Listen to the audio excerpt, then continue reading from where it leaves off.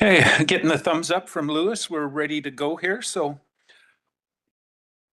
if everybody could get back to their seats, we'll call the Regional District Okanagan-Smilkameen regular board meeting to order. This is an opportunity to take any items off the consent agenda if there's a desire to do that, to discuss in the regular portion of the meeting. Not seeing any hands for that, so looking for a motion to approve the agenda. Moved, seconded, thank you. All in favor? That's great. Any opposed? That motion carries. That brings us down to the consent agenda, corporate issues. Looking for a motion on that one. Moved, thank you. A seconder? Seconded, thanks. All in favor? Great. Any opposed?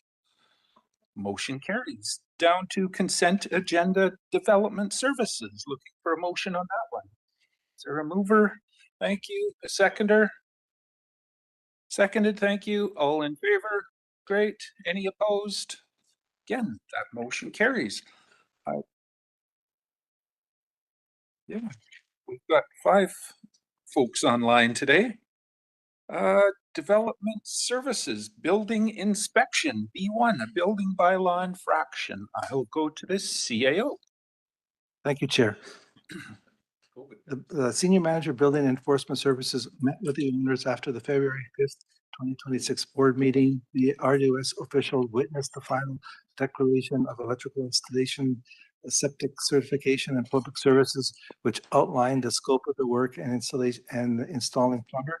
The board deferred the motion to February 19, 2026 board to allow a homeowner time to provide the outstanding items, and there is a motion here pursuant to Section 302 of the Local Government Act that you are being asked to consider. There is a recommendation that's going to appear on the screen shortly, and staff is here to answer any questions you may have. Okay, so we do have this motion on the floor already. I will just go to the area director to see if there's, I've seen a hand tentatively coming up. So go ahead, Director Coyne. Yeah, I'd like to approve the recommendation. However, we do not register it until, let's say August 1st. That gives them time to find a contractor. They've already they've contacted different contractors in the area to get this HVAC problem sorted out. But that's it's not something you can do overnight over in Princeton area. There's not a lot of contractors, so I think they're working hard on getting all these. They got all the rest of the issues dealt with except the one. So I would like to make the recommendation to postpone registration until August 1st. Okay, so I think we would have to take that as an amendment to the motion that's on the floor. So we will move that. Are you seconding it? Okay, it's on the floor. Is there any discussion on that amendment? Director Taylor. And I'd just like to hear from staff if there's any. I think all we're doing is just asking you to hold off on registering this till August 1st, but does that have any unanticipated consequences that I haven't thought about here? Go to staff. No, I mean, there's been a lot of houses built without these HRV systems previous to the code requirement being installed. So it's a higher standard that the code now requires. That being said, we're not worried about it causing any adverse health effects. We do want to get it solved, so we are just giving that timeline and trying to finalize this. Okay. All right. I will call the question on the amendment. Now, this is just the amendment to postpone it till August. Well, not postpone, to delay registering the notice on title till August 1st, if it isn't met. The requirements aren't met. So, all in favor of that? Moved, seconded. Moved and seconded. It's carried. Thank you. On the motion now, as amended, is there any discussion on that? Seeing none, I'll call the question. All in favor? Thank you. Any opposed? Again, that motion carries. Thanks for that. That brings us down to development services, C1, a development variance in Area F. over to the CAO. Thank you, Chair. The purpose of this application is to seek variance to the maximum height for a necessary building structure that applies to the subject property in order to undertake the construction of a garage with a workshop on the second floor. Staff is here to answer questions. There is no PowerPoint presentation, and the staff recommendation will be on the screen. Okay, I'll go to Director Gettins. Thanks, Chair. I'm going to defer this to the APC. You want to refer to the APC? Okay. Is there a seconder for that? Moved, seconded, thank you. Oh, well, any discussion? Seeing none, call the question. All in favor? Thank you. Any opposed? That motion carries. Down to C2, District of Summerland Context Statement, CAO. Thank you. Prior to the implementation of the new official community plan bylaw by the District of Summerland, acceptance of a reviewed regional context statement by the regional district is required. The recommended motion is as stated and required by the province. Staff's here to answer questions. So you Prepared to move this one? Moved, thank you, seconded. Go ahead for the discussion. Go ahead, Director Coyne. It says Area B is involved in this. I don't think that's correct. Maybe a typo.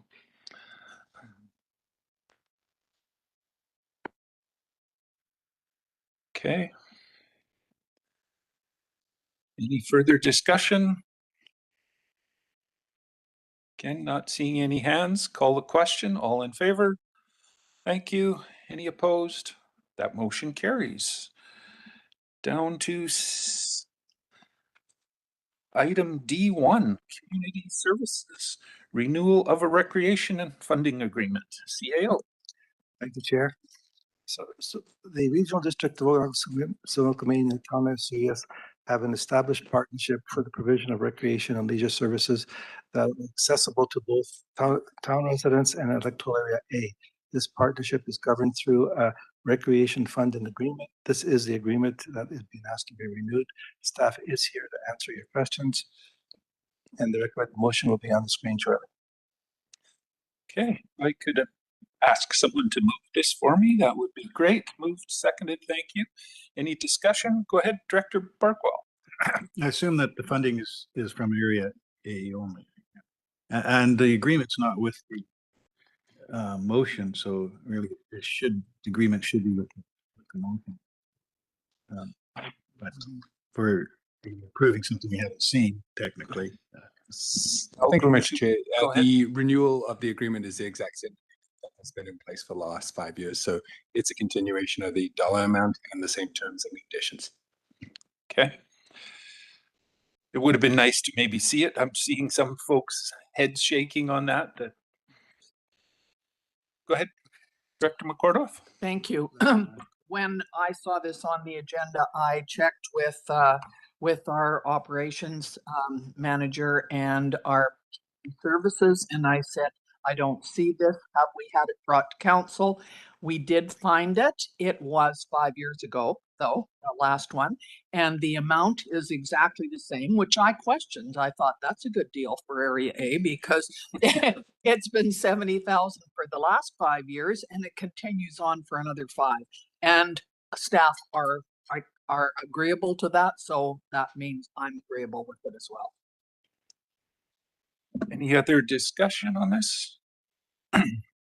I would just point out, and my rationale for keeping it the same was we contribute gas tax funds from Area A to the towns gets to benefit from that as well as Area A when I put some money towards like the arena or any of those types of projects. So that makes up for that difference of an increase each year. So seeing no other questions or comments, I will call the question. All in favor? Thank you. Any opposed? Again, that motion carries. Down to Protective Services, Automatic Aid Agreement, CAO. Thank you, Chair. This is to strengthen the existing mutual aid agreement between the regional district and the town of Oliver regarding automatic aid for the Willowbrook Volunteer Fire Department, Okanagan Falls Volunteer Fire Department, and the Oliver Fire Department staff is here to answer any questions you may have, and the recommended motion will be on the screen shortly. Okay, someone prepared to move this one? Moved, seconded, thank you. Any discussion? Go ahead, Director Monteith. Chair, so the difference between automatic aid versus mutual aid, the mutual aid was, you know, an program, they had whatever. And assuming that it's automatic, for instance, Oliver subsidizing service now, like I guess I'm really, well, no, Oliver would be paying for Oliver Fire Department, whereas Willowbrook paying for Oliver Fire Department as well as. We'll get the answer here, or hopefully. I some can't clarity. hear Monteith at all. Oh, it is, no, your green light is on. Oh. Try it. Sorry, just for the folks at home. So my question was the difference between mutual aid and automatic aid. So mutual aid, it's a request goes to the fire department to see if they have the capacity to attend.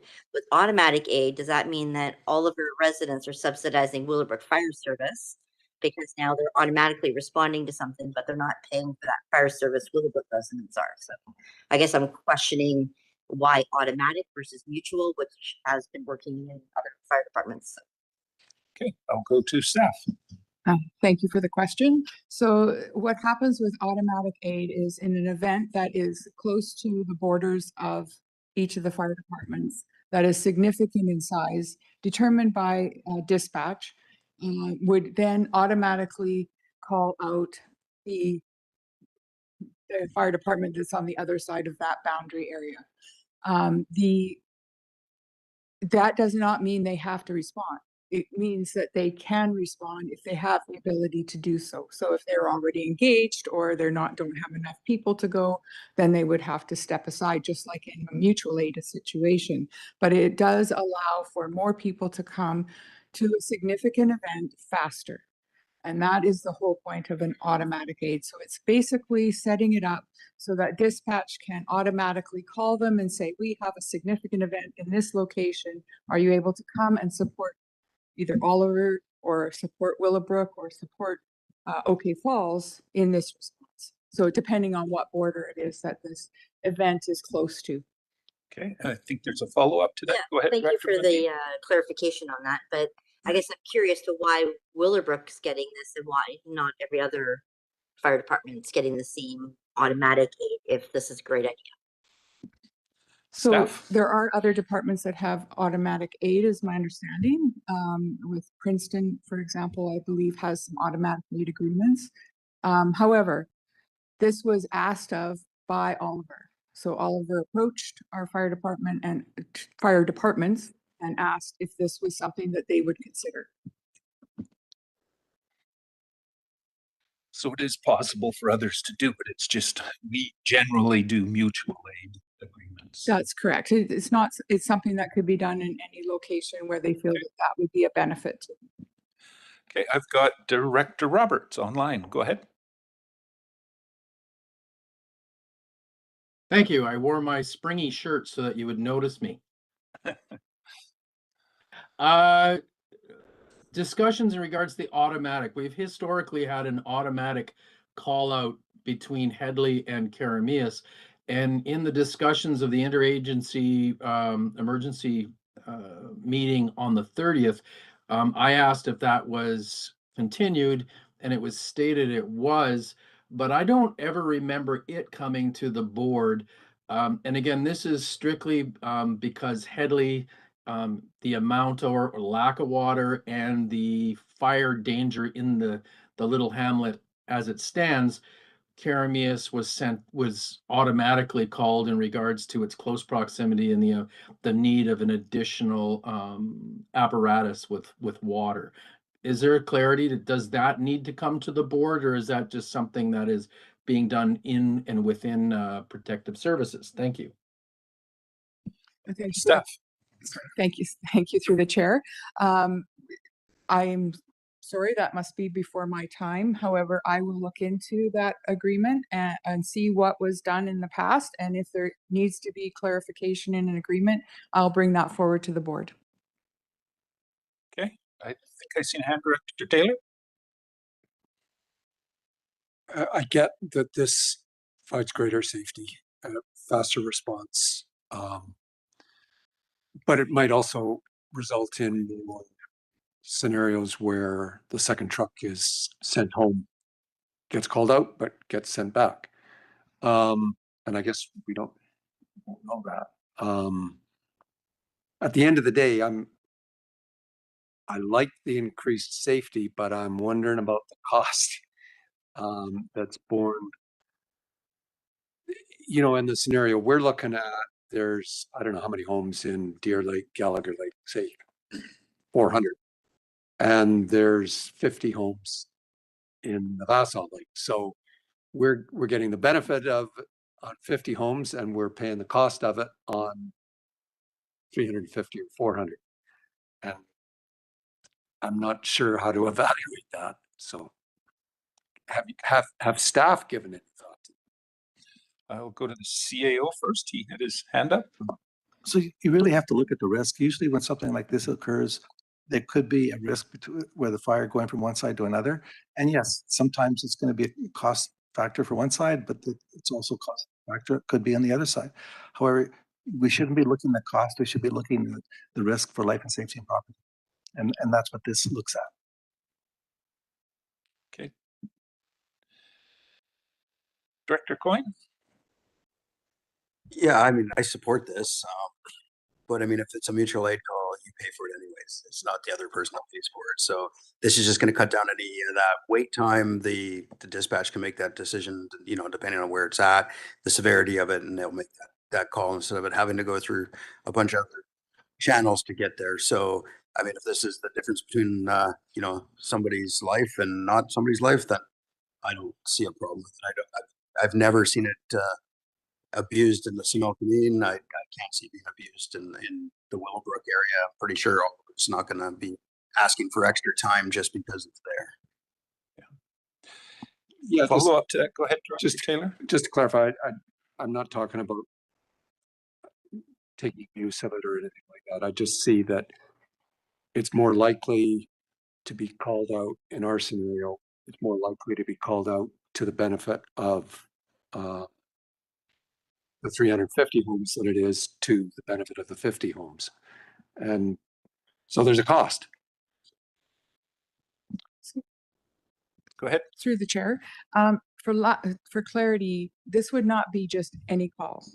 This would be a call where there's a significant event that has happened, maybe a significant highway event, a significant home fire that's spreading or that's concern of that, or there's a life safety risk situation happening that they need manpower to help. For example, someone going through the ice, you know, where they need the manpower to pull somebody out or whatever. I'm not the firefighter, but there's lots of reasons why the firefighters go out to help people and our residents and the people traveling through our region.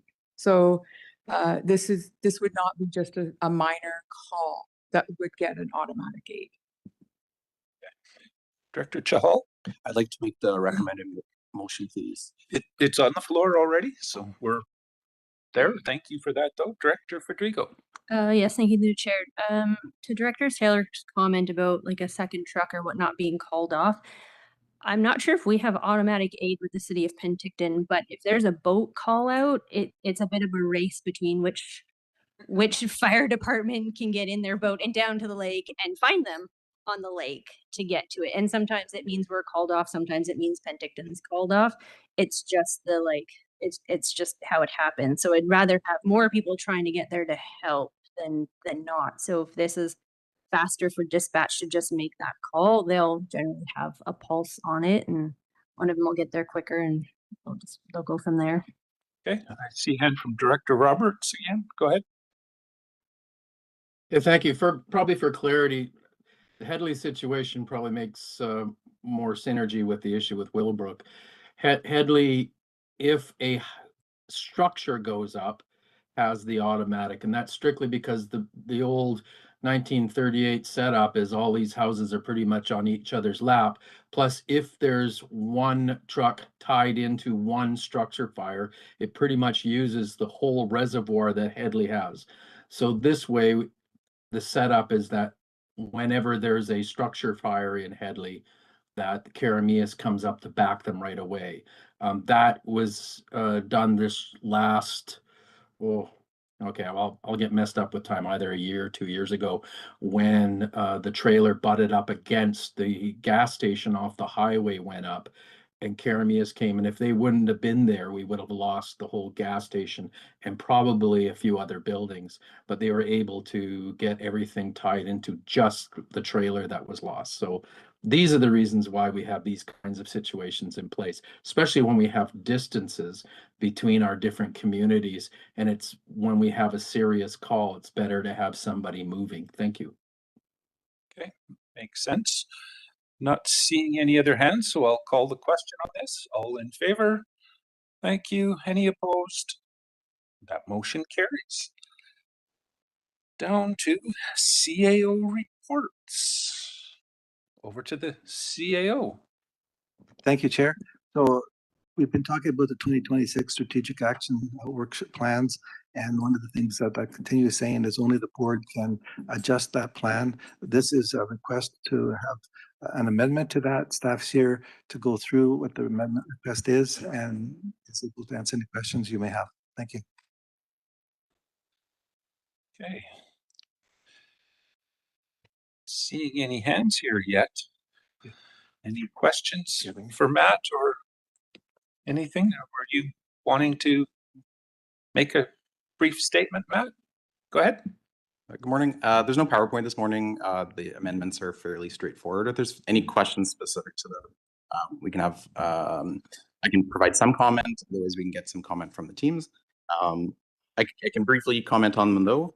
So the first amendment is to purchase and implement smart boards for the EOC.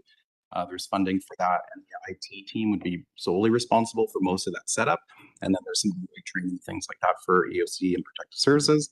So there's 48 hours that are assigned to that, and both teams have agreed that that's within their scope of work, and they can be able to complete that. So that would be a new project that we'd like to bring on. And amendment number 2 is a scope change to a current project in Area H. So it's changing the feasibility of a boat launch study to project to a trestle replacement in that area. So there's no change in hours with estimated teams. Okay, so we motion to adopt those amendments. Someone move, or did you have a question or just moving it? Thank you. Seconded, thanks. Discussion, Director Federico. I have a question. Thank you, the chair. Did I miss in here that we're working on smart boards for the Emergency Operations Center, but is that a physical location? Is it our mobile units? Like, where is this work happening? Go to Matt. My understanding is that it's for the time being in this building, in the current Emergency Operations Center, and then that technology will be used later. CAO? For the EOC season, we have to be up and running tomorrow type thing. We don't know when there's an emergency. However, it will be easily transferred over to the new building when we're ready to move over. And at this point, your board will receive an update of what we're doing with the new board shortly, with the new building shortly. Building, okay, good. Any further discussion on this? Follow up, go ahead, Director Federico. Yes, thank you, Chair. Follow up then with that. So we have 1 or 2 screens that are currently in there. Is this over and above those 2 screens that are in there? Or do they just need to be updated because they're probably out of date? Staff? So it's 6 new boards. There's also a number of laptops and such that will be included and funded and implemented. Yeah. So it's new technology. Yeah. And the nice thing about it is it's grant funded. Okay. Free. Good to know. I thought I seen a hand from Director Coyne. Do you? Go ahead. I think I'll wait and bring this up this afternoon in the EA committee meeting. So we'll just pass on this one. Thank you. No problem. Any further discussion? Seeing none, we'll call the question. All in favor? Thank you. Any opposed? Again, that motion carries. It's back to the CAO. And Well, thank you, Chair. One other item is last year we started up the pop-up offices, which we're going to be starting up again. The whole idea is to bring the government to the clients. A couple days ago, a director in this room had a great idea and asked me if we can start for his area a coffee meeting with the CAO. I liked it so much that I'd like to offer it up to all the directors here so that it's different than a pop-up office. A pop-up office is not just me, it's staff that is there to answer any questions. And if we don't have an answer, I'll pick up the phone and find out who has an answer. In this case here, there will be no commitments made. I'm there to listen and not make any commitments for the board also. So this is something that I'd like to get your feeling on this. We're not talking about me meeting every single day, but once every 2 weeks, something similar with a pop-up office, but not at the same time. and I'm assuming that would kind of rotate around. Is that the It intent? would rotate around, but I would like to see if any of the directors are interested, just approach me and we'll make it work. Okay. Comments? Go ahead, Director Taylor. I think this is a great Robert. idea. So it was probably I- your request. Okay. So yeah, I think it's useful to have our CAO understood to be approachable and opportunity for some community leaders to ask questions directly. Okay. Director Roberts. Yeah, thanks. I'll take them up on that. I got two communities that I'd love them to sit down. I think sometimes it's just also someone else explaining the structure. It's not about promises about particular issues. It's just people cannot seem to wrap their brain around the regional district a lot of times. And this information is easierly dissuaded by having just a frank conversation. We don't need a motion or anything on this, so No just motion. more for information and comments. If something comes up, you can discuss with Jim offline too. So don't be afraid of that.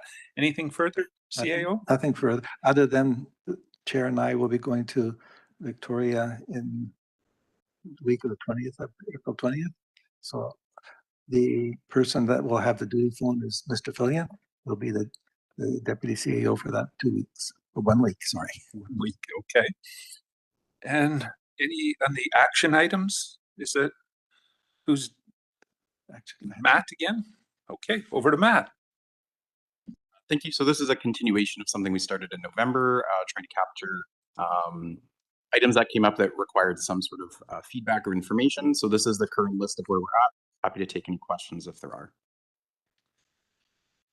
Looking for hands if there's any questions on this. Looks like we're okay with that. Thanks for that. Moving on to other business. Chair's report. As the CAO mentioned, we're heading to Victoria there in April. And I think I'm also supposed to attend the Summerland baseball fields for a handing off of a check. So I believe the vice chair was asked to attend that with me. I'm not sure if we've got a commitment yet, so I'll force his hand a little bit. But that's upcoming. And again, we also did have a meeting with the province in regards to the incorporation of OK Falls, and it seems to be progressing.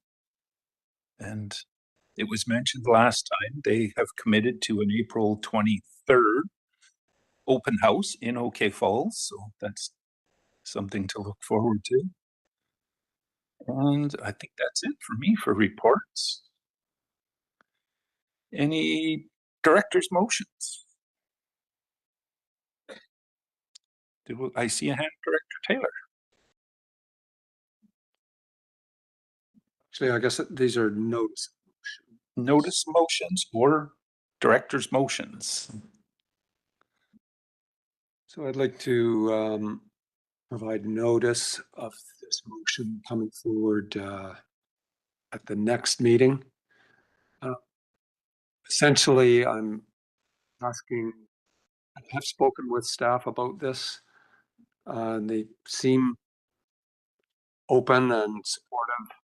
I'm just saying that where we have large scale projects, the RDOS is not, doesn't have a terribly lengthy resume of, multi-million dollar projects. So these are not your normal run-of-the-mill projects, but large scale, long-term projects.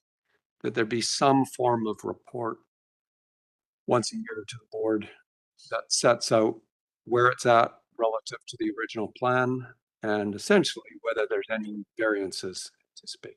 Variance in terms of scope, in terms of budget, in terms of time, so that the board is aware of how that's going along.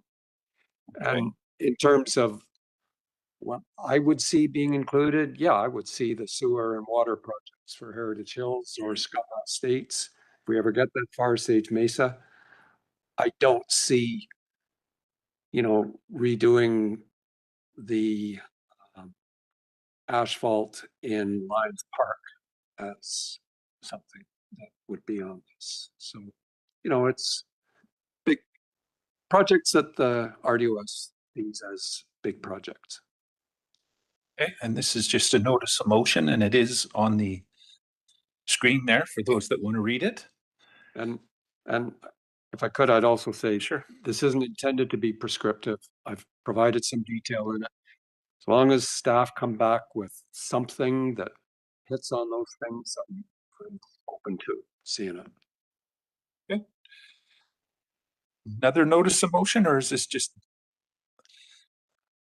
Just further to Director Taylor's notice of motion.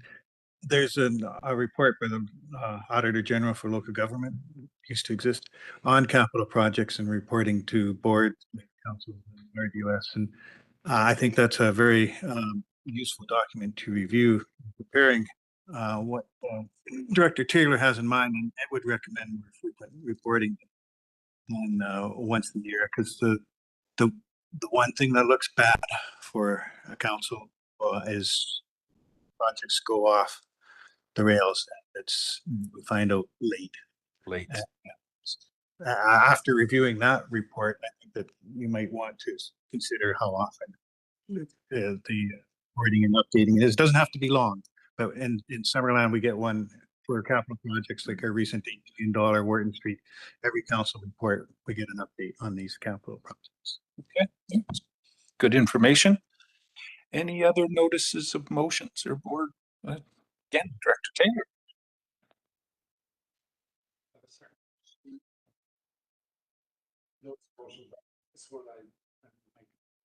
Yeah, there we are.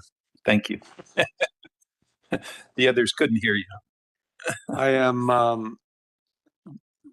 what do I have to do first to ask the board to consider this today? Let's tell us what the motion is, and then we'll ask for it to be considered. That the board waive landfill disposal fees in respect of 2 abandoned trailers removed a month ago from the bush under RCMP supervision oversight, since damaged by fire and subsequently approved for disposal by RCMP.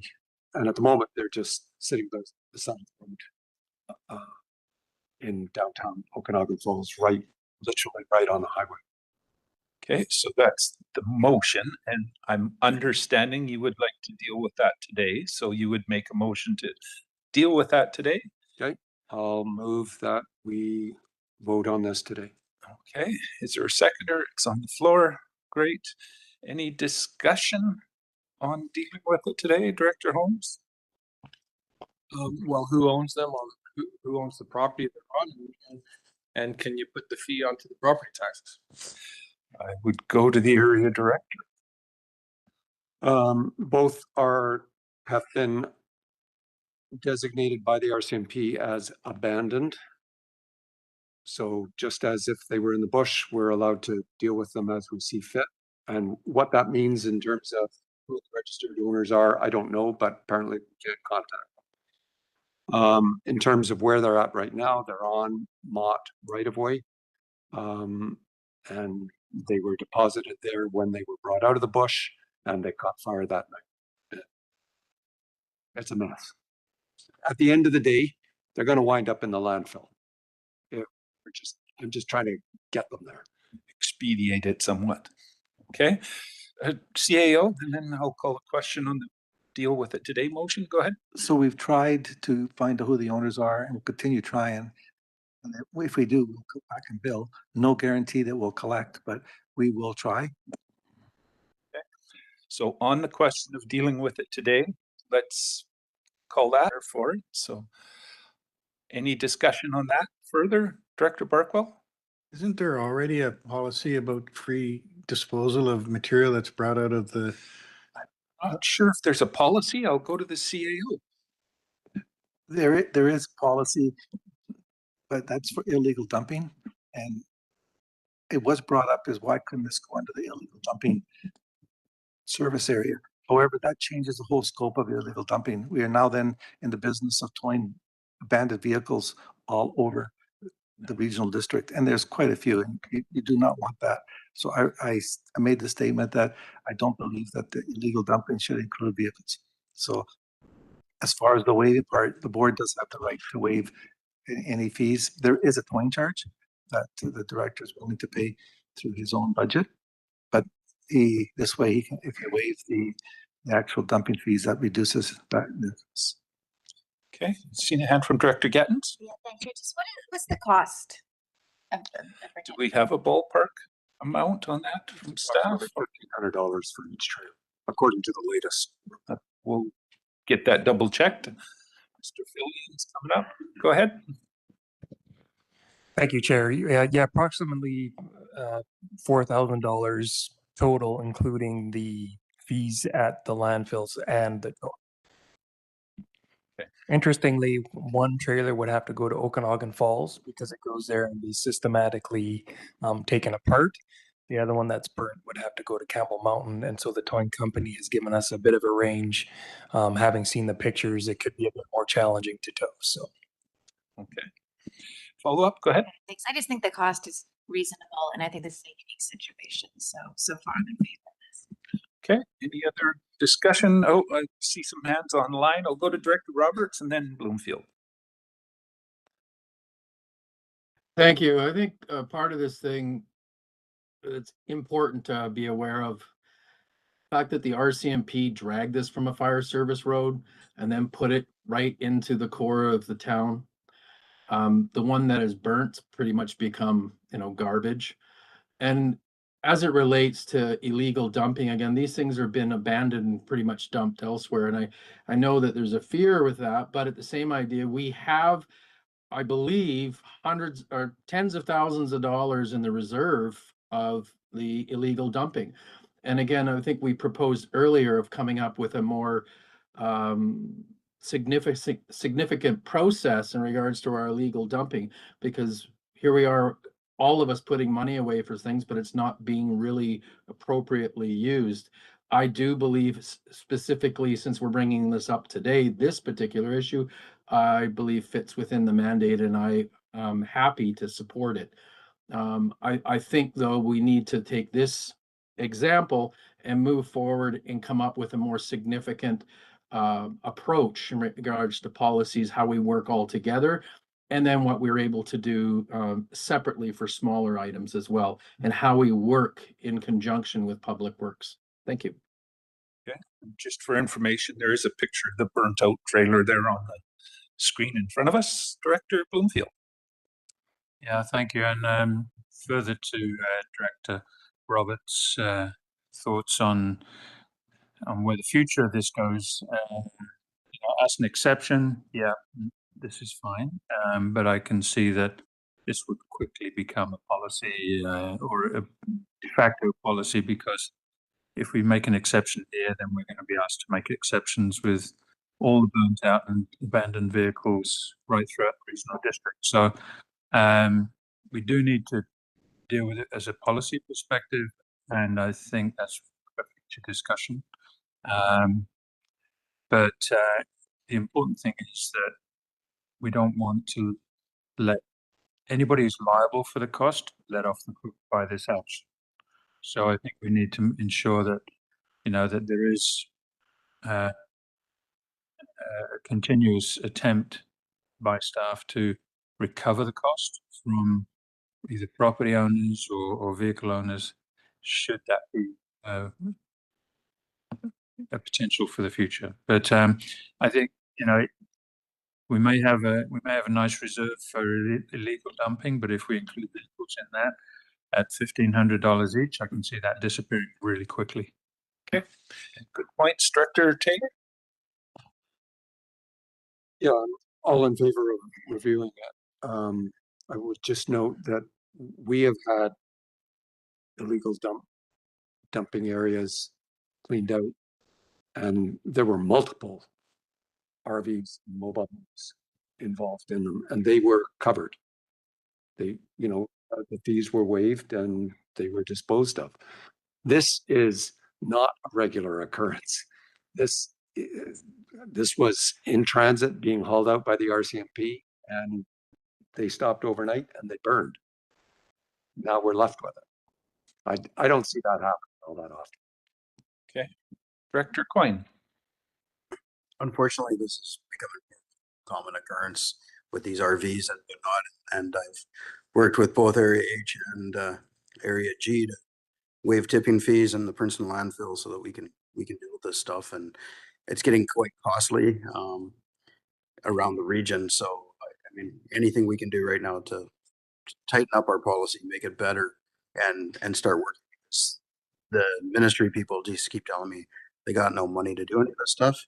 Conservation says you call us all you want, we don't have any money, and NR just doesn't answer the phones. It takes weeks upon weeks to try to do anything about it. So anything we can do to work together to make this better is a much better situation than we're in. But it's growing daily. We have one on the old Headley Road right now. It's been there over a month, just sitting on the right of way. We had one in a creek that crashed for almost 2 weeks before we finally got it. Like, this is just a growing problem. Needs to be done. Let's figure this out, guys. Okay, I'm not seeing any other hands, so we'll call the question on this. All in favor? Thank you. Any opposed? That motion carries. Any other directors' motions? Don't believe we're seeing any there. Board members, verbal updates, anything to report from your communities? Director Holmes. Yeah, I'd just like to recognize Marnie Manders, Summerland's HR manager and former HR manager for a long time here at the regional district. Her last day of work was on Tuesday, and she's now happily retired. So, well, great for her. Good. Well deserved. Any other verbal updates? Director McCordoff. Yes, thank you.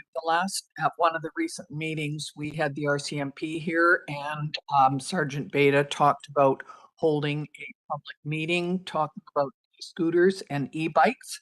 And between the town and the RCMP, we held that meeting on Monday. It was very well received by seniors, mostly, who were quite interested in how they would be able to ride. Unfortunately, we didn't get many parents there who have children. That was the main concern. So my suggestion is, and I think other places wanted to hold a meeting like this, it was good. Things have been on our community services calendars as well about this, but I would recommend that you make sure that parents of kids, because they're the ones that they're most worried about, attend the meetings as well. And if we did it again, we would certainly include that in our advertising. But it was well done, and we appreciated the RCP doing that. And it's Easter extravaganza in Esuias on Saturday morning. Come down and bring your bonnet and your bike, and we'll give you a prize. Seems like fun. Any other events from your community someone wanted to mention? Not seeing any. Oh, Director Taylor. Yeah, Okanagan Falls does have the largest Easter egg hunt in the regional district. I'm not inviting you all down here, but of course you're all heading to your own. So just wishing everybody a happy Easter. Okay, thanks for that. Not seeing any other hands. Looking for a motion to adjourn. Moved, seconded, all in favor? Great. Nobody's opposed, so we are adjourned. And I think we move straight into committee of the whole. So I'll turn it over to Vice Chair Watt. Thank you, Chair. And then we will touch ahead, but let's get a motion to adopt the agenda. All in favor? Thank you. And for item B1, we have a delegation from BC Transit. I'm going to refer to the CAO. Thank you, Chair. Mr. Wallman is here to provide an update for BC Transit, and I see them getting ready. I'm sure they have a PowerPoint presentation and answer any questions you may have after the presentation. Thank you.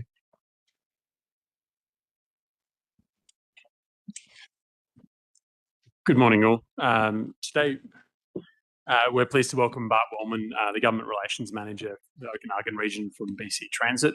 He is joining us to provide the annual update on transit services for the RDOS. BC Transit continues to be a key partner in the planning and delivery of transit services across the region. We appreciate Bart taking the time to be here with us today. I'll also note for the board that a more detailed staff-led update on regional transit is scheduled for April 16th, where staff will bring forward additional information in context specific to RDOS governance, services, planning, and some next steps. So with that, I'll turn it over to Bart. Thank you, Matt. Thank you for hosting me here today. It's nice to be back in the RDOS. I think the last time I was here was a few months ago, and it's always nice to come back and provide an annual update. So just as a reminder, BC Transit is the Crown Corporation that provides transit services within the regional district. We're going to get into some of the details about the services that are provided, some year-over-year performance updates, and then some initiatives that are of interest to hopefully the district, the board, and BC Transit over the next fiscal year.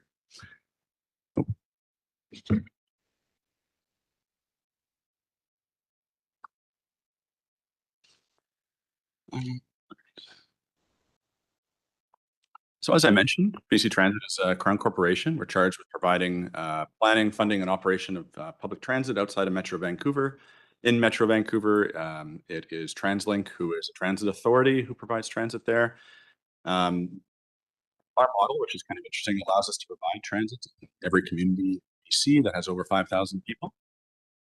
Last year, we served almost 51 million passenger trips. Or over 1.5 million British Columbians have access to public transit outside of Metro Vancouver through the BC Transit model and through our partnership with regional districts and communities like yours. We're really happy to have 59 local government partners, 18 private management companies, 5 public organizations, or a dozen nonprofits that all help bring public transit together across BC. So as a reminder, we provide a slew of kind of different services that we try to tailor to meet the needs of all those different communities. We've got, like I said, large communities ranging from Victoria and Kelowna down to, very small communities. We'll have some East Kootenays that receive public transit. For the purposes of today's conversation, I just want to clarify, we've got conventional transit, which is the type of transit that most people are familiar with. It's a fixed route, it's a fixed stop at a fixed time. So you show up at a certain spot, wait, the bus will come on time, it will bring you to a predetermined location. Another option we have is custom transit, which we call handy darts. It's all the same thing in Metro Vancouver as well. And that is a door-to-door service for folks who cannot access conventional transit. So you receive a assessment with an occupational therapist. You're approved to use our custom transit service, and that will bring you from door to door. So that is, pick you up at your front door, and they'll bring you to exactly where you need to go. That's not offered as part of the regional district suite of services, but it is offered in Penticton. Paratransit and on-demand, and we're going to talk about on-demand little bit later, so I'll gloss over that. But paratransit is almost a blend of custom and conventional, where through an appointment, you can make a quick phone call and the bus will deviate slightly in order to pick you up. So that doesn't really work on our busier kind of main artery routes, but it is something that's an option for our interregional routes. It does come at the cost of on-time performance and some consistency for folks who are waiting on the side of the road if the bus can conceivably deviate. And tightening that up, which we've done on the Route 50 recently, has allowed us to have better on-time performance for people who are waiting on the side of the road and on-time performance at the final destination. And then third is Health Connections. So Health Connections is funded by the Interior Health Authority. It is meant to increase the supply of public transit, particularly for interregional routes. The IHA funds about $90,000 directly to the district every year to compensate for some of those routes. They fund 1 day of service coming out of Princeton on the Route 50. They fund a trip, one trip a week that the Route 40 does between the Sawyers and Penticton, and they fund one trip that Route 70 does between Penticton and Kelowna. So they're a bit of an invisible partner, but they're actually a really strong partner across the province and in the RDOS. So as I mentioned, we work on a partnership model. So the province sets provincial policy, oversight of programs, and it also sets the provincial share of funding. So the province comes in with a 50% cost subsidy right off the top for operating costs, and also similar subsidy for capital costs. The regional district or government partners then provide rest of that budget. That is net of your transit fares. So the province's 50% is kind of self-contained, and the regional district is responsible for the costs. But that is, again, net of any revenue from fares or advertising that you have, including the IHA. And then BC Transit is kind of the meat in the sandwich. So we provide shared services, including procurement, operations, financial planning, insurance, capital oversight, et cetera. So ideally, that shared services model allows communities of all sizes across BC to punch a little bit above their weight in their ability to provide. I'm just going to interrupt you for 1 second, Director Gilson, if you have a question. Yeah, thank you to the chair. Is it okay if I ask the question? Of course. Yeah. Just out of curiosity with this, with the local governments, let's say, the local government wants to expand and the province, which clearly has decided that expansion is not a priority to them for transportation in this province, to be able to provide the funds to that expansion. Can municipalities do that, or do we have to wait for, that extra 50% to come in from the province? Thank you for the question, and it's a question that I've been asked kind of more frequently over the last year or so. So if the question is, can you, as a regional district, fund 100% of transit expansion costs if you wanted to expand? It's not that simple, unfortunately, because we're so deeply entwined in terms of operating capital costs that we have that are kind of disseminated amongst the entire province in between the systems. So the splitting out of all of that would be very complicated and unlikely to be unentangled at a future time. So it's able to fund expansion. Thank you. Go ahead with your presentation, Mr. Roman. Thank you. That's all right. Looks like we have a follow-up from Director. So to that point, I guess the only option would be to go it alone without BC Transit if we want to expand the transit service within our municipalities. Is that correct? So annually, I'll just back up and give some context as to how BC Transit advocates and evaluates for transit expansion, again, across the province, but South Okanagan. So annually, we enter into the improvement process. So we reach out to our local partners, including the people here in this room. We compile a list of transit expansion requests from everywhere around the province. We go through a fairly rigorous multiple account evaluation, and we then submit to the province this summer our forecast and recommendation for the level of transit service increases that are being requested and reasonable. There are fleet and budget considerations that need to be taken into account. That has been taken by the province and as part of their annual budgeting process. They then determine the amount of expansion funding is available. Increasing transit service kind of without BC Transit is always an option. The way to increase transit service through BC Transit and you know, using our services is through that provincial process. That you know, the province has prioritized ensuring the health of BC Transit's core services to date. Our service hours are being preserved year over year. We are receiving increased budget from the province to compensate programs and other entities that we're providing to the province, or to, you know, sorry, our transit systems as well. But if you are looking to add net new service, we'd be happy to either plan to interact, you know, positively with that service, right? We would be happy to ensure that BC Transit's kind of in-town amenities or schedule aligned with those. But right now, we're not kind of on any transit service this year, but we are going to go through the transit expansion process coming up again in order to, you know, show that the meaning is there and to continue to preserve at least any momentum that we have. Thank you. So there's a lot of thought going on right now, but please proceed before this gets ugly. All right.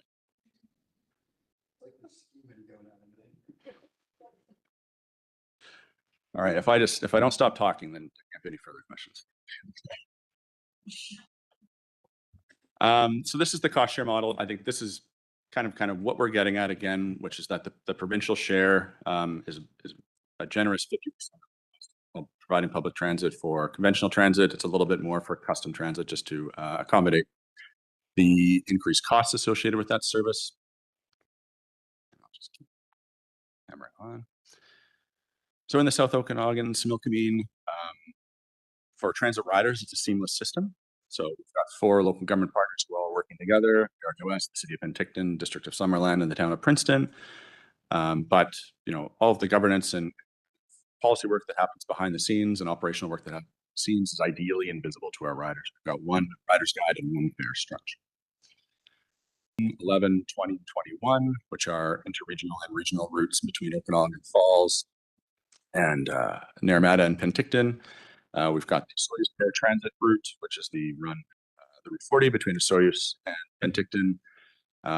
You now have governance funding obligations for Princeton's Route 50, or the RDOS Route 50. Sorry, I changed my vernacular, as well as the Route 7, which is the Kelowna Penticton run.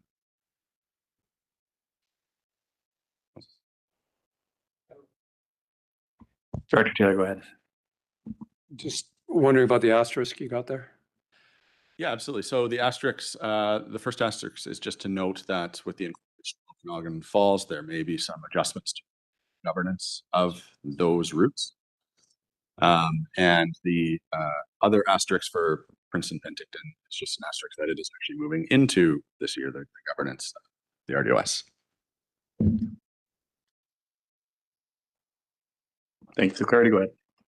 Thank you. So system performance, we're able to pull system performance data that is kind of replicable year over year from what we call our business units. So we've got transit, which lumps 10, 11, 20, and 21 together, as well as some other kind of combinations. And that lets us talk about the essentially kind of system/route costing, as well as ridership in a more digestible way. So for the Okanagan-Similkameen paratransit kind of bundle of routes, that's 10, 11, 20, and 21. We have seen an increase this year in its ridership, about 1,800 additional rides. Total cost per hour has increased, as well as the RDOS's costs. Your rides per hour have increased from 2.8 to 3.2, which is a really good standardized measure of usage. Net cost per ride has increased slightly. You are seeing, with that additional ridership, without those additional hours, a little bit of additional cost recovery and revenue coming in. As a reminder, all transit, fare revenue goes directly to costs. There's no sharing that between BC Transit or the province. That's all your revenue. The Osoyoos paratransit run has seen a slight uptick in riders. Your total costs have actually decreased somewhat, which is nice. Your total cost per hour have increased a little bit, however, but your net costs have been reduced, which is great. So you're seeing about another 0.1 rider per hour, which associates with about an additional ride per day or so. And your net cost per rider decreased as well. The Princeton paratransit route has been fairly consistent this year. Total costs have increased, but the combination of some additional fare revenue, re-reconciliation with the Ontario Health Authority, and a few other kind of steps have been able to keep your net cost per ride the same year over year. Sorry, I'm going to interrupt once again. I see Director Roberts with a hand up. Thank you through the chair. As we're looking at how you're dealing with numbers and making those associations, I brought up before, kind of wondering, for instance, in the Princeton to Route 50, basically, like Area G, we've got one stop and one call stop if you set it up in Olalla. So we got Headley and the possibility of Olalla. And then there's 3 stops in Karameas, 1 stop in Princeton. And I've been trying to ascertain how you figure out where people are coming from, because it really has adjusted the numbers and percentages in our different communities. And again, I'm all open for fair and equitable way moving forward, but I just was trying to wrap my brain around how do you figure out exactly where people are coming from. So for instance, Karameas has 3 stops, which I'm quite sure people from Princeton, people from Princeton from Area B and from Area G may get on from there, etc. So how do you ascertain that, if you don't mind? Thank you. And I'll have a follow-up. Mr. Rollin? Thank you for the question. So we have boarding data, so we can look at individual stops and see the number of people that got on. We're not able to determine where they came from. So this is an issue that we have across the province with kind of shared utilities and shared services. Similar conversations on a much larger scale happen in Mission for the West Coast Express, where they have in train service that goes to Metro Vancouver and folks traveling from all over the region for that service. So the short answer is we're not able to ascertain where people's original origin destination was, but when they're at that stop, we're able to flag and document the number of users at the stop. Director Roberts, you had a follow-up? Yeah, thank you. And I appreciate the answer there, because I was struggling if it was in regards to stops, right? Princeton gets 1 stop, and I know Area H people go to there in Princeton. I have the 1 dedicated stop, and then Karameas has and the way the billing workout that was said to come from transit was that Area G has 34%, the largest amount tied to the fee structure. And so I was having a challenge trying to wrap my brain around how that was figured out, whether or not it was in regards to stops, whether or not you were getting personal information. While I have you here and we're talking about the Princeton and that it's the paratransit, I've also got a concern where we're looking at numbers of seeing in the last year a decrease of the ability to take people with mobility challenges. In regards to the new configuration of the bus, I've had people reach out to me with concerns that used to come from one of our care facilities that they no longer ride because there's no room for them, where they used to be able to take up to 3. Now they're only taking 1 with a wheelchair. And I'm wondering whether or not that configuration ties into your numbers as well and your cost factors. Thank you. Mr. Rollin? Yeah, thank you for the question. So in regards to the adjustment in fleet, not size, but model in Princeton, yes, there's been a slight adjustment there. That is, we brought in a newer bus. The newer bus has a different configuration for wheelchairs on it, resulted in being able to take 1 less wheelchair. we've heard from the public, and thankfully we've heard from elected officials as well. And right now we're just discussing fleet team if there's any solutions that can be brought kind of in the short to medium term.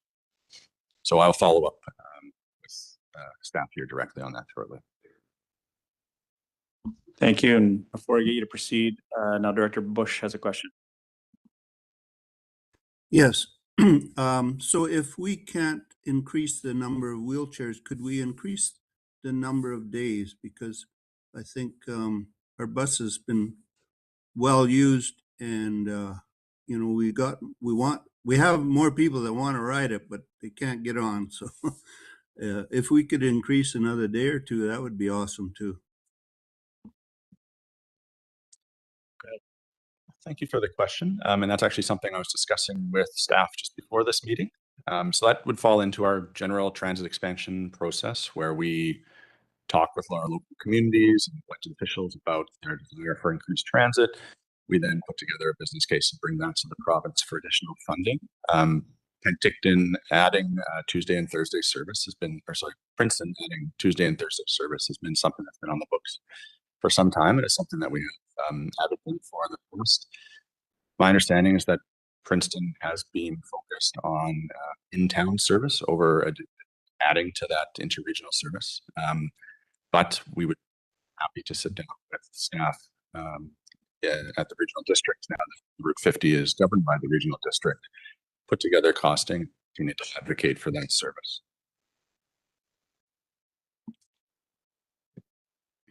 Any other questions? You can proceed. Thank you. So 2026, 2027, we've got some initiatives that I want to run through, and as has been the case for the last 15 minutes, happy to answer questions as we go. So on demand. So on demand is kind of the new version of on request. So on demand is an app-based transit system. We've deployed this in the city of Kelowna in 2024 and expanded the neighborhood that it was running in. This year, it's also been recently deployed, I believe, as of the 1st of April in Squamish and Powell River. So it's brand new there. Essentially what it can do is it can replace routes. Sorry, I'm going to interrupt you again, Director Gettins. Oh, sorry. No, I was going to wait till you're done this slide. Yeah, sorry. I do want to talk about on-demand. Absolutely. So it is really good at replacing routes with lower ridership, offering folks a better level of service than a fairly kind of sparsely used or sparsely provided fixed level of service. So how it works is you pull up your app. We've got within the neighborhood or kind of geographically fenced in zone that we offer. We've got dozens to hundreds of virtual bus stops. So it doesn't pick you up right at your door. It'll pick you up at a virtual bus stop somewhere. And then through kind of an AI algorithm, it will dispatch the bus to pick people up in an efficient way and then drop them off at the location that they want to go to, again, at one of those virtual stops. It works really well when there's kind of multiple points of origin. So people get picked up from a neighborhood or town and then dropped off in one or two spots. In the example of Kelowna, it's people getting picked up from kind of a neighborhood up on a hill and brought to the school or the rec center. That's when it's really at its most efficient. There are additional costs associated with the service. You're essentially running your current bus with your current driver, the same number of hours, and et cetera, but then you're layering on a software solution. We're still in negotiations about the cost of that software solution as it continues to scale potentially to other areas of the province. So I'm not able to speak to the granularities of that right now. But our offer is that this year, 26, 27, we're going to be pleased to start working with our local government partners to identify if there are any routes that would be benefited by transitioning to on-demand. And with that, get to question. Follow up. Yeah, I just wanted to point out that West Bench, which is number 11, excuse me, newer service. It was initially a pilot, and then now I think it's here to stay. But we don't have the bus that goes all the way to the top of the hill. And so half of the community that's paying for it can't even access the bus stop. So when the pilot on demand pilot was brought to this board in 2024 and was a pilot in Kelowna, I'd asked for this one to be the next pilot if possible. I know the staff have been in discussion about that. So what is the likelihood of that happening? Because the service isn't working and it's such a small route and it links into Penticton, it links into the bigger just to Kelowna, but it doesn't even get to half the house that have to pay for it. I do think this on demand is is the right approach for the area. So I just want to know if there's a pilot possible, or how do we need to get on a list somewhere, because right now it's. Well, thank you. So now that we've rolled it out in Kelowna and expanded it in Kelowna, and we've rolled it out in 2 additional communities, we have a much better sense of what works and what doesn't in terms of our ability to evaluate routes, some of the logistics. There's a lot that goes on behind the scenes that we don't really, that we've learned about over the last year, things that you wouldn't guess, like cell phone coverage is very, very important. So we need to do a really detailed cell phone coverage map of that area, for instance. I don't know how good it is or how bad it is. Oh, perfect. Excellent. So we need to map out a whole bunch of things like that and then come back with an assessment as to whether or not it solves the problem that you have. So is traveling, is access up the hill solved by on demand, or is on demand completely consumed by folks that are living in the core? But we now have, I think, the data at BC Transit and the expertise to answer the question whether or not the service makes sense, and we'd be happy to look at that in the near term. This summer would be very, very challenging, even to implement like a routine kind of service expansion just with our internal critical path and all the kind of behind the scenes work that needs to be done there. But over the course of the summer of this year, I think. Okay, can I make that request for staff, like to assess Route 11 and see if this works? It's just right outside the city. I think that a lot of the barriers that you need to assess in more rural areas, I get that, but I don't think that would apply to this area. And it's a limitation on hours is what I understand. So, and there's only two loops that go through, and the timings doesn't make sense for the majority of people. So I think I'd like the assessment done, because I have asked for it every time that your team has been here, and I just want to know if it's an option so we can let the citizens know what's happening. I'd just like to add to that through the chair. Go ahead, and then we're going to go to Director Taylor. I believe Director Gilbert had his hand up. No. Through the chair, just to update on that, that is on the strategic priority list for this year to advocate for Route 11 to be explored, and I think Route 10 as well as potential candidates for. Thank you for that answer. Director Gittins, okay. Okay, Director Taylor. Yeah, I was just going to flag that when it was brought up last winter, I believe, I asked to tag along with that assessment, the 2021 included. Thank you. Comment. Go ahead. Oh, I was just going to layer on that we are a little bit constrained in terms of the 11 and the 21, because the 10 and 20 are interregional routes, and then they do a loop in the city and come back. So the timing points and when those buses are there is determined by the rest of the route, but we can look at the whole thing if you'd like to. Thank you. Thank you. The next piece is just a confirmation of Route 2021 governance. We are very happy to work with the regional district during the transition, working with staff to date. We're going to keep things as the status quo, but if and when the transition occurs, we'd be happy to work with any new staff or really anybody. All this is to say, we understand that it's part of our work plan for the next year, that if there's any kind of financial repercussions on our back end, there's no repercussions for 2020 in terms of actual costs, but there's quite a bit of kind of back end work to be done. So we are kind of ready and willing at any point to make those adjustments for you.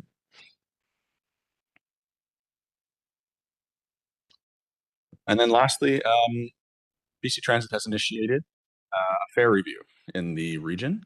So our fare review process is our kind of typical process where we look at the cost of transit fares and determine, are they keeping up with inflation? Are they keeping up with cost recovery targets? And then in a lot of cases, almost more importantly, is your fare policy aligned with your needs of the region and your objectives? So fare policy includes things like the multiplier of your monthly passes compared to a day pass. Is that optimized at X times a day pass? Are you offering all of the pass options that you can? Things like your Pro Pass, Eco Pass. Pro Pass is for large employers, and Eco Pass is options for developers to essentially provide a bit of additional funding and discounted transit tickets to residents of new developments in lieu of some other development charges. So we've got a whole slew of kind of options and analysis that we need to do. Kicking that off with staff this month, with the goal being that we're going to come back with preliminary options within a month or so, discuss those with staff, receive feedback on those options, input from councils in the region, and then prepare a finalized report for approval or endorsement by local boards and councils over the summer. Just lost sound. Is that my end or that end? Can't tell you for sure. Well, while we're looking into it, the CAO had a comment, and then Director Holmes had a question. In your review, we're gonna be asking for OK Falls, which is being in incorporation process, and I'm going to give you my card. We need to talk because at their option, they can actually stay within the regional district contract or be on their own. And so I will be, and the chair going to be in Victoria, and the week of April the 20th, and I want to start the conversation and then move it over to staff. But that's going to be important in your evaluation. Excellent. Thank you for the feedback. And Director Holmes. I really have to question whether this is a good time to be doing a fare review. The world is in turmoil right now. Gas prices are absolutely skyrocketing. There are many places in the world that are bringing in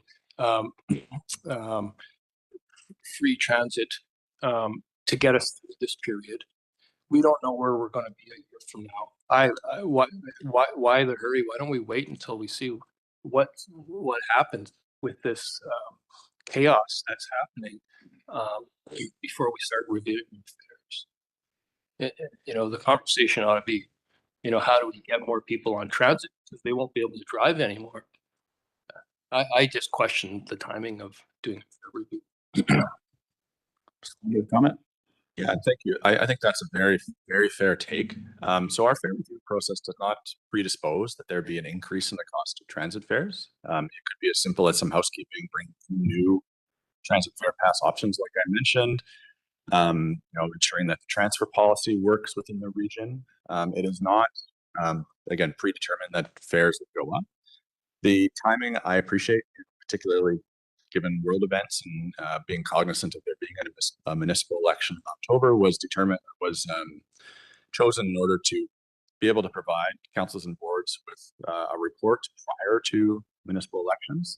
That report can be essentially exercised, or fair can be enacted, at that time with a later implementation date, or it can be held for decision by new councils and boards, or as continue to unfold. The recommendations in it will be relatively robust and will be valid for kind of years to come. So it can easily be kind of put on the shelf. But right now we've got the resources and the time to undertake it. It's been close to 10 years, I think, since we had a fare review last in the region, and I think there is some benefit. Again, it does not presuppose that we'll be increasing fares or recommend. Thank you for the reply. Any other questions for this? Mr. Rama, go ahead, please. That's actually it for me. Director Gilbert. Thank you through the chair. I got some questions, but I'm going to start off with the comment first. You're going to come to council to have more to say on this in regards to it. And I kind of pre-warned you before this meeting coming in. I think it goes to a lot of the comments that are around here about expansion services and fares. I just find it completely ridiculous that this provincial government decided not to fund transit expansion in this province due to budget constraints. If we're talking about affordability and accessibility, that would be your number one priority, is making sure that people can move around the city. We're not going to get more people on buses, particularly in Penticton, when all the buses stop at 6 o'clock in the evening, and that for example, I can go to a council meeting on a bus, but I have to wait now for the 15th. So, yeah, I appreciate you coming here. I understand, BC Transit is the authority, and my comments are directed directly at the provincial government. If you want to help out affordability and making sure that people can get around the city, fund transit, and especially now when it's like $1.70, and in some areas going up to $2 for gas right now. So, yeah.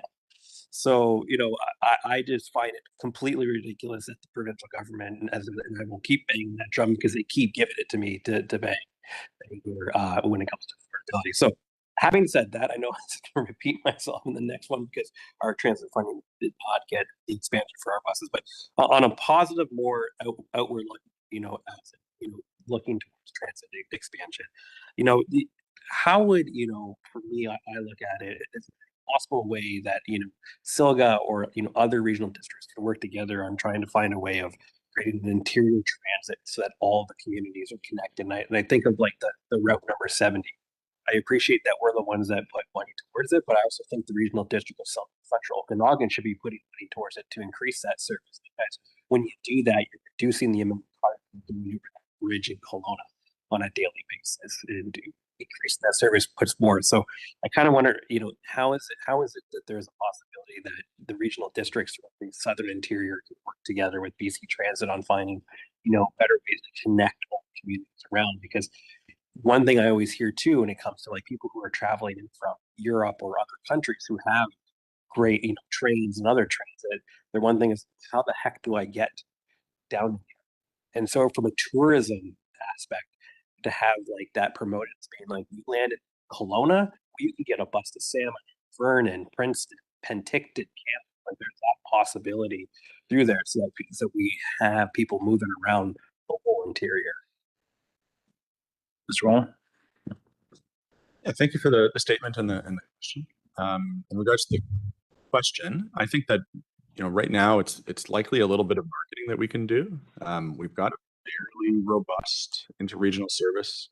A lot of that is funded by the Interior Health Authority. It's a really strong funding partner. We've done some mapping of interregional routes recently at BC Transit, and I think that's something we could use just to kind of remarket in the region. Thank you. Director, you have a follow-up? Thank you. Got Director Bloomfield and then Taylor. Director Bloomfield, go ahead. Thank you. And yeah, likewise, I'll be probably having similar questions for you when you come to the city next week. But and I think that for the fair review process, you're going to ask us to contemplate fair reviews and obviously operating costs and changing operating costs. And I'm just wondering what effort is being put into enhancing the operation with the existing money, with the existing, how much does BC Transit, look at how they can enhance their operation? And what I'm thinking of is using technology. You sort of touched on the on-demand ridership program, with increased costs because of technology. But I know that there are municipalities in the province who've looked at completely replacing BC Transit with a different system using autonomous vehicles. And I'm just wondering how much is BC Transit involved in that conversation? Are you that forward thinking that you're looking at that? And because I think that what the public wants is to move away from a mentality where you can get on our bus when we're running our bus, to a mentality of, we'll bring our bus to you when you want to get on. Yeah, thank you for that question. I think in terms of BC Transit's innovation, we are consistently looking for ways to make the rider experience, more reliable, more attractive, and safe. In terms of attractiveness, we have rolled out recently, as of I think yesterday again, a brand new website. We introduced a couple of years ago the ability to use an app to pay for transit on the bus. And this year, we're going to be rolling out tap to pay. So you'll be able to take a credit card and just tap it on the bus as you get on, which eliminates another barrier to entry. As far as more innovative uses of the fleet, like autonomous vehicles and other things, I don't want to speculate on the usage there. Super familiar personally with the pilots that you're referring to. But then on the other kind of end of the spectrum too, is that we internally are very, very committed to ensuring that every penny and every hour of service is allocated as best it possibly can. You know, particularly in times where transit expansion is not readily available and transit expansion funding is not readily available, we try to bleed out as much positive benefit to the public from every single service hour that we possibly can. So we look at every left turn, every right turn, every stop, and try to uncover kind of any inefficiency that we possibly can that will allow us to provide a higher and better level of service on the same budget. Thank you for that. That's really good. Director Taylor, and I do see you, Director Bush. I'm coming to you right next. Can you tell me what you provide in the form of annual reports to, I would say, to a region or Kelowna, where they've got umpteen different routes? What kind of annual report would you provide to them? And as well, more detailed management reports that you provide to staff, for instance. Go ahead. Thank you.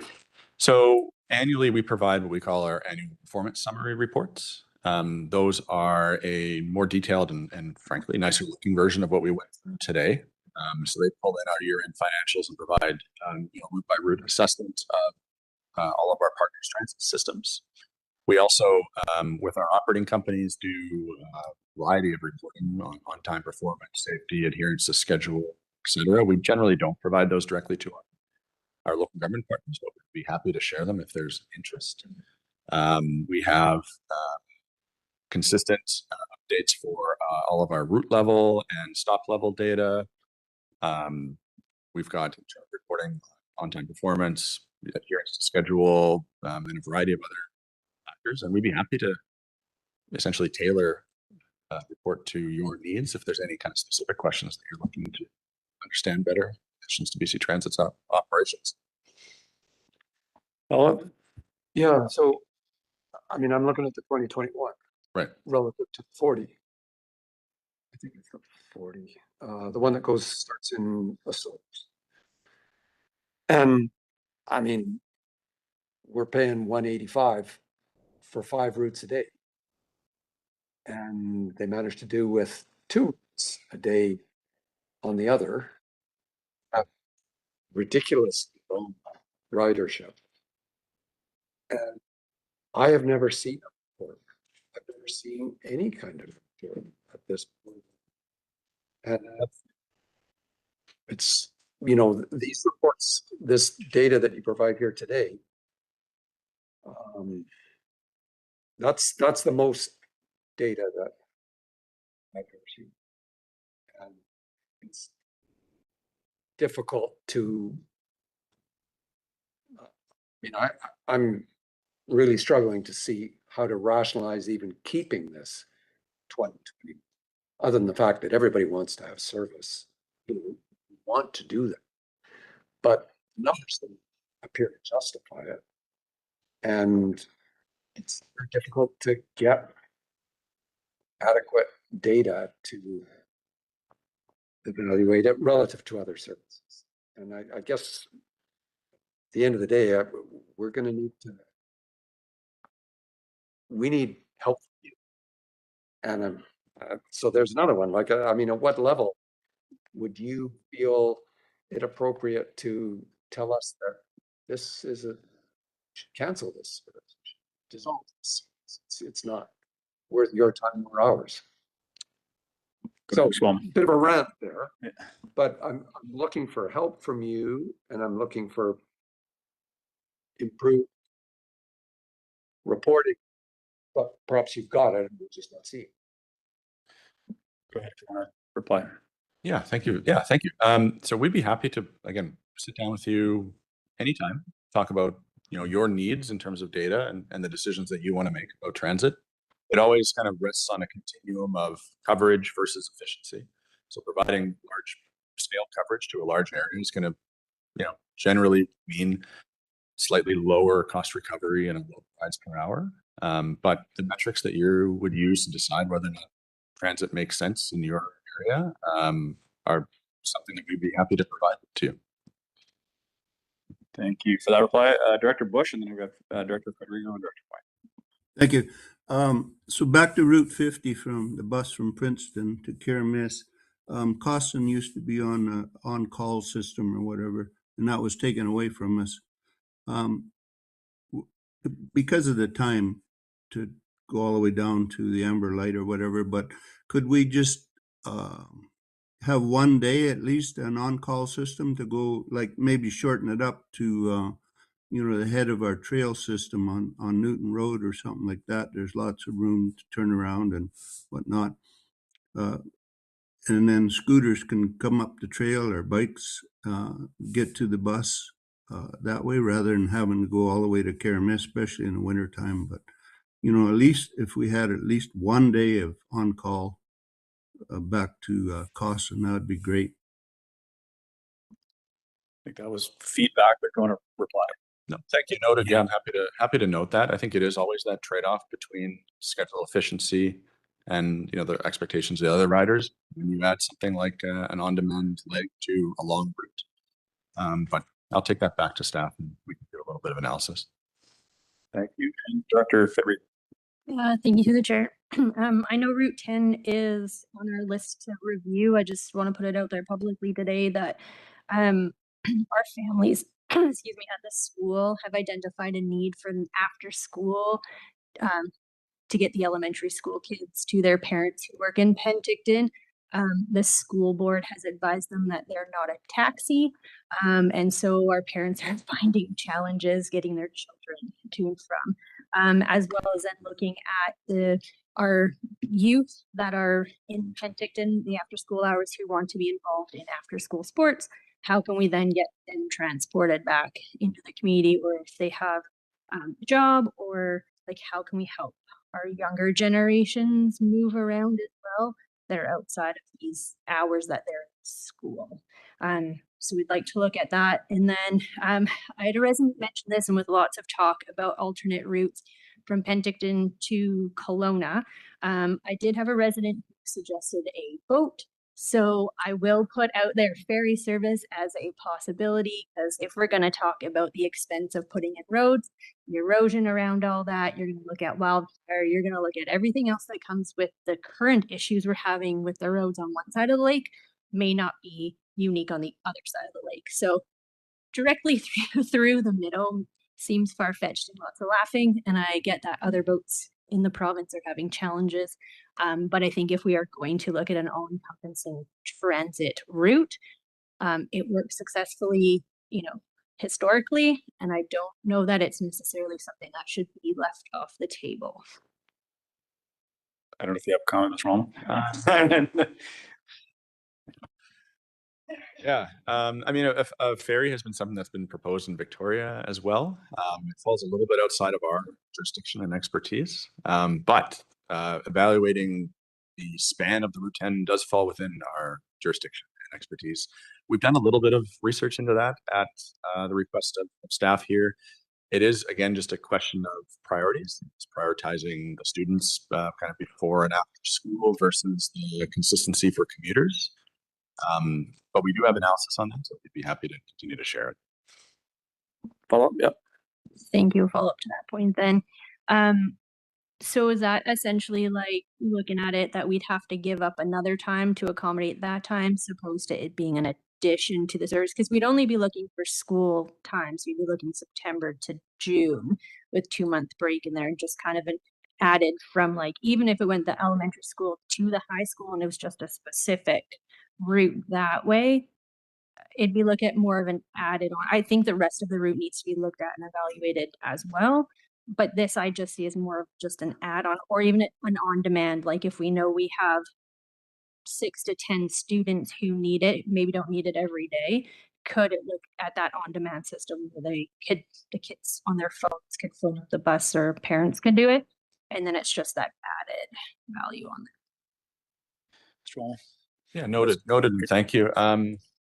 We can certainly look at it again with the parameters of pulling a little bit of summer service away to fund the hours for the school service. But again, there's going to be some pretty significant trade-offs there, so we're not able to add net hours, and we can include that on-demand evaluation as well.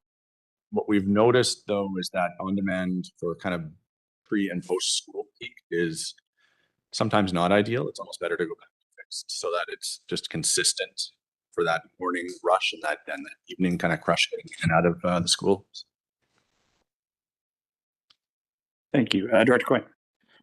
Lots to unpack from what Director Federico just said. I mean, reconnecting maybe East and West Summerland. I mean, Summerland and Naramata again with a ferry. Back to the Route 50 and funding. You know, Route 50, I think, probably warrants a 5-day-a-week service and possibly a bigger bus. But the province has, you know, made it very clear that there's no foreseeable expansion money, and that's the word we got was don't expect it anytime soon. So I really am challenged by all of this right now. I'm happy Route 50 is now a regional service and the town of servicing the region, but the need is really there for an expanded regional service, be it Princeton, OK Falls, or Suez, Mata, for that matter. That we need. I think we need a bigger. Now that we actually have a regional service, maybe we need to re-examine the whole thing and see if we can't make it more effective, more cost effective, and service our ridership better, and see if there's funding that way. Because right now, there's a lot of frustration, as you can hear around the table. There's a lot of frustration from municipalities who've been working for expansion and told it's not going to happen. And yeah, I just like to see that we try to do some things a little bit different, and we can put Costin back on the list, and maybe, you know, reroute the bus up and around instead of going back down the road and pick up more riders or something. So there's got to be something to get done, because we've worked on this for almost 8 years. Now we're here, and now it's like, hey, too bad, there's no money. So it's a real kick in the pants is what it is. Thank you. Again, I think probably more on the comment side, but if you have. I'll just quickly say, you know, I appreciate and understand the frustration. You know, it's something that we're fighting with as well. We want to ensure that everyone in the RDOS has the best transportation possibly can. And I will continue to work to improve the transit service with the resources. Thank you. Director Coyne, to follow up. Yeah, so I guess more to staff, who are we looking at reading our transit plan? Is that something where, now that we do have rejigging that so that we can, or working with BC Transit to rejig that so that we can have better, you know, connectivity in that? Because I know Route 50, that was one of our problems, getting here in time to make Route 50 or 7 and everything. So if we're talking about the region of service, are we looking at redoing that? Through the chair, I've been talking to BC Transit in regards to doing it of all of the services under the RDOS to review usage and right-sizing those services to needs, and that links into the other conversation around the school timings and so on. So, excuse me, that is something I've instructed BC Transit to work on. As you know, these things are slow to run through. At the future meeting, I'm planning on presenting options to discuss around that governance oversight piece, where the RDOS works more collaboratively with our municipal, specifically City of Penticton, Town of Princeton, and to have those services working better. it's not an easy fix. You know, we have riders guides in place, we have set stops in place, but there's an expectation to work with BC Transit to do that review. Our last conversation was probably an 18-month process to go through that, because it's looking at that ridership data, user data, and things like that. And so the plan is, I think, definitely to improve, and then that expansion where necessary. Thank you for that, Director Taylor.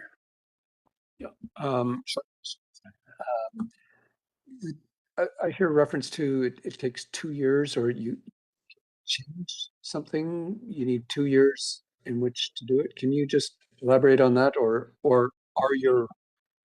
is it just you can't cancel a route in 2 years, but you could alter it? Thank you. I mean, the timeline to make changes depends on what we're changing. It's certainly not 2 years.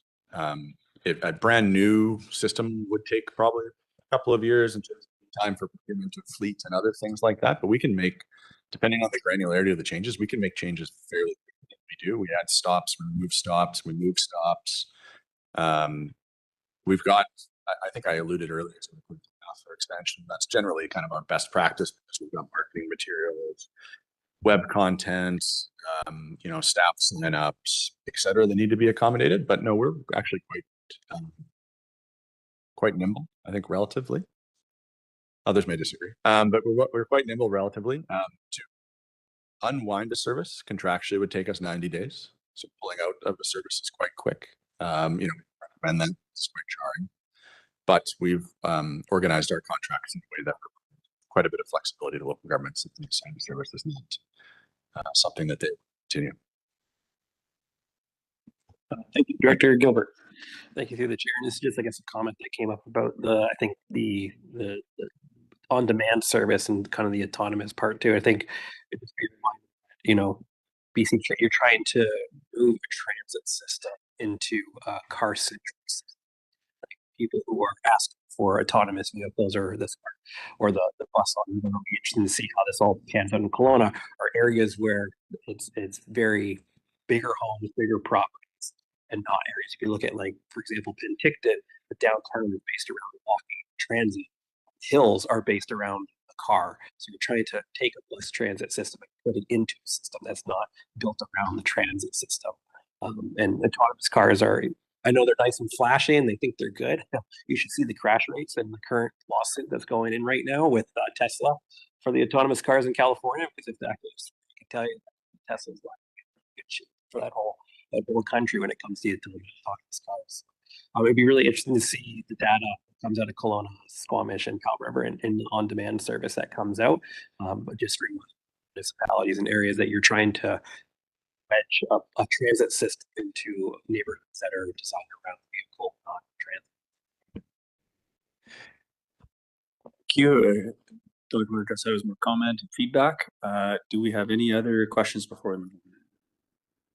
Seeing no other hands, thank you very much, Mr. Allman, for being here and for your time today. Valuable information, obviously. Lots of questions coming out, and enjoy the rest of your show. Yes, thank you. I'll see most of you next week for round 2. Much appreciated. CO, as this was just updated information, I don't think you need anything from us. Okay, and hearing that, we'll move on to B2, which is Mr. Nielsen is back with us, and I refer to the CAO. Thank you. So Mr. Nielsen is here, and he's here to provide the committee with a regional parks and trails review. There is a PowerPoint presentation, and he will be able to answer questions as asked. Thank you, Mr. Nielsen. Thank you, Vice Chair Watt. Thank you very much for having me here. And thank you to all committee members. Just get these slides going.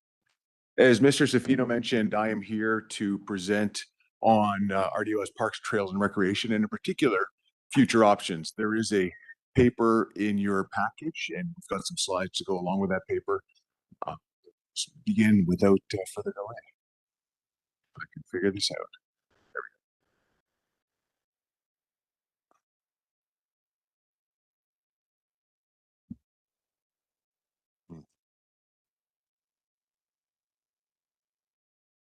There we go. There we go.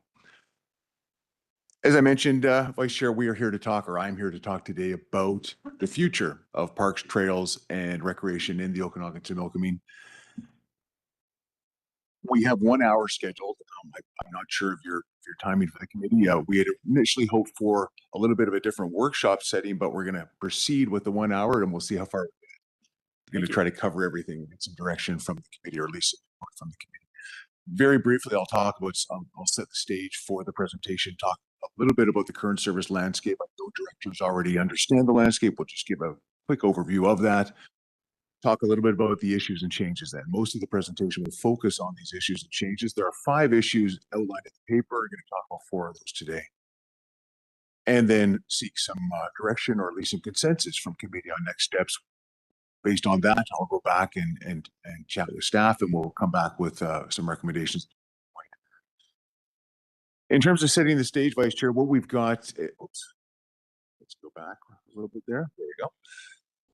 As the board will know, as committee will know, we've got parks, trails, and recreation provided by RDOS, and there's a number of different services that are in place. We've got local parks, trails, and recreation services in most of the electoral areas, not all electoral areas, but several of them.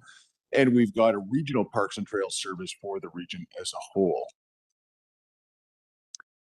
There is a desire on the part of RDOS, perhaps the board, certainly on the part of staff, to rationalize or clean up the bylaw framework. It is quite extensive, over 25 bylaws, some of which present opportunities for cleaning up. So look at those opportunities and needs and produce some cleaning up there, or achieve some cleaning up there. Also, a desire for direction on the future shape of the services, both at the local levels and at the regional levels. And today's focus, as I mentioned, is going to be on that future shape of the services.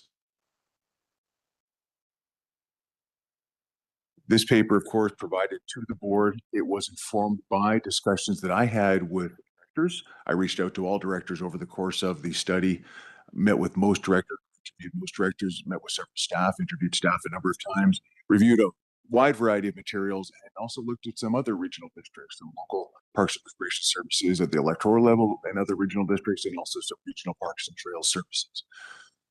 And as I mentioned, looking really for areas of consensus from committee that can be considered and brought back as recommendations to the board.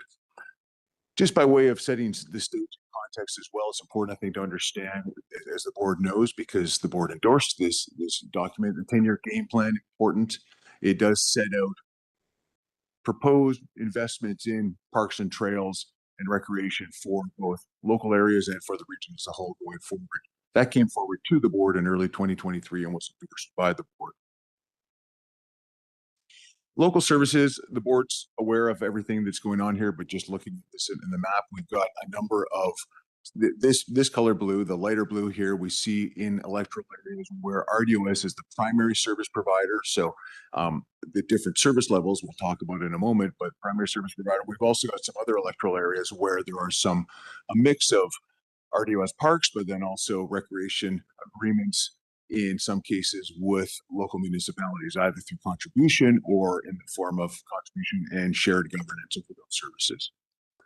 On our regional services, we have in the yellow there, we see the different trails that form part of the regional service, and we see under the blue circle, we have 4 different truly regional parks. We call a number of different parks in the systems regional parks. However, most of those parks, 6 out of the 10 that are identified as regional parks, are actually local parks in terms of who pays for them and who makes decisions over them. 4 of the parks are true regional parks in the sense that they are covered under the broader regional service paid for by everybody. The amount of budget that goes into those parks is exceedingly low, however, because there's not really much service provided in those areas. Let's jump into the issues and changes, which is really the key part of the discussion. 4 issues identified, and there are actually 5. So right away, a typo there. I noticed that I went through the slides this morning, so forgive me. There are 5 issues identified for closer consideration. We're going to talk about 4 of them today. We'll introduce all of them, however. The first is the bylaws framework. We'll deal with that very quickly. The second one, which we don't see here, is service levels. So we'll talk about service levels and how those differ across electoral areas for local parks and services, or parks and recreation services. Then we'll jump into the Parks and Recreation Commissions, of which there are 6 across the regional district in different electoral areas. 5 of those deal with parks and recreation. 1 deals with recreation only.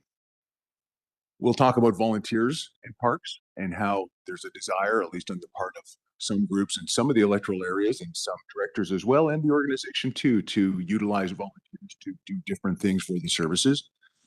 And we'll talk finally about regional parks and trails and where the board or where the regional district, and we'll talk with committee today, of course, too, and get your thoughts, obviously, on where the organization wishes to go with regional parks and trails, if anywhere. Looking at the bylaws framework, very briefly, we're only going to mention this to kind of dismiss it, but just for the sake of comprehensiveness and completeness, I mentioned earlier that the framework that's in place at RDOS has over 25 bylaws, including some, not including, I should say, other bylaws that are purely contribution or bylaws. So there are a number of different services in place, lots of opportunities to rationalize some of those. We have opportunities, for example, and we have the need in some cases to address changes for spending limits that are going to be exceeded very quickly. We have other ones where we may be able to consolidate different bylaws that deal with the same service. That's happened in some cases, not in others. This kind of legislative framework and the opportunities to rationalize the framework, not unique to RDOS, but certainly something here for the regional district to be aware of and to make some movement towards. And of course, that was part of the reason for doing the studies, to look at the existing framework.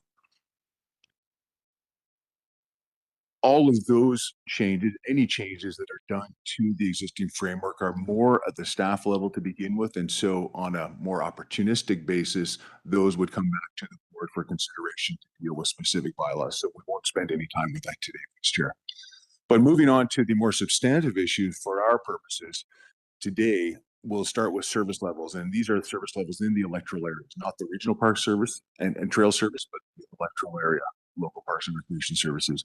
We do see, when we look across the electoral areas that have RDOS parks and or recreation services, a considerable variation in the level of service that's provided.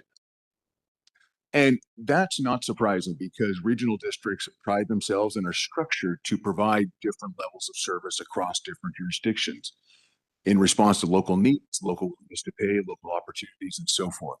So that in and of itself is not an issue. Where it becomes a little bit of an issue for the regional district is when we have significant differences that are introduced over short periods of time.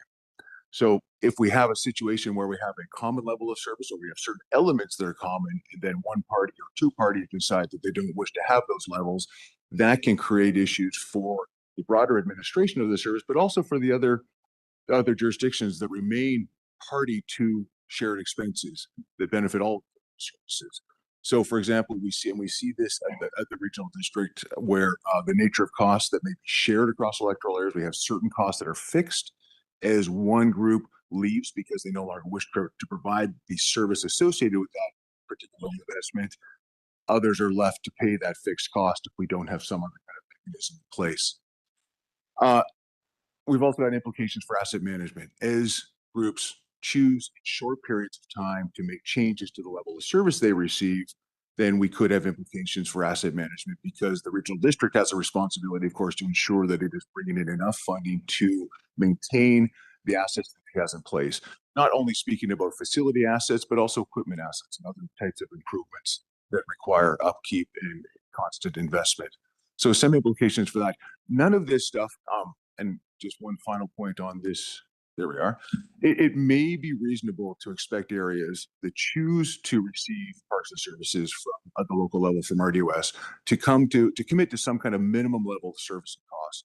And if changes are made to that over time, to allow for more of a gradual change, so the organization and the other parties can react accordingly and make their plans accordingly. None of this stuff, I should mention, gets in the way at all of a local area that may wish to withdraw from a service or to stop a service. There are provisions in the Act. Every jurisdiction has the right to do that. We're not suggesting we try to curtail that right, because it's not something we could do. But when we look at that kind of withdrawal from shared facilities and shared services, or when we look at changes to those, there's always some kind of longer term implementation plan over which that happens. We're talking really about the same kind of thing here. The basic level of service everybody commits to. If there need to be changes to that, and some kind of off ramp that allows that to happen in a gradual way that protects all members or all participants in that particular expenditure. Throughout the paper, there are different questions that are posed to the readers, to the committee in this case, and some changes to consider. The first change deals with service levels. And in that change, it says the board may wish to direct staff to identify, cost out, and present for board consideration a minimum level of service that would apply to all electoral areas with local parks and recreation services provided by the regional district. And the basic question here for committee, and I'll leave it to you, Vice Chair, to facilitate discussion here if directors wish to participate in discussion, should minimums be identified and applied? Is that something that makes sense to the board? Anybody would like to have a comment or question on that? A question or a comment to start with for Mr. Nielsen? Director Monteith, you start.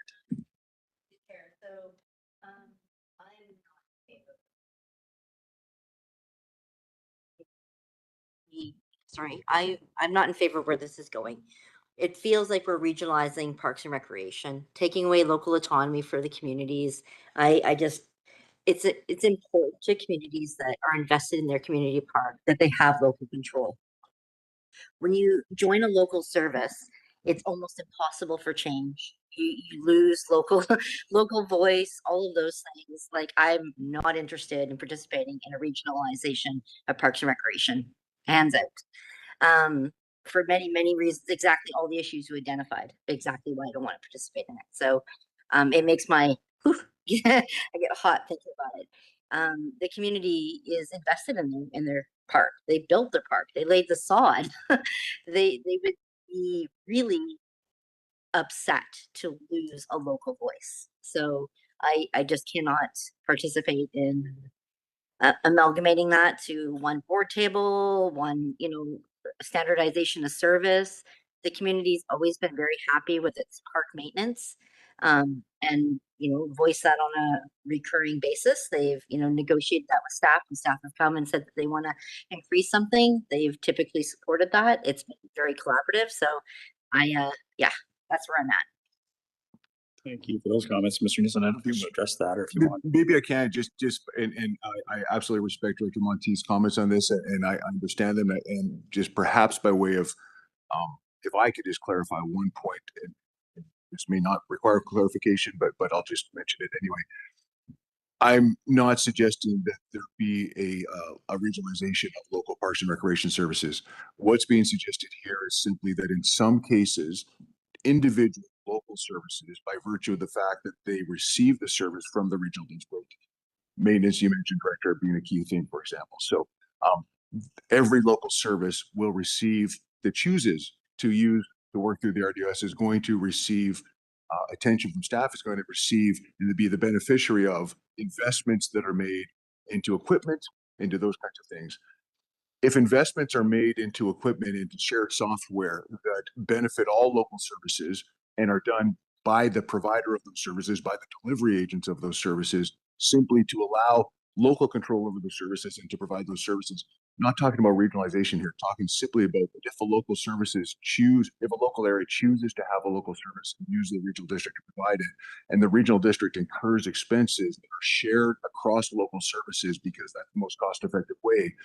When one area chooses to no longer participate in the element of service that benefits from that investment, there needs to be, in my view, some kind of mechanism to allow the rest of the rest of the local areas that have also cost shared or contributed into a piece of equipment or into a piece of software to be whole, or to over time at least absorb that cost that the one jurisdiction that has the choice not to have that service level and has exercised that choice creates that burden on the rest of the organization, on the rest of the local areas. Not talking about sharing local services, or amalgamating or regionalization of local services, simply about looking at how to deal with decisions at the local levels that have implications for shared expenditures.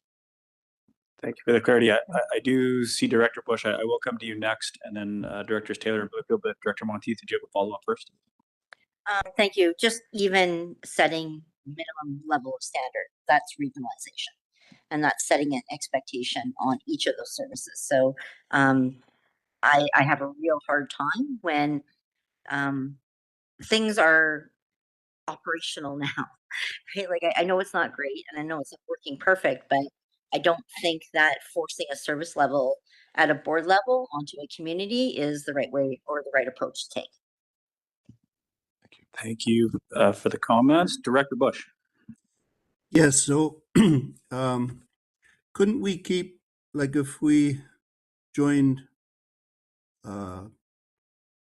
rec commissions with parks and whatnot, especially in my area because they're separate, but couldn't we keep the commissions, like Cobo Park Commission, the advisory commissions, couldn't we keep all that the same way? Like even in area I, if they have whatever they have now, couldn't they keep their commissions for that separate part as still as an advisory committee? And then that way you still have the local autonomy continuing. Thank you.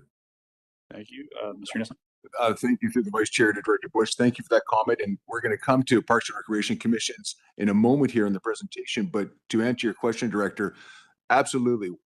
Every local service chooses or chooses not to have a Parks and Recreation Commission. Nothing suggested here to bring those together or to bring the services together.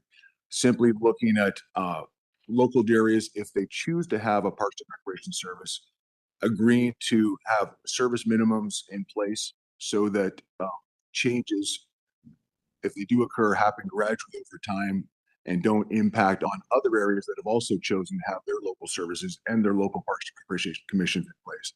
Not looking at changing the autonomy of local areas, not looking at changing the presence or activity of Parks and Recreation Commissions in this suggestion here. Thank you. Director Taylor.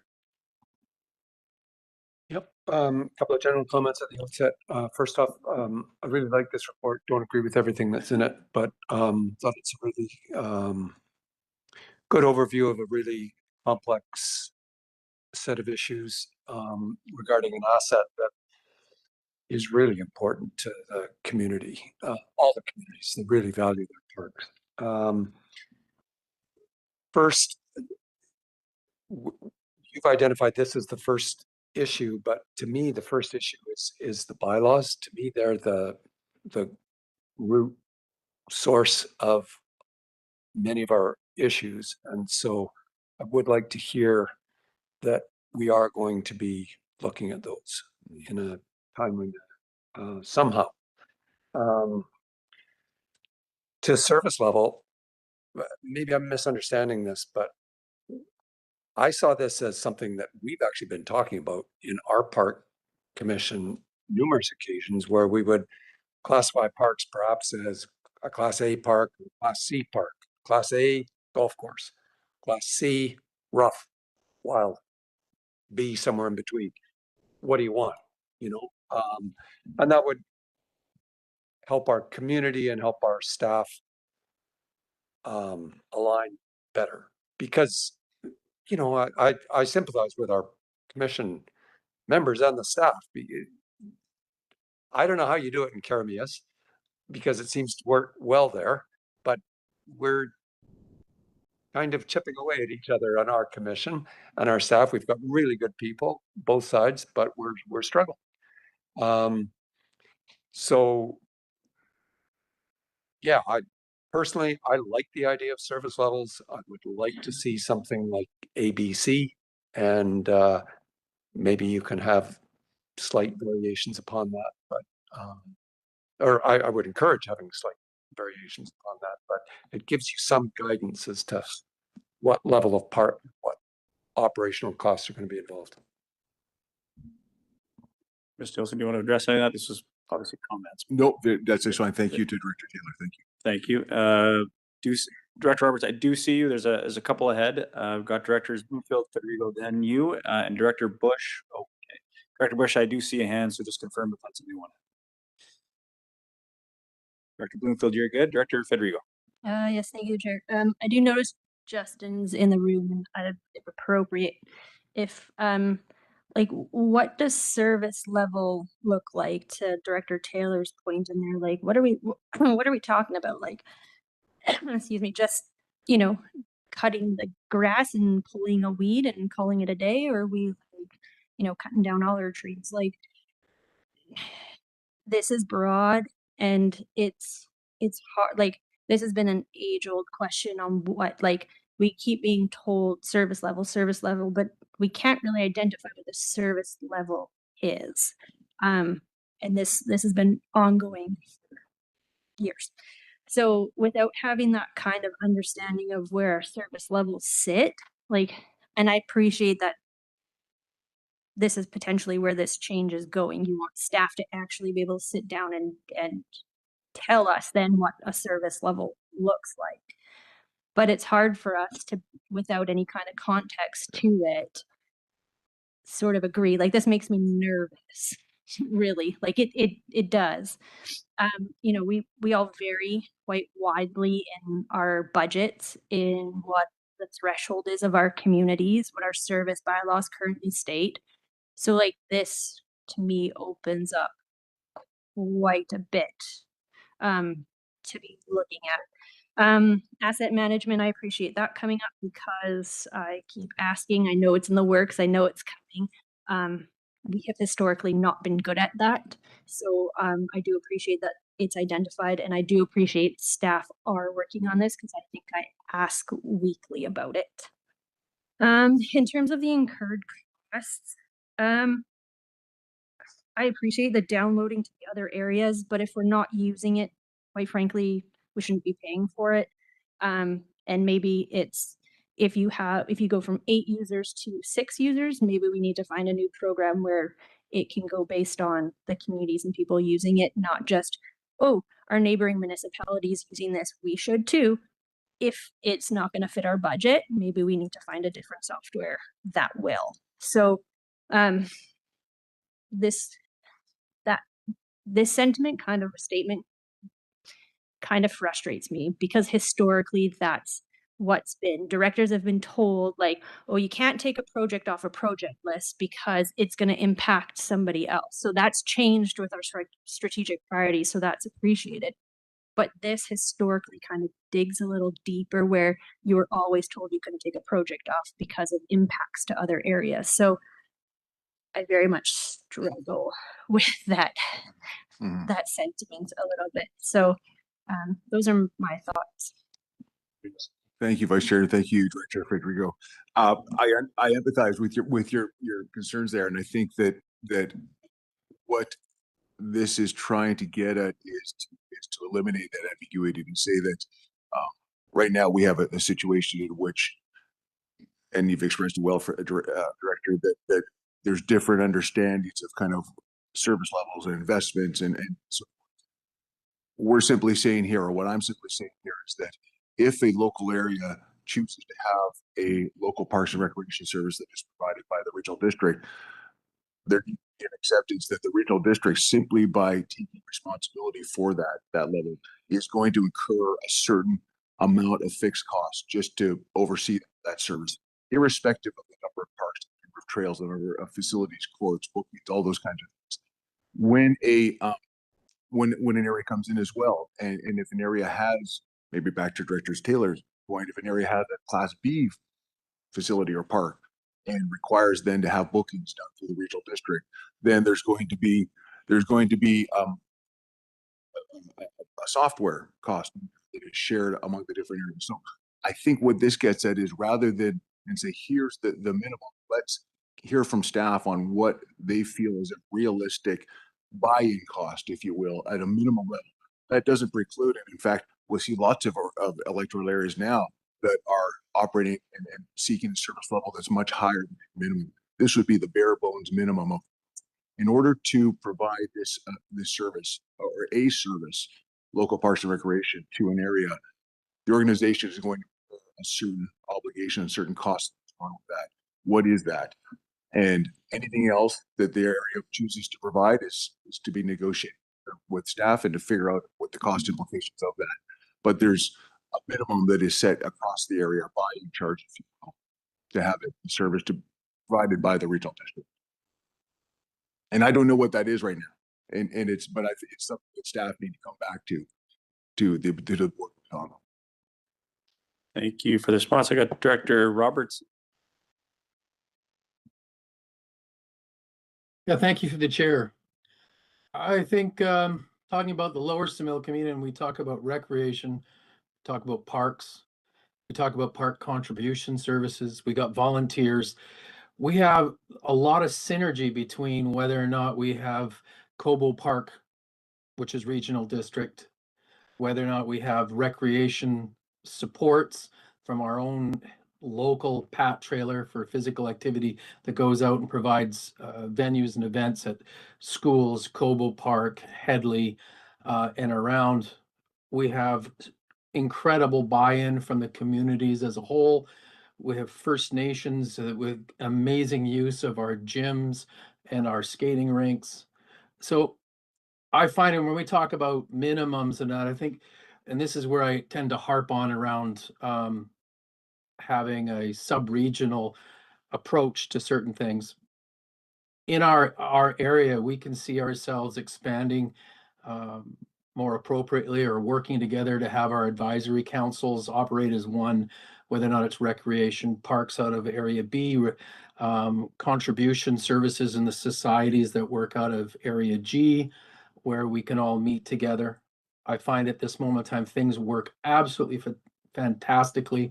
We're incredibly happy with the different management of things that have been happening on this side of the mountain. But that being said, I think we can find, if you want to use the term, again, what you're saying here, minimums and that, I think if we worked together with the management from like where our large rec facility, which is the largest recreation facility actually owned by the RDOS, if we had park recs and trails all kind of managed out of that, we have local staffing, we could see ourselves going out and providing more support for the Tulameen or working in conjunction with Area H in Princeton. However, that being said, if we're tied to completely different minimums and issues that are on the other side of the hill, it's not about good, bad, or otherwise, it's just different. And I find on our side, there's a lot of room for us to work together. And I think it could be very exciting. And I would like to see a lot more in that direction. Thank you. Thank you for those comments. I see Mr. Nielsen writing feverishly, so he's taking note on that. Director Coyne. I don't see a problem with this. If I understand it correctly, it's finding out what it costs to just maintain and keep the lights on all these projects. So whether it's, I'm going to pick on Area H for a second here, because they have a park along the trail, Calpad Park or whatever, and it's literally a chunk of grass with a fence that's falling. And what's the bare minimum to make sure that that is safe, right? If I'm missing the point here, please tell me, but I think that's what you're looking for. So, and then when we're looking at new subdivisions or people wanting to donate, oh, exactly, it's going to cost us this much per acre to look after that piece of grass, then we can say no thank you if that's the answer we need, because we don't want to increase the service level to cover that. Am I missing something? Not at all. Okay. Thank you for that. I think it's also important to note that this is concept, not plan. So talking high level and whether we're moving forward or not with what could be very minimal cost levels to keep things safe. Mr. Nielsen, go ahead. No, you've nailed it, Vice Chair. Exactly. Would you like me to go ahead, move on then? Okay. So very minor issue here, Parks and Recreation Commissions. Be facetious, of course. That's I think that's going to be a significant issue for us to discuss. So when we look at Parks and Recreation Commissions, and I make that tongue-in-cheek comment because it's a very important topic, and so I know that there's a lot of discussion around this within Parks and Recreation Commissions at this table, with individual directors and their own Parks and Recreation Commission. So it's a very important issue that has about which people are very passionate. So let's talk a little bit about this. As the board knows, we've got 6 in place right now, 5 focused on parks and recreation, and focus solely on recreation. That one for recreation around the Similkameen recreation facilities there. Community-based bodies in place, they provide advice and input on planning for services, priorities and so forth, development and implementation of the different local services, parks and recreation in most cases. They exist as well to help the regional district identify programs capital priorities. And they serve as a liaison between the regional district and the local residents on parks and recreation service matters. And we see them in not just in the regional district of Smoking, but in several regional districts around the province. In our regional district, RDOS, we have a bylaw in place for 2016, which articulates what it is that Parks and Recreation Commissions are intended to do. And it also speaks to a fundamental shift, or represents a fundamental shift, this bylaw does, from an earlier age. Not too long ago, the shift was, the bylaws from 2016, the shift took place between 2011, 2012, and up to 2016, where we had a shift to current situation from a situation in which local Parks and Recreation Commissions, in some cases at least, acted almost as local governments, in a way, local service providers in place to hire and organize staff and oversee staff, direct staff, take spending decisions over budgets that were allocated and given to those from the regional district. So much more direct role in actually not only advising on the projects, but more importantly on providing and delivering the services on behalf of the regional district. And that shift, I think, and the fact that we have still in place folks on the Parks and Recreation Commissions who existed under both types of Parks and Recreation Commission models, speaks to a lot of, I think, some of the challenges that we're seeing with the Parks and Recreation model in RDOS today. We do have a commission member handbook available as well. It's a good handbook. It's got a lot of information in there. It talks about kind of the roles and responsibilities, the intentions behind it, and so forth. This is available. There's orientation that's provided periodically. I'm not sure the degree to which that's attended, but it is provided periodically to Parks and Recreation Commission members. In some electoral areas, we have Parks and Recreation Commissions, particularly the ones that are more active with more Parks and Recreation services in place in those areas, that feel unsupported, feel unsure about the limits of their roles, what it is exactly they're supposed to do, their responsibilities, unclear also about how they get their through to the decision-making bodies here at RDOS, to the board, unclear about the expectations and what those limits on those expectations are, their expectations and also the expectations of the regional district. So there's some confusion, lack of clarity over roles and responsibilities, and also the relationships between the Parks and Recreation Commission and the regional district, and the relationships too between Parks and Recreation Commission and the electoral area directors. Within the organization, got some similar challenges occurring with Parks and Recreation Commission model, with the existing model in place, where staff are challenged to provide types of information, the level of information that different Parks and Recreation Commissions feel they need to have in order to scrutinize, in order to provide advice. And staff, in some cases, challenged because of resource levels, challenged because there's a different view on how much information should be provided given the current and the expectations of the regional district and the different expectations of Parks and Recreation Commissions in some cases. Directors can feel caught in the middle of that, having to advocate on behalf of and support the local Parks and Recreation Commissions because they recognize that is the director recognize the value of these bodies and the dedication of those who serve on those, and the expertise that many of them have, by the way, on those commissions as well. But also directors feeling the need to support and defend in some cases, and also represent the regional district corporation, the organization. When we look at other places where we've had the same kinds of issues arise, and as you can imagine, RDOS is not unique in this respect. We see this in places that have evolved over time, grown over time, brought services into the regional district over time, had to apply different, more corporate approaches to the delivery of those services. All of those changes occurring not only in the US, but also across the province in different regional districts. When we look at where places have managed the transition from more service delivery agencies to service advisors, we can look at some best practices, look at some lessons and apply those lessons here at RDOS. So where they work best, or they work best when roles and responsibilities are clearly defined and understood by all. This is not, by the way, a process necessarily of RDOS simply telling Parks and Recreation Commissions this is what you need to do, but having a discussion with them and defining what's comfortable in terms of rules, responsibilities, expectations. So limits and expectations clearly defined and understood. Meetings are held quarterly as opposed to monthly. So we try to get people out of the weeds, as it were, no pun intended, so we're dealing with parks, but more kind of at an advisory level, overseeing more strategic advice. Staff resources are sufficient to support the model, support Parks and Recreation Commissions before meetings occur, at the meetings, and after the meetings. Agendas are created with or by or with staff. We have a situation in place right now where agendas are often made by the Parks and Recreation Commissions themselves, and that creates expectations that can't always be fulfilled. So agendas are created by or with staff. It can include do include reports from staff and specific questions to the commission. So there's a relationship there where the staff are asking for input and advice from the commissions.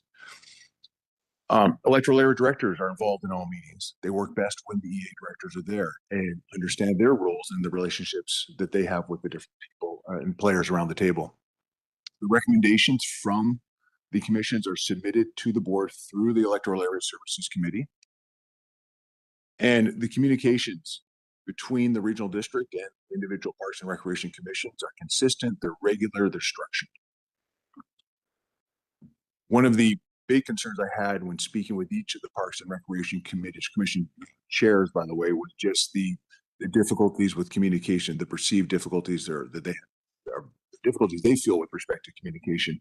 And that's, I think, a reflection not of a lack of interest or willingness on the part of RDOS staff to participate in those communications, but more the lack of structure around the communications and also with lack of resources to provide for staff to actually undertake that regular communication. There are a couple of different changes that are proposed for the board's consideration, and they're options. The first option is to direct staff to initiate a process to restructure the current PRC model to incorporate some of the elements we see from other regional districts, those I just outlined on the screen, including also the role of staff in supporting and guiding the commissions. This particular option then recognizes that PRCs are valued and they continue to be valued by many as important sources of community-based advice, because at the end of the day, these are services, as several directors have said, these are services that are very important to their local communities. If we go ahead, or if the board chooses to retain the Parks and Recreation Commission model, the idea is to restructure that. And it's restructured by learning from the success factors in other regional districts, consulting with existing PRC members and directors, EA directors, on the roles and responsibilities of the commission and directors as well, and of staff, define specific matters and projects that are in scope and out of scope, so there's clarity there. Define the role of EA directors in the commissions, figure out the meetings, schedule those meetings, structure those meetings, set out a process for recommendations so that the Parks and Recreation Commissions don't feel that their advice is just sent off and never to be heard of again, and identify the staffing resources that are going to be necessary. This is something that's very important for the board to understand. Right now, you don't have staff resources in place to actually provide proper competency. Sorry, Ms. Nielsen, I don't mean to interrupt Director Roberts. I did see a hand there. Yeah, thank you, through the chair. In what you're speaking of there, and again, we were talking about, gold standards in other regions. And again, I'm tooting our horn over on our side of the valley. It seems to work very well. And I'm wondering whether or not that's also taken an approach. What is working in the regional district as it relates? We have an area that's working with 3 different directors that works with a rec manager and a facility, and also supporting, sub-supporting the trails and park. And things over here work really well. We're really happy with like feedback loops to the directors and information. And at the same time, I don't believe we have an issue with our particular commission. So if something is working in one part of the region, are we taking some of the lessons learned there and seeing how they fit. Again, realizing that, you know, the reality on the ground can be different. But anyways, just hoping that those things are taken into consideration as well as looking outside of our region. Thank you. Yep. Go ahead, Mr. Nielsen. Thank you through the vice chair to Director Roberts. I think your points are very well taken. I will mention, as I identified earlier, I did speak with each of the Parks and Recreation commissions, or at least the chairs, in the case of the vice chairs of those commissions. I spoke with the two PRCs in the Similkameen area, and will confirm exactly what you said, Director Roberts, that it's working very well there. And I think you're exactly right that the lessons learned among some of the parks or that are in place, or that we can observe in some of the characteristics we can observe in some of the PRCs that are in place now, I think we can learn from as well, not only from other areas, but also from within our own area. And in this case, the Similkameen, and there's some others too within on the Okanagan side. Lessons to be learned from all of them, and attributes to take from all of them. One of the reasons, or a couple of the reasons, I think the ones in the Similkameen are seem to be functioning very well, and that's from the staff, but also from the perspective of the Parks and Recreation Commission chairs, is that we have a clear understanding on everybody's parts of roles and responsibilities, a clear understanding of expectations of scope, a clarity in terms of how meetings are structured and how often meetings occur. And there's also clarity on the part of the electoral area directors who are at the meetings, who are there to kind of have a good sense of their roles and have defined those roles. I would suggest that the kinds of attributes that are in place that allow those to work well, it wouldn't hurt to codify those. That codification can benefit the broader regional district as well, and the Parks and Recreation commissions there. But you're quite right; they seem to be working well in the Similkameen. Thank you, Director Federico. Yes, thank you for the chair. I do agree that we need to have more alignment on what we bring to the commissions and what the role of the commission is. There has been a long history of frustration from our commission and with staff. We've actually sat in this room with the commission and staff to try and come up with a better communication plan. I know staff dread some days when they have to come to commission meetings because their appreciation is not always felt. And we definitely do not want staff feeling dread walking into a commission meeting. We don't want frustration from our commissions members that their voices aren't being heard and why are they there. So I do definitely agree that to get to some form of structure. For Area E, we have a recording secretary who puts together all of our agendas. We'll pass it out to staff, pass it to our chair. So we have a little bit of structure that's there. We don't have as many projects and things happening, so we have reduced the amount of meetings we have just because we were canceling a whole bunch. So I think there needs to still be some kind of autonomy to our commissions on what's going to work best for them and when they want to have their meetings, opposed to all of us kind of being the same, because we do all operate very differently. APC seem to work because they have a general directive. So, if we can model something after that, I think that would also be very helpful.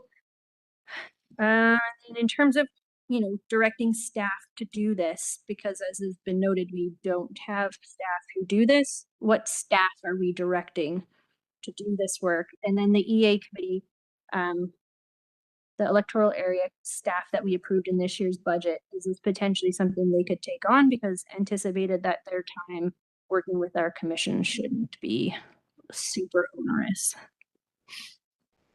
Thank you, Director Federico. Mr. Nielsen, before you continue, we do have a couple more hands, if you're okay with that. You go, yeah, by all means, sir. I'm going to go to Director Taylor and then Director Point. Question and then a couple of comments. Do we have any areas that have parks administered by RDOS that don't have a commission? Maybe go to staff for that. So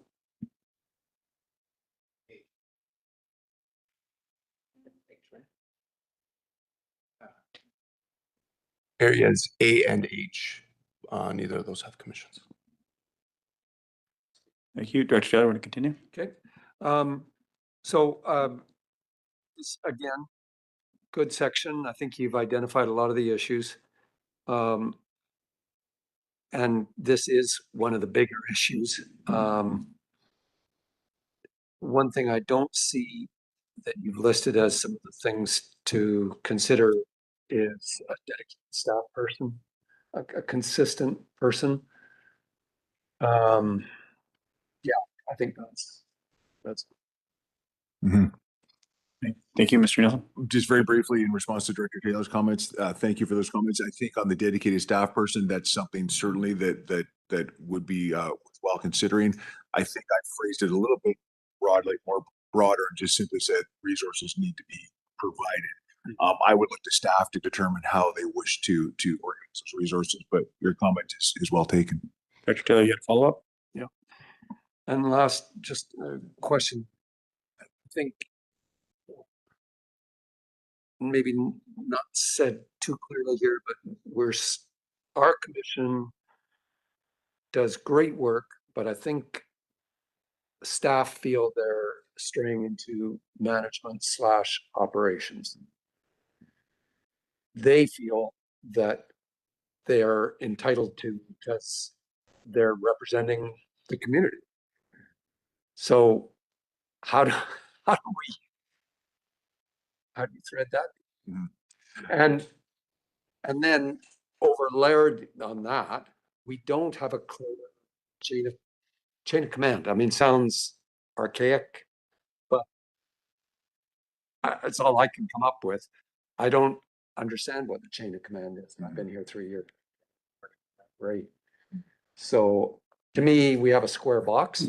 We have directors, we have staff, we have the board, and we have the commission, and they all think they're equal. Mm-hmm. Yes, that, if I may, Vice Chair, that is a problem. Yes, and I think that Area D Parks and Recreation Commission is some very strong people and some very individuals who are passionate and skilled when it comes to Parks and Recreation and who have so much to offer to the service. What I think we want to do is work with Area D and other areas and help the commission members channel their skills in ways that can best help the service, that can come together with staff. So there's a synergy there. There's a partnership. Can also involve the area directors so that there's clarity there. And then, as you pointed out, Director Taylor, finding that chain of command or that path of getting things, who's got which roles and responsibilities, whose authority is it in different situations to make the final call, then how are recommendations taken through the EASC to the board. But I think Area D is a little bit of kind of the one area in which we have most of these issues on full display. And we've also got a tremendous potential to harness the energy in very positive ways. Director, let me allow one follow-up here. It's a quick question. I would love to see Area D be designated as I don't want to use the word a pilot. But yeah. Thank you for the feedback. We're going to go to Director Coyne and then Director Bloomfield. And before we feel like Mr. Nielsen was incredibly optimistic when he said an hour, we're going to start moving along.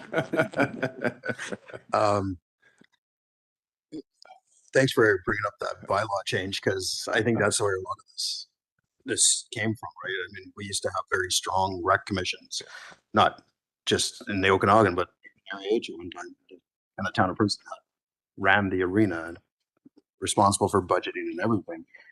And the changes that came, I think, kind of, flung us into the mess now without seeing that was what was going to happen. This first option that you bring up, is that kind of like the best practices version of what you're proposing from? Yes. Because it's kind of, some of it looks like going backwards as well as keeping the good parts of what we have and trying to figure that out. Seems like the most level version. I think, yes, if I may, your Vice Chair, Director Coyne, yes, it is the option that says, look, this thing is an important thing to have to keep. it provides a lot of value. We need to do different. The model we currently have doesn't work. And so let's unpack it, as you mentioned, Director Coyne, back up a little bit, unpack it a bit, put it back together in ways that provide for clarity, provide for that chain of command, provide for that way of getting recommendations through. Follow up, Director Coyne? Yeah, so through part of this, I know one of the kind of sticking points I hear from around the region is the lack of budgeting ability. Would that be one of the proposals that you would suggest, or just stay out of that altogether? Because I think the community has an idea where they want to go. I think the directors kind of struggle with that because they're being pulled by their commission and then they're being pulled by the reality of the financing. And would that be one of your recommendations, is to give some of that financing back, or would it be just stay the hell out of it? Mr. Nielsen. If I understand the question correctly, I would not propose to dedicate and allocate and transfer funds to the Parks and Recreation Commissions. I would propose to very clearly lay out their roles and responsibilities and the expectations as they relate to budget service. So the Parks and Recreation Commissions, where they work well, they provide advice on service levels, and that advice is informed also by a willingness to pay in the area and a recognition of the financial situation in the area. They also work well to help prioritize different investments and different capital programs over the years, and so over a multi-year period, so that the budgets can stay strong in the areas, but also not go too high. And then I think they can play a role in the budget process in the sense of providing some direction from the area through the electoral area director to the board here. Where difficulty comes in and where we get a lot of friction is when the Parks and Recreation Commission wants to have spending authority, and or Parks and Recreation Commission wants to see detailed delivery line item figures and scrutinize those, come back with information on how the regional district could do it for cheaper. And that's where it becomes very difficult. Thank you, Director Bloomfield. And Holmes. Yeah, and just sort of, I think what needs to be established when you hit on it with roles and responsibilities, but to put it really clearly, you know, if the Parks and Rec Commission is at odds with, say, area directors and so on, I mean, you've got to look at the mandate. What's the mandate of the commission? Is the mandate to govern, or is the mandate to advise? If you're an advisory committee, an advisory commission, then that's the scope of their power. So I think that, if you've got dysfunction, then it's because there's a lack of clarity in establishing exactly what their responsibilities and what their power is at the start of the term. Yeah. Well said. Which is why we're doing this.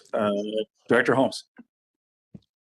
Yeah, in Summerland, we went through this process a number of years ago, and as part of the changes we made, we changed the name from Parks and Rec Commission to a Parks and Rec Advisory Committee, and we changed the mandate, and to make it really clear that it wasn't the way it used to be. It did put some long-term members nose in the joint, but you still have quality people on that committee, and really made it clear.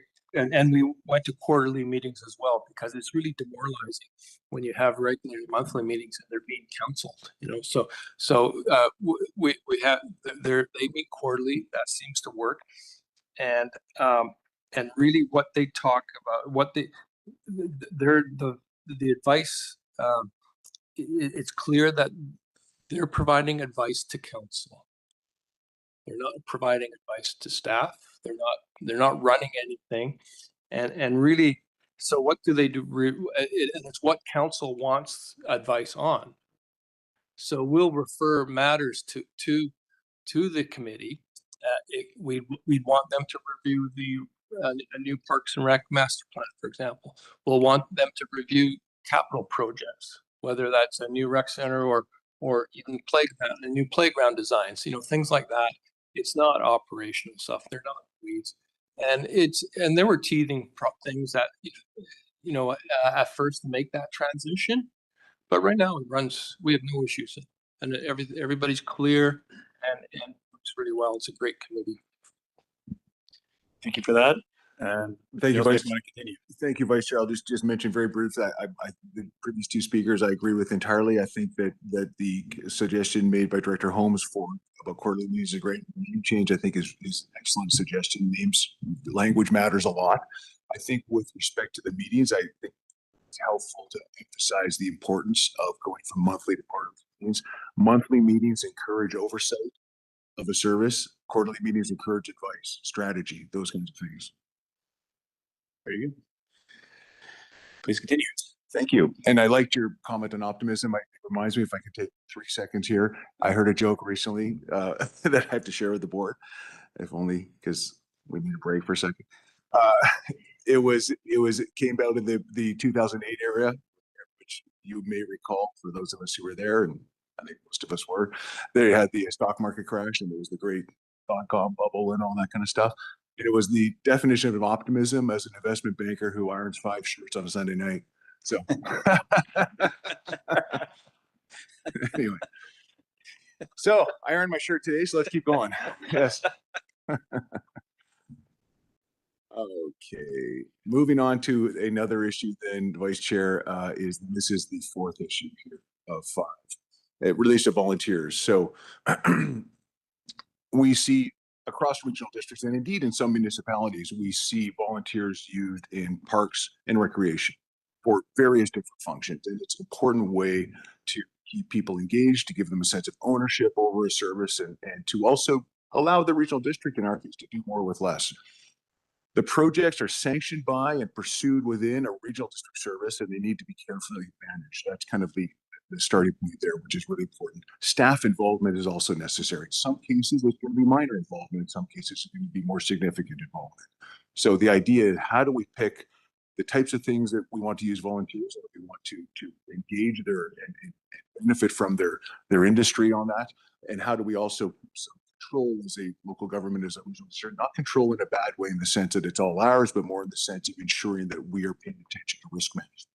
We are paying attention to all these other safety factors as well.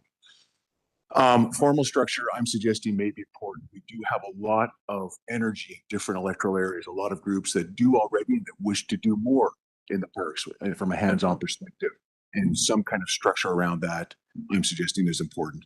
And so if we anticipate an ongoing demand for volunteer involvement and if the benefit is recognized as strong, the board may wish to direct staff to come back with a framework that provides that formality and that takes into account and addresses different issues that are important from a regional district corporate perspective to ensure are in place. I will pause just for one moment for Director Monteith. Thank you, through the chair. So Area I's kind of worked through that already. So we have a form that is filled out by the volunteer, checks off the box for health and safety, make sure they got steel-toed boots, all those, whatever they need. Staff are well aware of the project, sort of sign off of it already before it happens. So I kind of feel like that's already been vetted through. Thank you, and I think that, and I did speak with the head of the Parks and Recreation Commission, and there was your group. You're quite right. Director Monteith is active in doing things and remain active. I'm quite sure. Some of the others I've spoke to, there's less clarity around what they're allowed to do, what they should be doing. Again, we come back in for a broader sense when we look across the Parks and Recreation. Some of them not require this clarity, others require clarity. Thank you for that. Director Barkwell, you have a question? Yeah, so I'd have to really encourage staff and EA directors to develop their volunteer park workers. I look at the community, research gardens, and there's about 120 members in that group, about 100 active volunteers. They work in teams. They need to have a clear objective, what their team is going to do, what area to look after and stuff. But wow, 100 volunteers working on those gardens, and I think it's people, they like to get out of their house, and they like the social interaction, and those are all the things that we say we need as a society. It's an opportunity. Mm-hmm. Thank you. In response to Director Barkwell's points, Vice Chair, it is difficult to find downside to this kind of program as long as it is structured, as long as there's some framework within which it can occur, and that again the regional district is putting the resources it needs to ensure that framework is in place and monitored. Thank you for that. I do see you, Director Roberts. Director Federico's ahead of you, and then you. Thank you, through the chair. About 4 or 5 years ago, a staff member was delegated the position of volunteer coordinator, director, whatever the rest of their title was. Do we still have that position, as that staff member did quite a bit of schooling to be there? And then what policy and procedures were brought in when that was their designated staff? Somebody want to address that?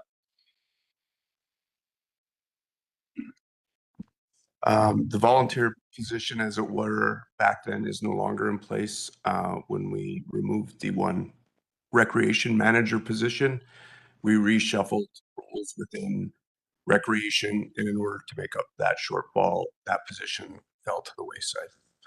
During that time, some of the documents that were referred to, that Director Monteith just referred to, were created, but we use them a bit today as we have time. Thank you, Director Roberts.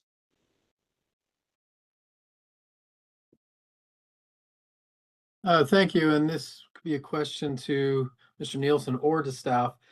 So I understand creating the parameters and strict, clear, concise roles and responsibilities for volunteers as it fits within an already all-encompassing program of the regional district. I'm wondering in whether or not we can create, whether or not it needs to be a bylaw or another policy or format. Headley has, for instance, its own little parks, and it's run by its volunteer organizations and sports associations, which I do support via a park contribution fund. And so when we have these kind of like at arm's length, parks that are managed, looked after by the community as a society, but partially funded and supported by the regional district, and at the same time supported by our recreation department, is there a way to create a structure that facilitates that? Because a lot of our smaller communities can't afford, let's say, a designated regional park, but through the societies that manage these crown land parks, we can create more synergy between our over-encompassing regional district recreational services. Thank you very much for the question, through the Vice Chair to Director Roberts. I think that two things to mention. One is in some areas we are going to have local societies that have been created. Those societies have some structure, some rigor to them. They're under separate legislation, Societies Act, and there's an ability for the regional district to enter into more of a contractual relationship, even if that contract doesn't involve the giving of monies. So there's a lot of structure in that place, and that works really well for many, and allows that. And it's a synergy that can be created between the regional district staff and the society, the organized volunteers in that society. In other cases, we have volunteers who are not organized, but have still a lot of interest in wanting to participate, or not formally organized in the sense they haven't incorporated society and probably don't wish to.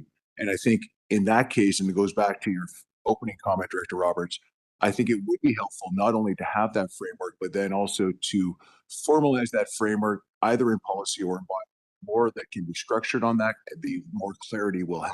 I think that would be helpful to anybody who wishes to participate in that level, and also to staff as well. Thank you. I'm going to Director Taylor and then Gilbert. Yeah, I thought volunteers have sort of gone with this generation. We didn't have volunteers in our park for quite a while, but we've had an individual step forward and create a group, and it's done some work, and it's doing more work, and I think it's doing a terrific job. And so they call it Friends of the Park. I, yeah, I think it's got a huge, I think it's got a very. Thank you, Director Gilbert. Yeah, excuse me. Thank you to the chair. And I guess that was going to be my question. You kind of answered it in regards to remaking these agreements with societies and groups or with individuals. And I guess my comment with that is I'd rather see the regional district make agreements with groups and not individuals. Taking that on is going to probably take more staff time. And I would rather see the liability of any type of volunteer with a society. One example I'll give to that is, there's kind of depending on, some of parks, but my experience with working with certain groups in certain activities like mountain biking, when you have a more formal society, that they help manage and regulate the anarchy that sometimes occurs in groups where trails are randomly built without the knowledge of the club or regional district or the authority of the land, and having a more formal MOU agreement with a society makes it better for the activity that's happening and the respect of who are the actual landowners of the area, and then not having individuals go about and do we call it whatever to do in the parks. Thank you. Go ahead. Thank you, to Director Gilbert, to the chair, vice chair. I think there's absolute benefit at times in having a society in place, and I think where those come together, individuals who are passionate about a particular project, area, or activity, and there's enough of them, and they wish to go through the process of incorporating as a society, or the government requires that. I think that's an option for sure. I think in a lot of cases, and that's a viable and legitimate way to go about it. If you're only going to do that, you're going to miss a lot of opportunity and not being able to tap into the unorganized users and community members who really wish to participate in the maintenance of their parks. It's something my son went out in Victoria last weekend and participated in a meetup group that was there to deal with invasive species at a local park in Spanish. And they're not a society, and they never would become a society because the bar is too high. And in that case, you can still benefit from the industry that they're bringing without requiring legal agreements between groups. In other cases where you have mountain bike users and so forth, where you have a more focused group, a society is much more appropriate in my view, for sure. Thank you, Director Coyne Senior. Excuse me. The value of our volunteers can never ever be underestimated. I'm going to give you a real good example. It's Provincial Park, but it's Manning Park. We would not have Manning Park today, other than a lodge on the side of the highway, if it wasn't for the Friends of Manning Park. They're a very well organized group that go out and they do trail maintenance. Unbelievable work, rebuild bridges, rebuild trails, all with under the park guidelines, which are provincial park guidelines are very, very strict. And it's the same, when years ago in the early 90s, before the regional district was involved with the Trans-Canada Trail, it was all volunteers that worked there. And if we're going to have any possible hope of ever establishing a trail in our area on the KVR, it will have to be done with volunteers for a huge portion of it. And we can't ever underestimate that. And we don't want to make it too rigid of you have to have this, and this, and this before you can come and be a volunteer on our trails or in our parks. So I just caution against making anything too rigid, because the more rigid you get it, then people just walk away and say the heck with it. So that's kind of my 2 bits. Director Coyne, valuable comments. Seeing other hands, Mr. Newsom, go ahead. Shall I move on? Please. Okay, the last issue or to talk about in the last set of possible changes to consider, Regional Parks and Trail Service. We have a regional parks and trail service establishment bylaw that's in place. It is a fairly limited service in the sense of what it provides, but the bylaw itself provides considerable scope and opportunity should the regional district wish to take advantage of that. So broad authority to acquire, develop, operate, maintain regional parks and regional trails. Right now, as I mentioned, not utilizing that full breadth of authority, being a little bit more selective and focused really on trails. It is, however, a true regional service and it has full participation. So all jurisdictions of the regional district, both the Okanagan and the Similkameen, are members of the service. Used entirely, almost entirely, to fund some of the cost to improve and operate two of the regional trails. And so we see the KVR trail, and we also see parts of a portion of the Similkameen trail. Oops. In my conversations with directors and with whom I connected, almost all of whom I connected, there is definitely some value. I heard from the majority of directors I spoke to individually in expanding the service to provide at least greater support to existing trails and to acquire, develop, and operate and maintain new trails. So a real focus on the trails on the part of directors whom I spoke to. Not all directors, to be clear, but some directors, several directors. The 10-year game plan that I introduced at the outset of these slides as part of a contextual matter really is helpful to remember here, because the game plan does call for a more regional parks and trails system. There are different views on the type and the proportion of trails costs that should be shared by the region as a whole. Some advocate sharing a much greater portion than currently. Some, like the current split, that focuses on improvements or focuses on the leaves improvements to local areas and focuses regionally on the acquisition and the more minor maintenance or upkeep of that. There are also perceived inequities in the selection of priorities, where the monies in the existing service they're being used to fund. There are different views as well on the types of trails and parks that should be considered regional for funding. So we can look at every jurisdiction, almost every jurisdiction in the regional district, and we can point to different parks and trails that have characteristics of what would be more typically regional parks. So large benefiting areas, important landscapes, important ecosystems, trail, those kinds of things. And every jurisdiction can point to something within their jurisdiction that should be considered a regional park and therefore should be funded by everybody.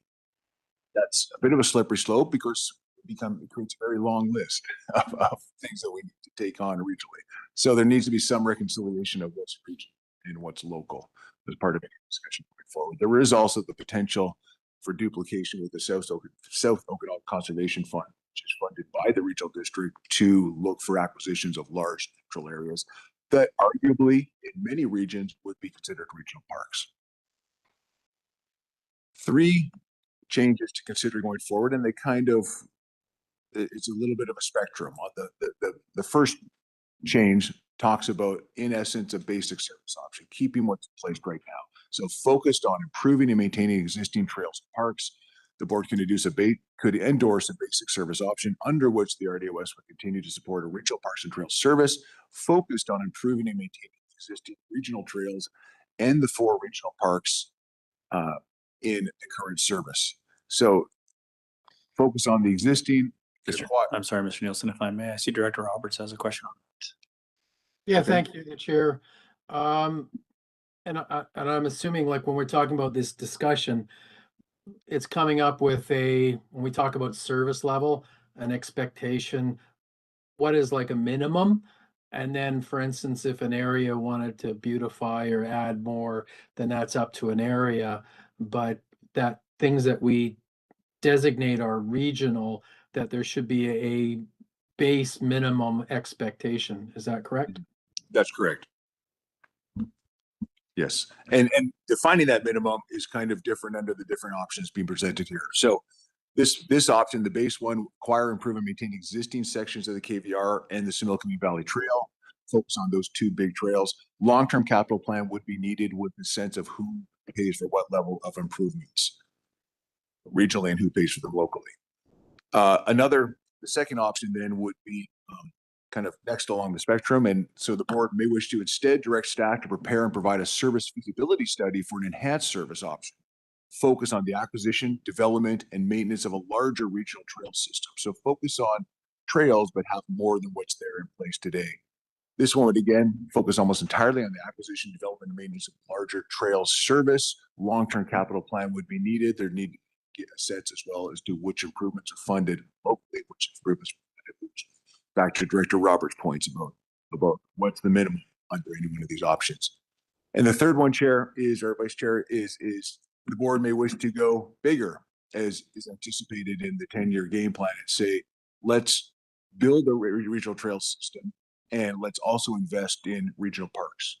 Start to acquire more regional parks, build up a more robust, a more complete regional parks and trail system.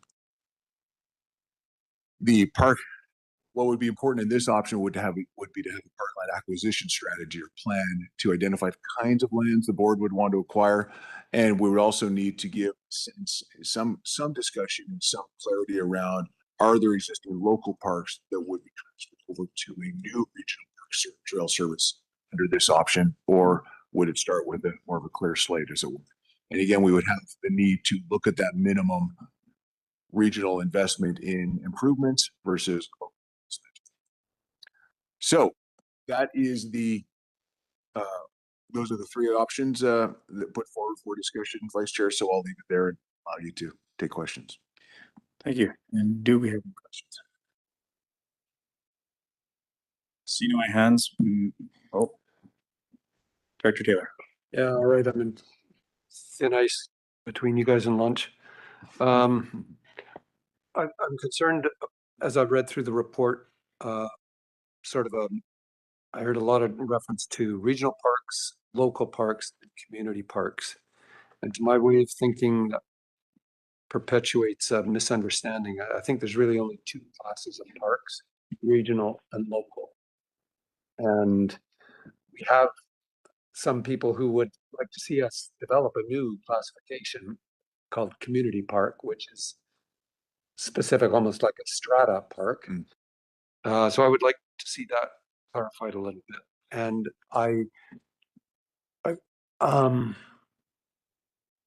other than maybe like the Adra Tunnel, I struggle as to whether we have regional parks. I see that we have regional trails, but regional parks, well, it says here we have 2 regional parks. We have 4, actually. Yes. And are we really funding as regional parks? And are they really benefiting the region? Or are they really local parks? So I think we need to clean house a little bit and just get a clear understanding of our inventory. And that would, in my sense, need to be part of this thing. Before we start talking about adding anything more, let's clarify what the heck we've got and which box does it fit in. Do you want to address that, Mr. Nielsen? Sure, briefly, Vice Chair, I'm happy to address that. Yes, it is.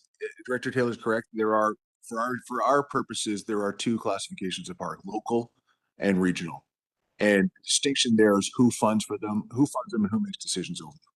Local parks are funded locally, decisions are made locally. Regional parks are funded regionally, decisions made by the CLIT. There are lots of different subcategories under both of those, but we'll just stick to those 2 main categories. The going forward, if the board wished to look at an expanded service of any kind, whether it be that would be a focus on trail or focus on parks, Director Taylor, in my views, is quite correct in saying that we would want to have some clarity around how are we defining a regional park?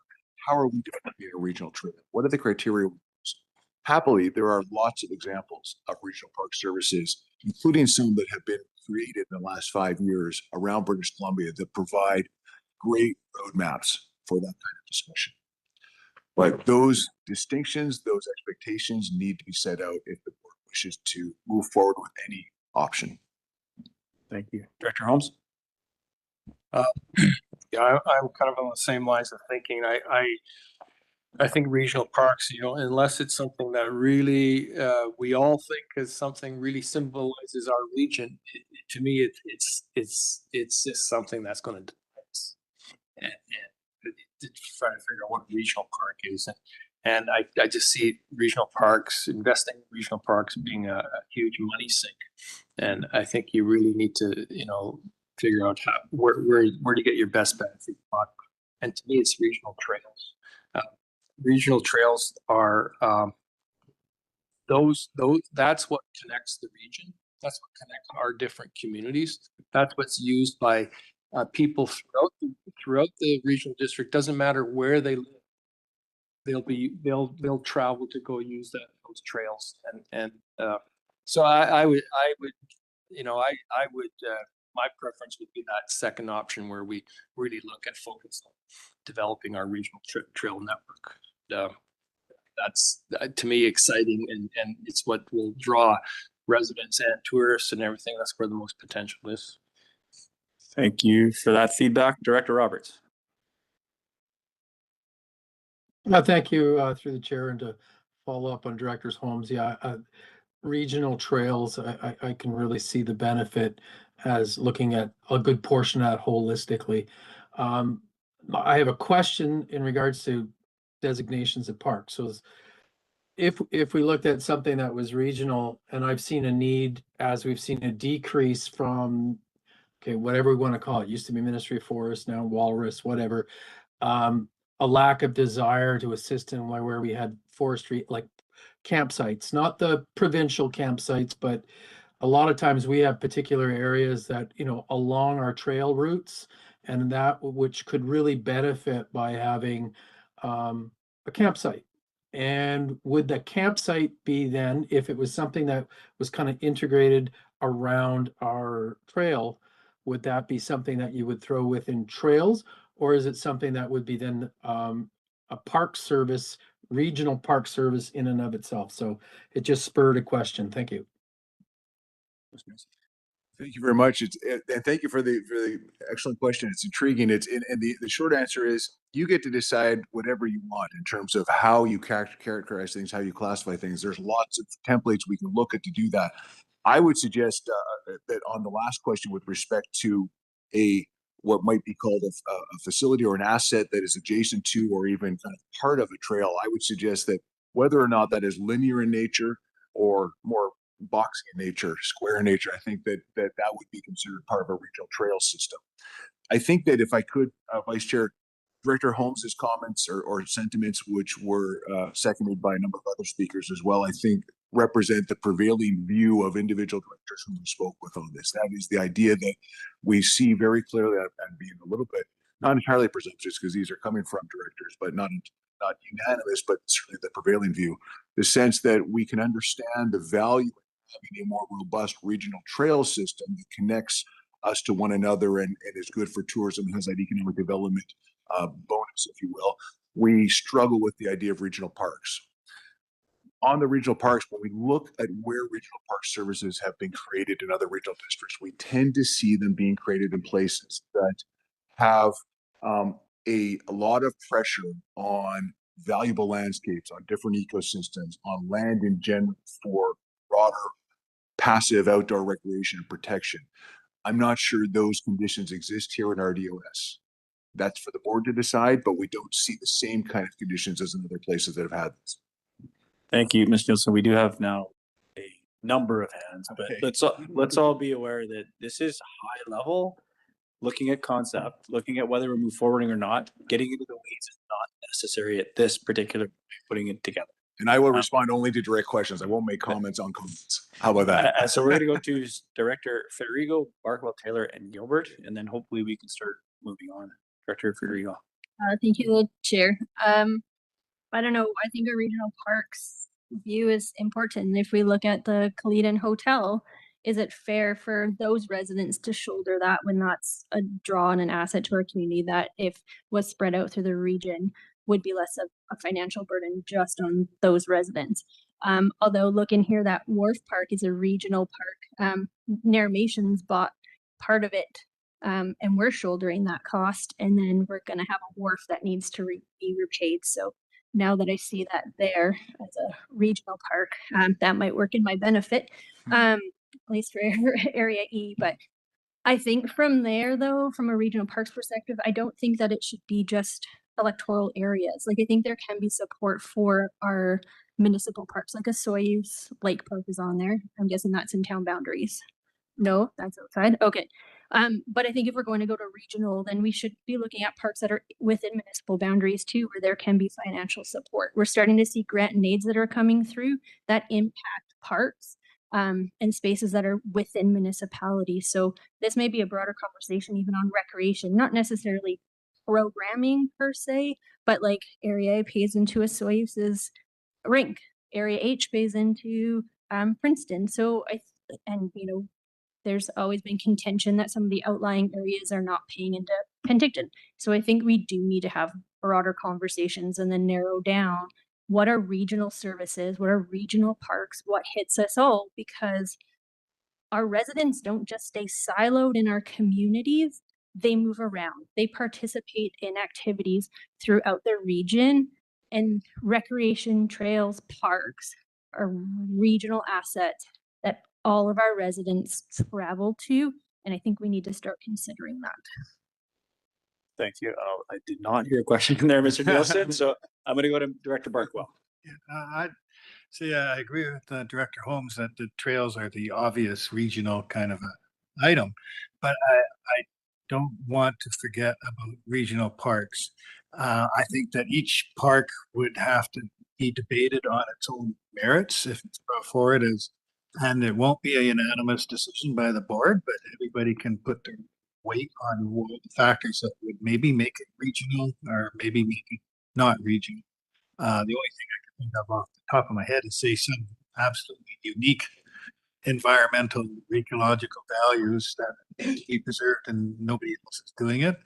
I think it's a society of the valley is should be interested in preserving something like that, but you know that may not be others' views. So we'll have to look at all of these things individually and have a vote and then live with that vote for the rest of the time. So let's not forget about them, but it's just on the trails. Thank you for the additional follow-up, Director Taylor. Yep. Parks are our single largest budget. They're actually bigger than the next three combined. And so I've really appreciated this discussion. And, you know, I actually pat myself on the back for containing myself, Mr. Chair, because I had a lot more to say. And I suspect a lot of the people around the table have as well. And the consultant has indicated that he could have talked for 3 hours. I get paid by the hour, so I'm happy to, yeah. So I would just like to encourage this kind of topic. Maybe could have been a workshop. Yep. Hindsight's 2020. But I think it was a really good discussion, and I think we could conceivably have benefited from having staff as a fuller part of the discussion at the same time.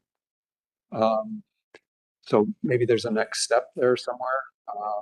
Involvement of commission chairs. I don't know. I mean, we don't want to make this United Nations, but again, parks is our single biggest item by a mile, and we struggle to do a job that isn't really heavily criticized. Maybe that means we're doing a great job because we've got 50% on one side, 50% on the other. I don't know, but I think we need almost more of this kind of discussion on this topic, not less. Thank you. Appreciating those comments, and I would certainly say thank you for containing yourself. But I believe that there are going to be multiple other opportunities for comment and feedback, and I would also suggest that we probably can't rule out a workshop at this point. So I think we were trying to keep this high level, and that to that I appreciate it. So let's, Director Gilbert, you had a comment, question? Yeah, thanks for the chair. No, just a comment, and just in regards to, I think, like moving forward, I think the big things to think about, you know, what is a park? We want that park to be. Personally, I think if you're looking for a big grandiose park, the province and the federal government have already worked enough on that. The more north you go to Okanagan, the less it is, but they have so many protected areas. wildlife management areas, ecological reserves, and parks in the South Okanagan Civil Committee. That, like, what are we going to build and protect, and what do we want to see as those regional parks? So I think I agree with Director Holmes in regards that I think trails are the most important because that's what connects the communities to one another. And parks, you know, really, I think as Director Taylor said, I think we really need to have a workshop defining of what that actually is and what that actually means, because to be honest with you, like you look at municipal parks, those are areas to really protect environment. We're putting Kentucky bluegrass down in the parks. That's an invasive species in the grasslands area. But we're putting it down as a recreation. It's heavily recreational. It's not there to serve a purpose of protection, right? So I think really defining what do we see our parks to be, and I think really having I think a mapping session of like what are the jurisdictions over all these areas to you know, parkland, and who holds the. A lot of the Okanagan Lake is held by the province that we lease from. So, you know, what does that look like going forward? So I think really mapping the actors over the whole area, like who actually owns this land, releasing it, and what do we actually want to see out of our parks? Thank you.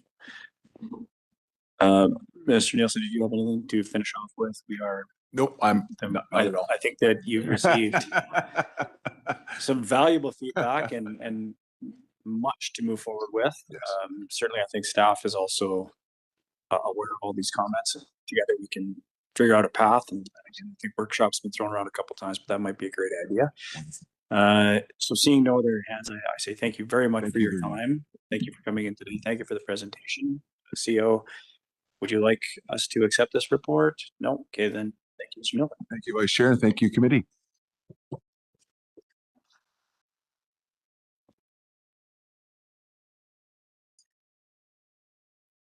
So, CO, I think we have 2 more topics and we'll move straight into C.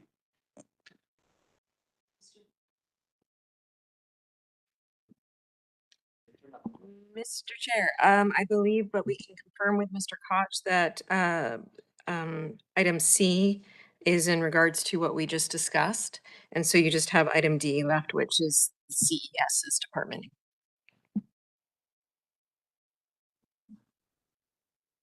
Thank you. So you're saying we can go straight to the Environment Services Year in Review? Let's do that then, please. Mr. Koch.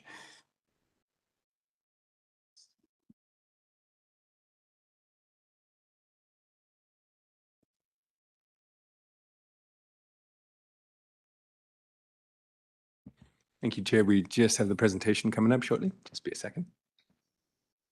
And we timed this out to be about 15 minutes, so I know the spot before lunch is an important one.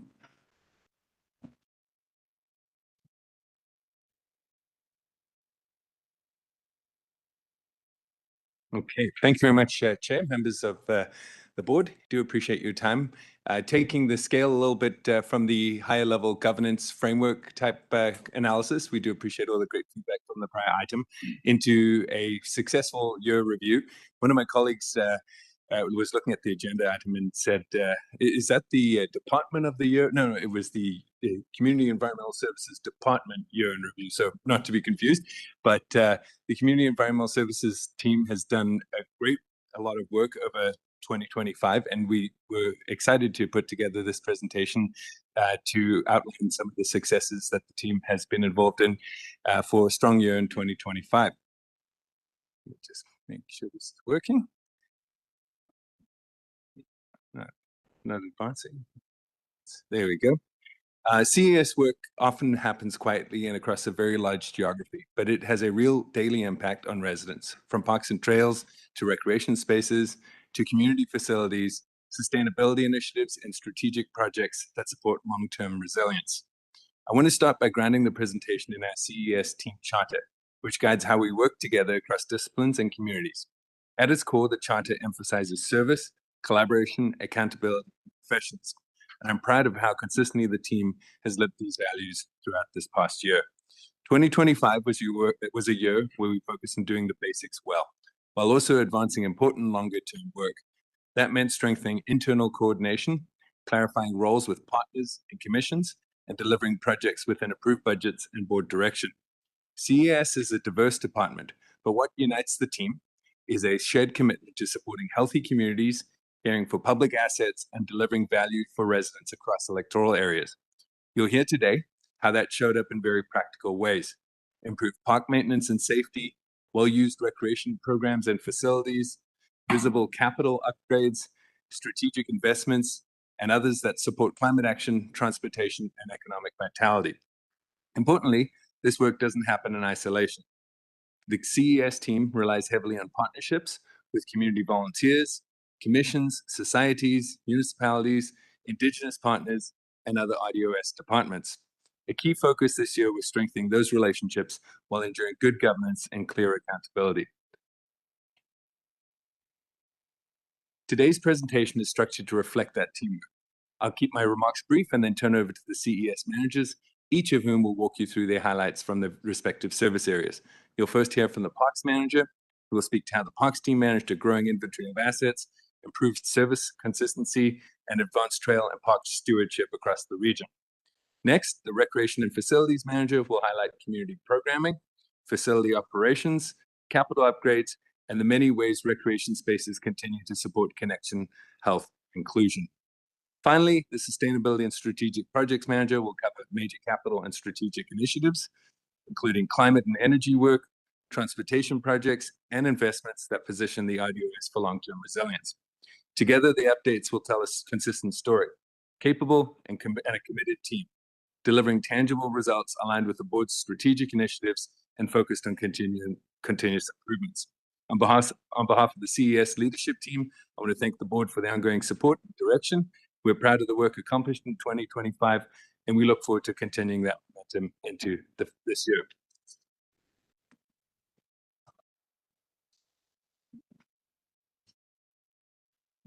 Yeah, thank you. 2025 was another great year, in my opinion, for our little parks department.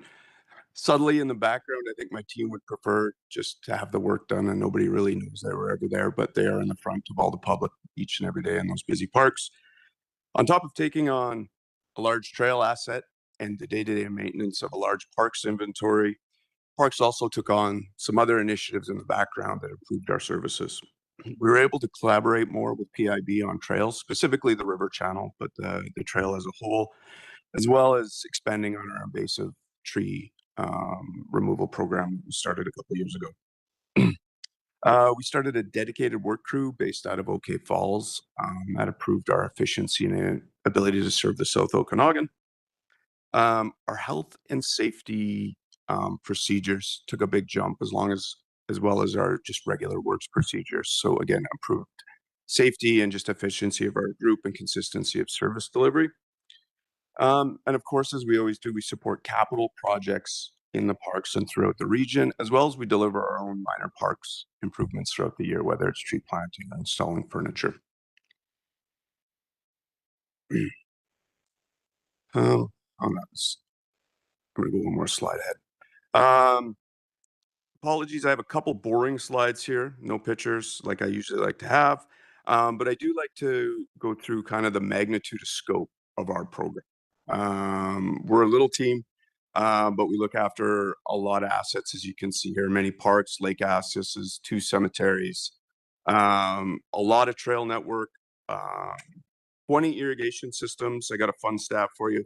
14 acres of irrigated turf is 1.5 billion blades of grass, roughly. We went through 160,000 dog bags this year.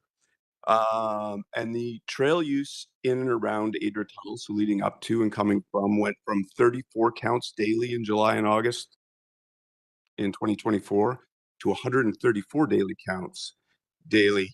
And that is a result of an asset that's new and everybody was excited for. I'm going to leave it there at that and I think Andy's next. Yeah. Before you do, Director Monteith has a question. Thank you, through the chair.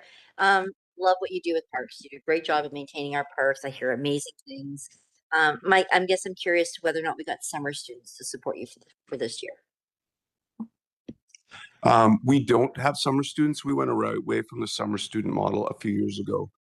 They would come in a little late for the season, leave a little early, and by the time we got them trained for one season, we just didn't get value out of them. So I think 4 years ago, we went to the maintenance worker model.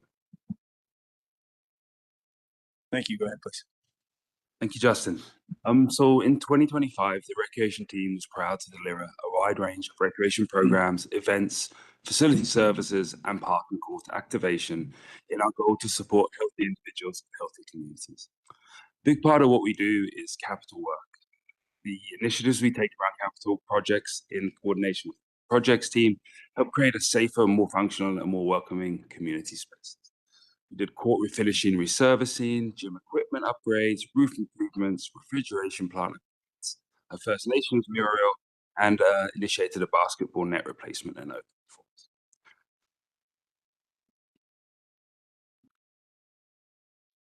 In addition, we deliver a lot and a variety of programs, everything from spin classes to senior chair exercises, and most things in between. A key one I'd like to highlight was our prescribed recreation pilot picked up by CBC and now continued into 2022. The creation of community connections through events is also a big part.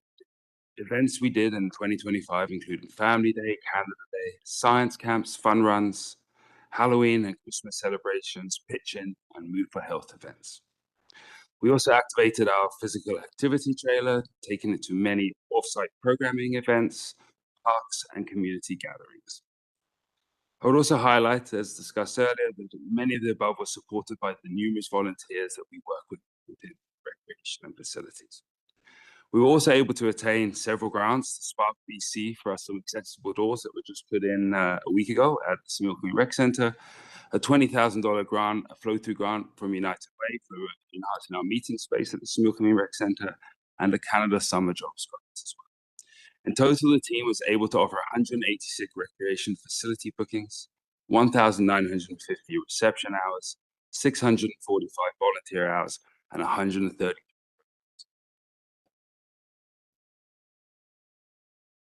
And finally, one of the big parts of what we do is that we continue to activate parks and courts in close coordination with the parks team. We do this in several ways. We do a lot of internal programming at these parks. We also do a lot of public bookings, varying from birthday parties to weddings, sport clubs, and supporting large events such as Megavolt and the Pace Trail Run. We completed 53 park bookings and 831 bookings in 2025. In summary, we believe we made a great progress in our goal of developing and supporting healthy individuals and communities. Thank you. The strategic projects and sustainability team had a very active year last year, supporting the delivery of over $1.5 million worth of projects across the region. One example shown here is the Pioneer Park Sports Court resurfacing project, which was delivered for residents in electoral area I. A fantastic outcome and a great asset that will endure for the community. Additional parks upgrades were completed at Cobo Park in Area B and Garnett Family Park in Area D, which really focused on improving visibility and the overall community experience. So these are the more visible items, while Justin's crew works slightly in the background, maintaining these assets. On the corporate facilities side, the team successfully navigated and negotiated the purchase of the new RDOS corporate facility at 3547 Scarha Lake Road, which represents a significant milestone where the next 40 years will look very different from the prior 40 years. Further site improvements were also completed, including new drinking fountains at Canyon and Christie Parks in Okanagan Falls and landscaping upgrades at the Smil Community Recreation Centre. From a climate action and sustainability perspective, the team launched a Community Climate Hub website, expanded regional EV charging infrastructure with installation of 4 level 3 chargers and 18 level 2 chargers from Tulameen to Karameas to Naramata, as well as secured external funding to develop a residential retrofit concierge program that will be available to all RDOS residents over the next 18 months. Another milestone was completed, which was the transition of the transit service Route 50 from the town of Princeton to the RDOS, which we discussed earlier today, paving the way for a truly reasonable transit system to support residents in mobility and accessibility of the services.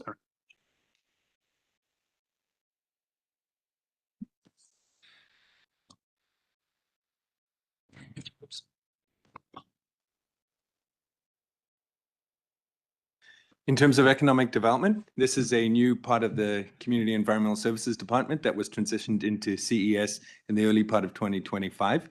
It does provide for improved alignment with some of the other community services being offered, and we're working on strengthening regional partnerships, continue to support ongoing elements of the service offering, including all of the Visitor Information Center.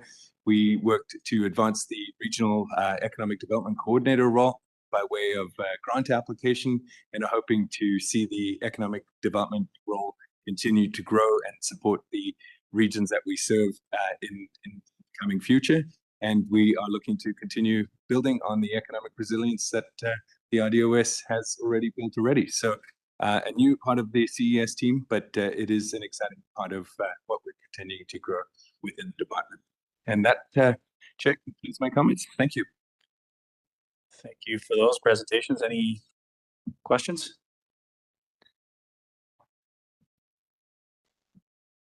Great. Well, thank you very much for that. Oh, Director Roberts.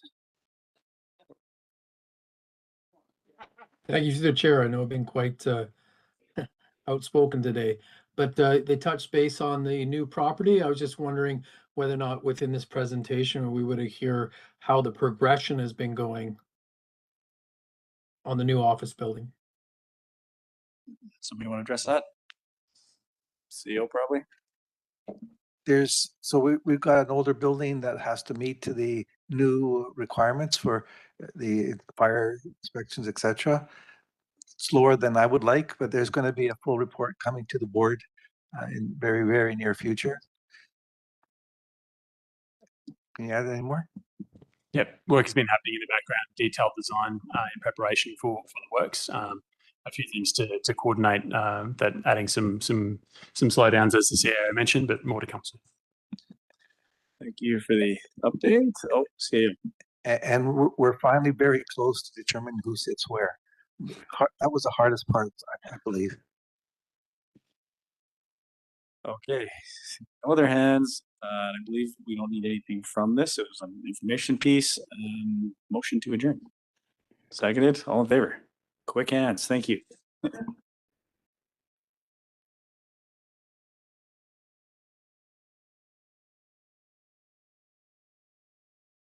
He's aware of it. So. We're good to go, are we, Lewis? Getting a thumbs up? Perfect. We got to give a couple more bodies or get a couple more bodies in the room, or is 5 enough? 1, 2, 3, 4, 5. Yeah, I guess that does cut it. Let's call the Electoral Area Services Committee to order. Motion to approve the agenda. Moved. Seconded. Thank you. All in favor? Great. Any opposed? That motion carries. And then we have minutes from March 19th. Motion to receive those. Moved. Seconded. Thank you. All in favor? Great. Any opposed? That motion carries. And we've got APC minutes for information, and I'll go to the CAO to start us on that, or is it Ms. Batten who's gonna? So we are now putting the APC minutes onto the EA Services Committee under the planning area. It's only for information, so the committee doesn't need to do anything with it, but if there are any questions, planning staff.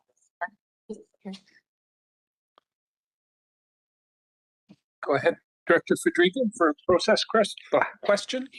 Thank you to the chair. So we've broken out the APC minutes, but we haven't broken out Parks and Rec meeting minutes. So just maybe why we're going that route. Like, I appreciate seeing all of the APC minutes and being separate. I think Parks and Rec maybe deserve the same kind of recognition.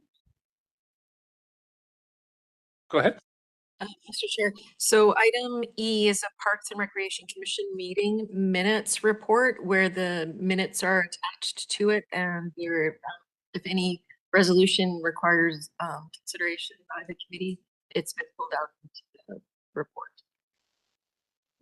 By all means, follow up. Follow up, which is appreciated, but just wondering the difference, because it's also like our APCs are commissions and our Parks and Rec are commissions. So do we need to bring forward a motion to ask for the Parks and Rec Commission meeting minutes to be separated? Go ahead. Mr. Chair. So I think I understand what the director is asking. So the APC minutes, my understanding from the planning department is when decisions are, or not decisions, recommendations are brought forward in the APC minutes. Those are typically included in the reports to the board for each of those items. So our thought process here was to bring forward the minutes as a whole so that the committee could see them. But with the Parks and Recreation, all the minutes are like individually are attached. We are pulling out anything that requires action. So if I'm missing something, director, that you're looking for, just please let me know. I think she was referring to how APCs are listed as C1, C2, C3, and just how it's listed. But the report can be the same. Director Monteith? Thank you. I was wondering about the legality of APC minutes coming to the electoral area committee meeting when we've already probably approved whatever application that they were speaking at their APC meeting. So the order of the adoption of the minutes. So I'm curious to if we're putting ourselves in a chicken before the egg. Thank you, Mr. Chair. So as we were just, it's for information only. The committee is not doing anything with them. They're just being put on the agenda so that you can see what was in each of those minutes.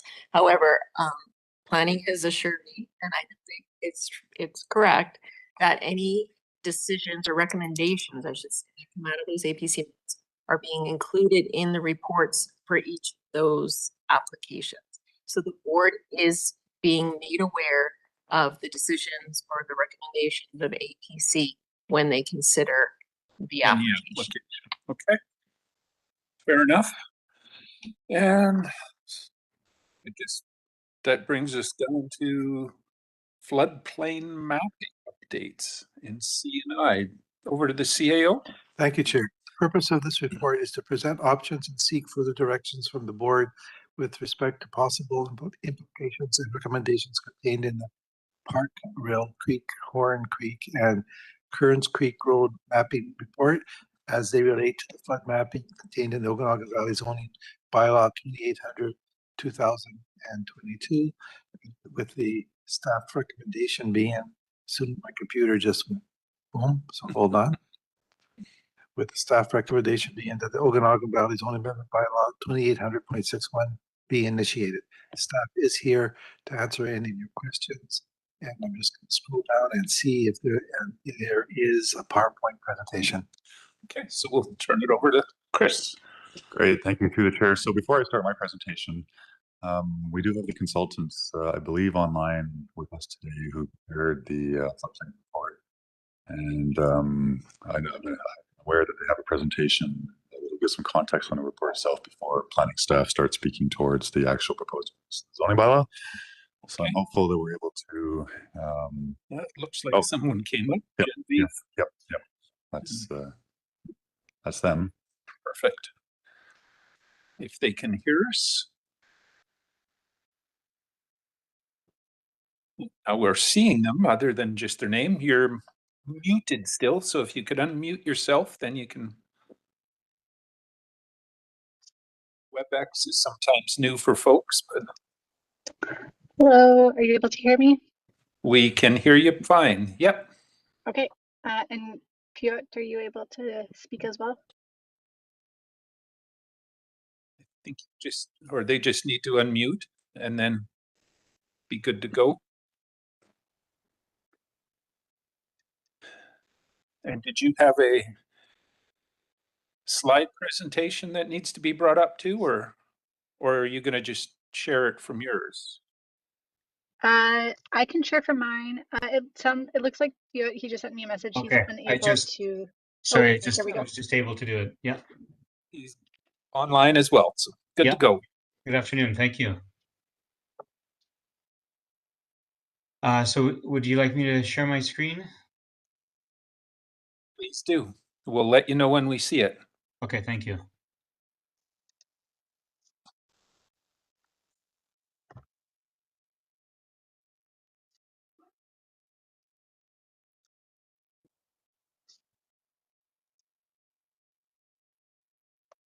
Nothing happening yet. Oh, there it comes. Yeah, thank you. He's just enlarging it so we can see it properly, and you're good to go. Okay, I'll try doing that there. Sorry, now it's swapping on me. It's visible to us now, so. That should be better. Yep. Okay, I might need to switch back and forth. So we're also going to show you the maps. Okay, well, we'll get started. Yeah, thank you very much for inviting us to this. So we'll be presenting on RDOS's floodplain mapping project for Park Rill, Horn, and Kearns Creek. Presenting are Genevieve Brown and myself, Piotr or Peter Kurash. Please stop us at any time if you have questions. So what we'll do is we'll provide overview of the study, the objectives, and talk about some of the analyses and the field inspection, the modeling, the mapping, and the consequence characterization and flood mitigation measures as well. So just some background. So this study was initiated following extensive flooding in the area in 2018. And part of that is related to pumping from Twin Lakes into Park Rill Creek during high water levels. And you can see an image there of the high water levels. I think that's from the 2018 event.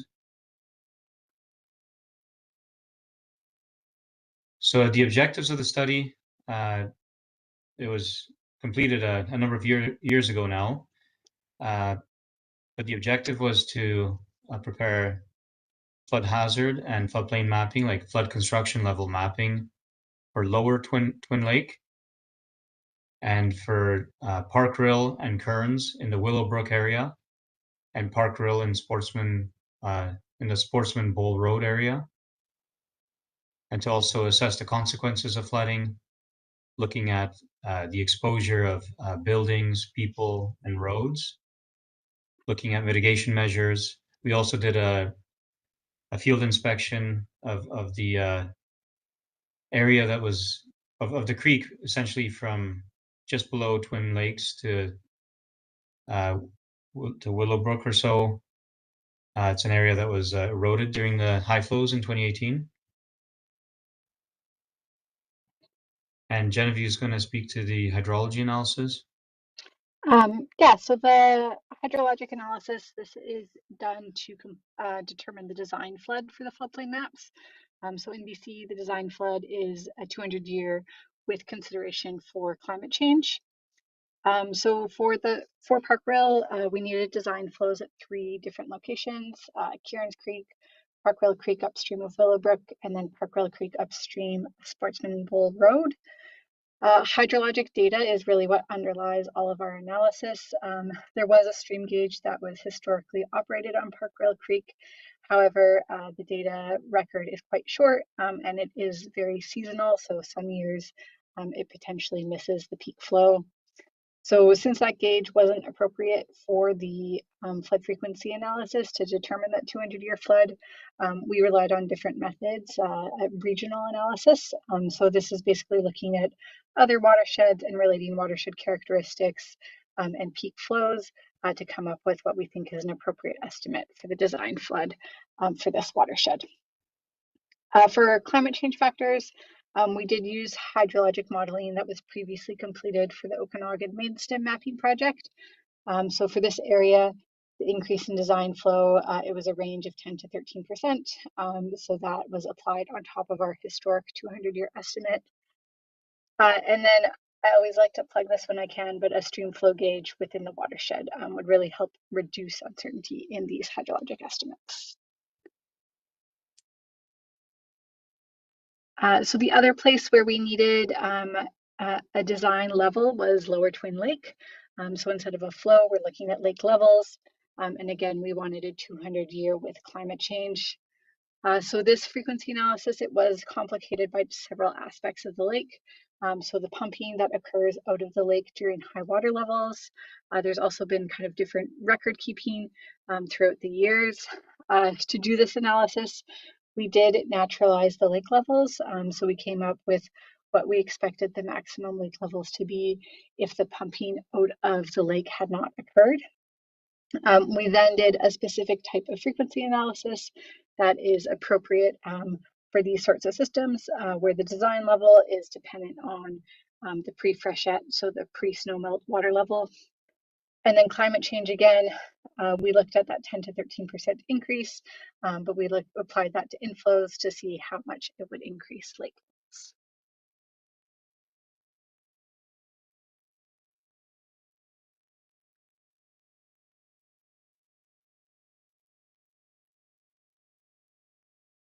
So onto the channel assessment, that was part of the scope, and so it was basically a visual inspection of the channel following the flooding in 2018, identifying areas that were eroded, and so that was detailed in the report for various reaches, going from just below Lower Twin Lake to Willowbrook.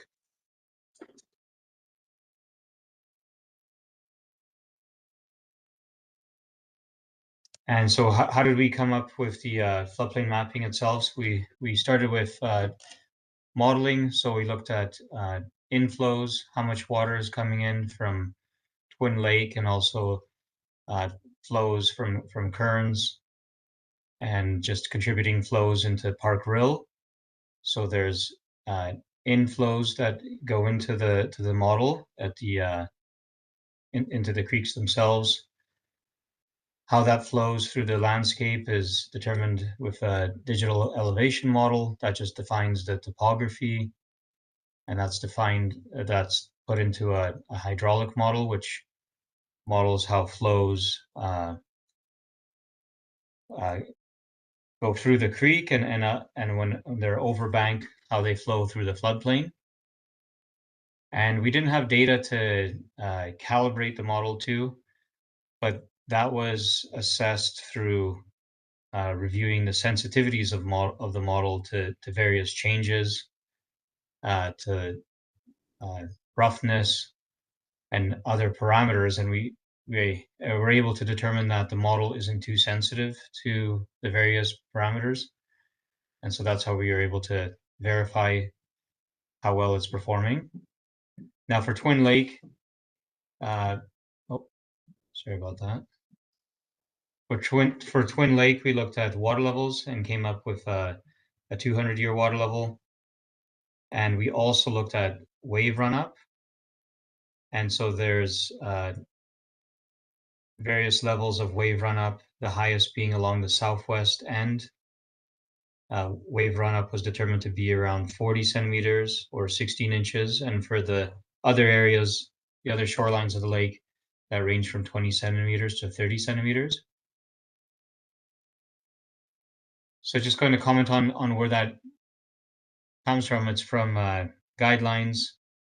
This schematic is actually for coastal areas, but it's used for lakeshore areas. Just the conditions are a little bit different. We don't look at sea levels. We're looking at lake levels, and we look at a 200-year water level in the lake. And then we look at the wave effects as well. And the guidelines specify that we should look at the 200-year wave effects. And looking at those two values, the 200-year water level in the lake, still water level, and the wave effects, and a freeboard, that's how you come up with the flood construction level. So onto the flood hazard mapping and the FCL mapping, I'll switch over to the actual maps themselves. Everyone can still see these? We can. Yeah. So this first map sheet just shows the area that is covered. So you have Twin Lake to the northwest, and then Park Rill and Kearns for the Willowbrook area, and then Sportsman Bowl further down by the highway.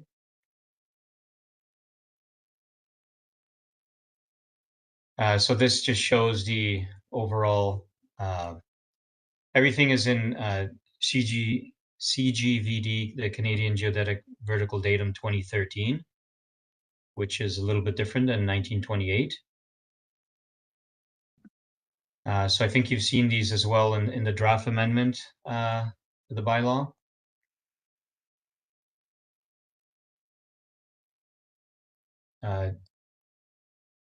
This is Willowbrook, and what we're showing here is the flood construction levels.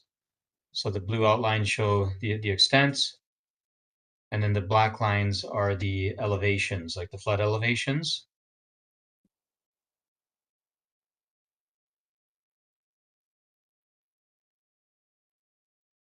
And this is Kearns Creek.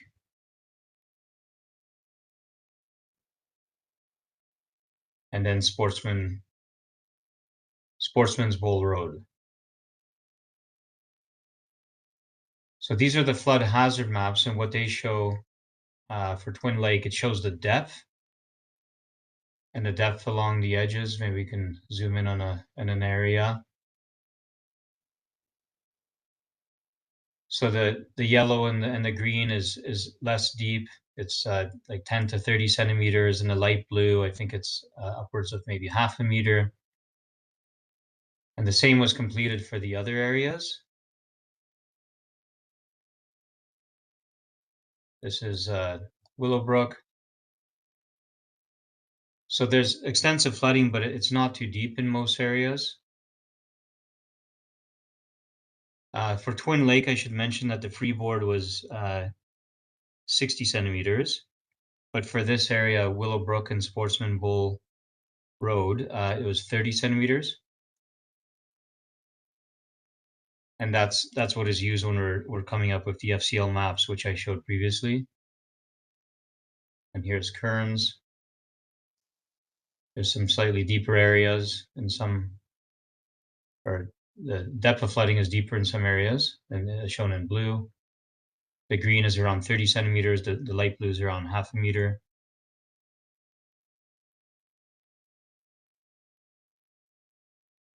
And here's Sportsman Bowl Road.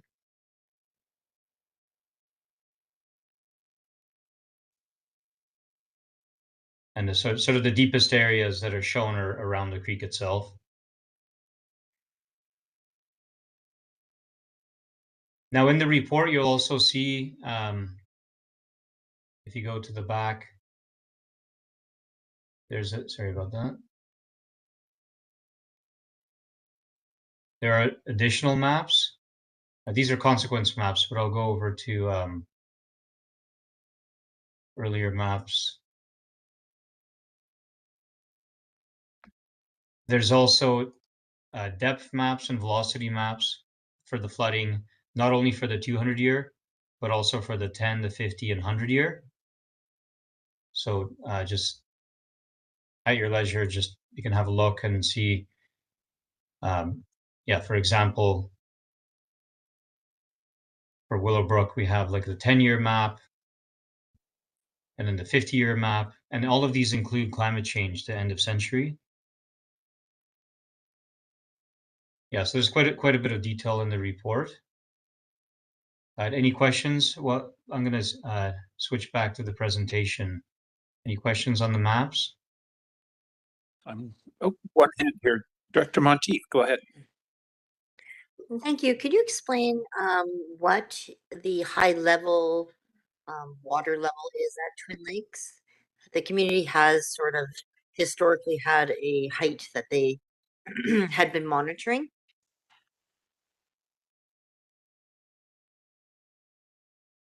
So Genevieve, I have this plot up from your presentation slide. Yeah, let me just grab the exact number.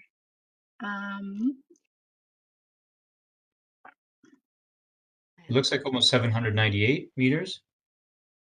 Yeah, so that would be like within our historic level.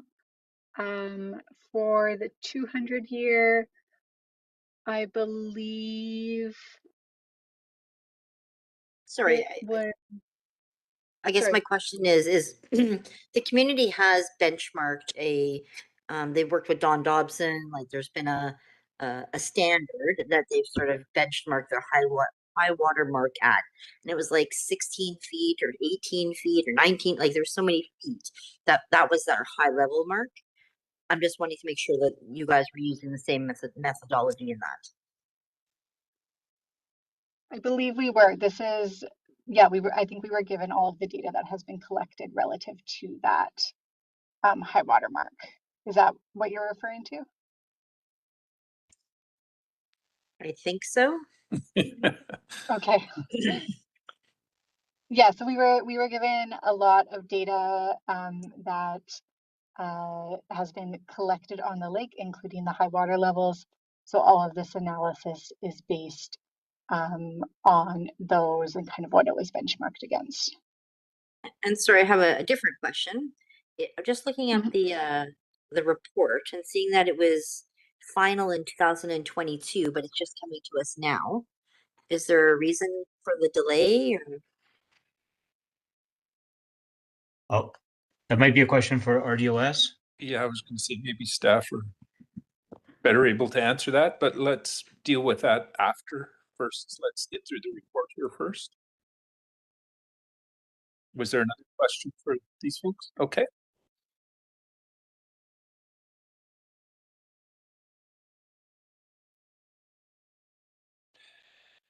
I was just trying to find the Twin Lake depth map that I had up, maybe because you were mentioning depths.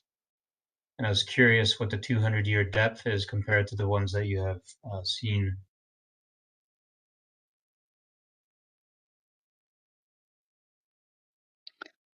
There it is. Yeah, we only have it as greater than 3 meters for the actual, we don't have like a specific value on here in terms of depth. Okay, back to the presentation. So within the report as well, what we provide is just an example of how a flood construction level can be determined for a building within the floodplain, just showing, yeah, just like the ISO lines, like for example, 441 flood level versus 440.5, and if your building was within these two ISO lines, how you could determine what the flood construction level should be. So that sort of guidance is in the report. I think I should be switching back to presentation mode here, sorry.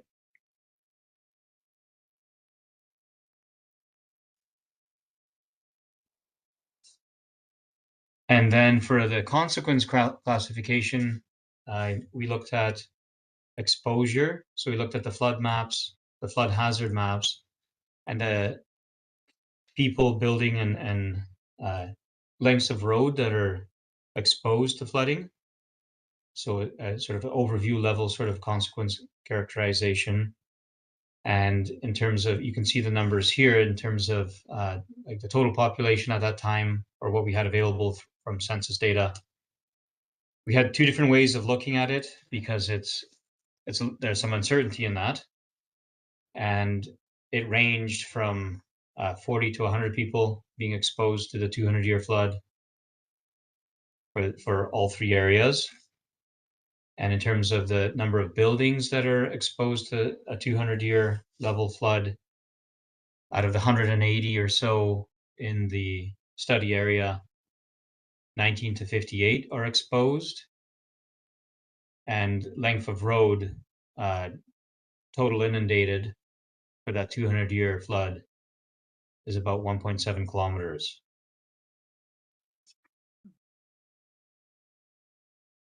Now, there are a number of mitigation measures that we looked at. I'll actually open the report for some more after this. But the two that were highlighted in terms of channel improvements were improvements to the channels to facilitate conveyance of flow.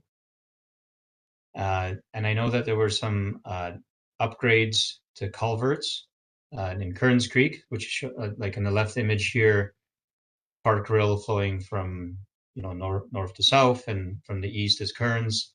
I think there were some improvements to the culverts for Kearns Creek following the 2018 flood, but we still recommended some improvements to the actual channels and in the Sportsman's Bowl Road area for Park Grill,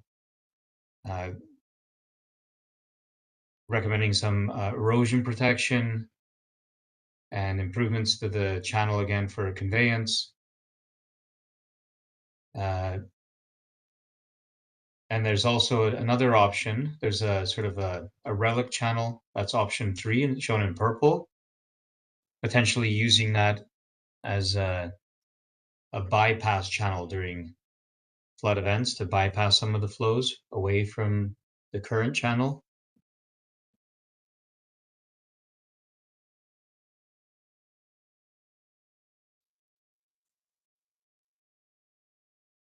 I guess in terms of the bylaw, I just want to highlight that one of the main changes, or one of the numerical changes that we recommended in terms of setbacks from the lake. In the old, there's a guideline, and the current bylaws, they're a combination of referring to these guidelines based on height above natural drainage. So sort of referencing 3 meters above the Okanagan River natural drainage, or 1.5 meters from smaller creeks. Now the setbacks previously in the 2004 version, the setback from Twin Lake would have been recommended to be 7.5 meters, but this guideline was updated in 2018, and that setback changed to 15 meters. So that's why we have a difference, or why you will see that difference. And we have recommended that 15-meter setback from the natural boundary of Twin Lake. So sorry, just a bit of a side comment there. And then in terms of the flood mitigation measures,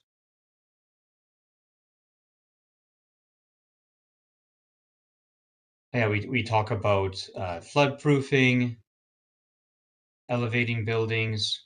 There's a number of examples in the report: dry flood proofing, and then also like temporary measures, like temporary flood barriers. People in the Okanagan Valley have seen those. And just trying to get back to where we, yeah, so this is where I was in the presentation.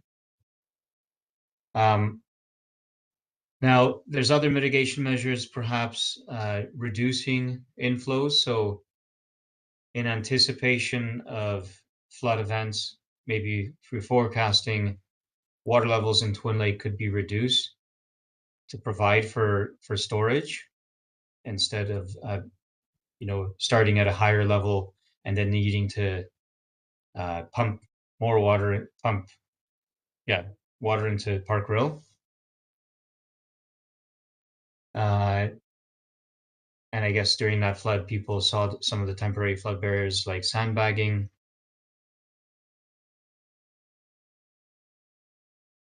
Erosion protection was mentioned. During the 2018 event, there's a significant amount of erosion that occurred.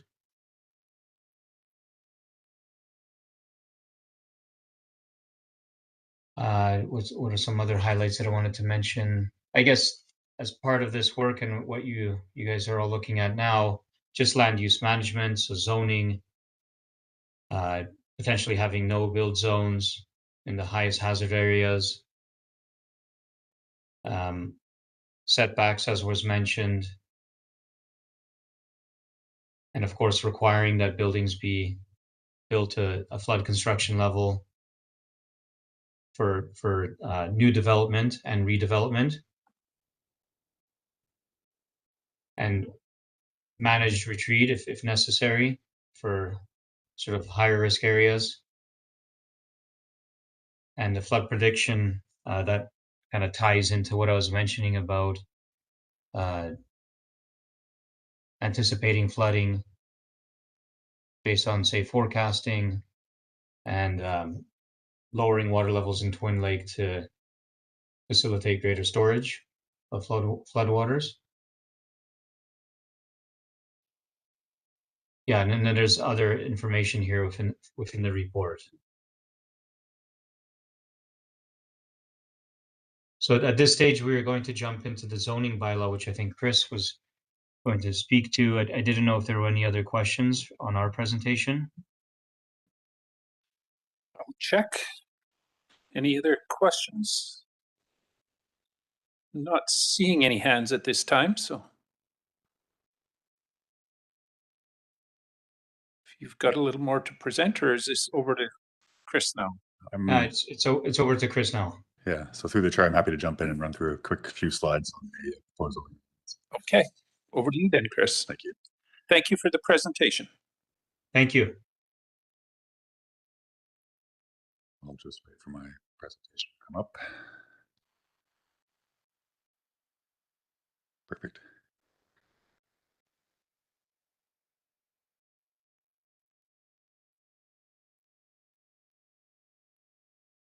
Okay, so some of these slides will be familiar to the board, given the recent discussion we had about floodplain levels in the Soyuz Lake. And looking at the time, I might just quickly scooch through some of these first ones, because you have seen them before, and it's not really specific to the report today. Just some background on our regulatory history and experience with floodplains. Oops, just gotta wait a second here.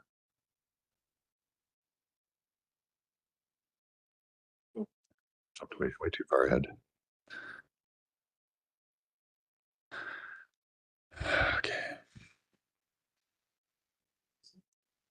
Amen. Okay, so I'll just pick up here quickly. And as the board is aware from our previous recent discussion about floodplain regulations and our zoning bylaws, we are utilizing maps that were promised back in the 1970s and 80s and into the early 90s.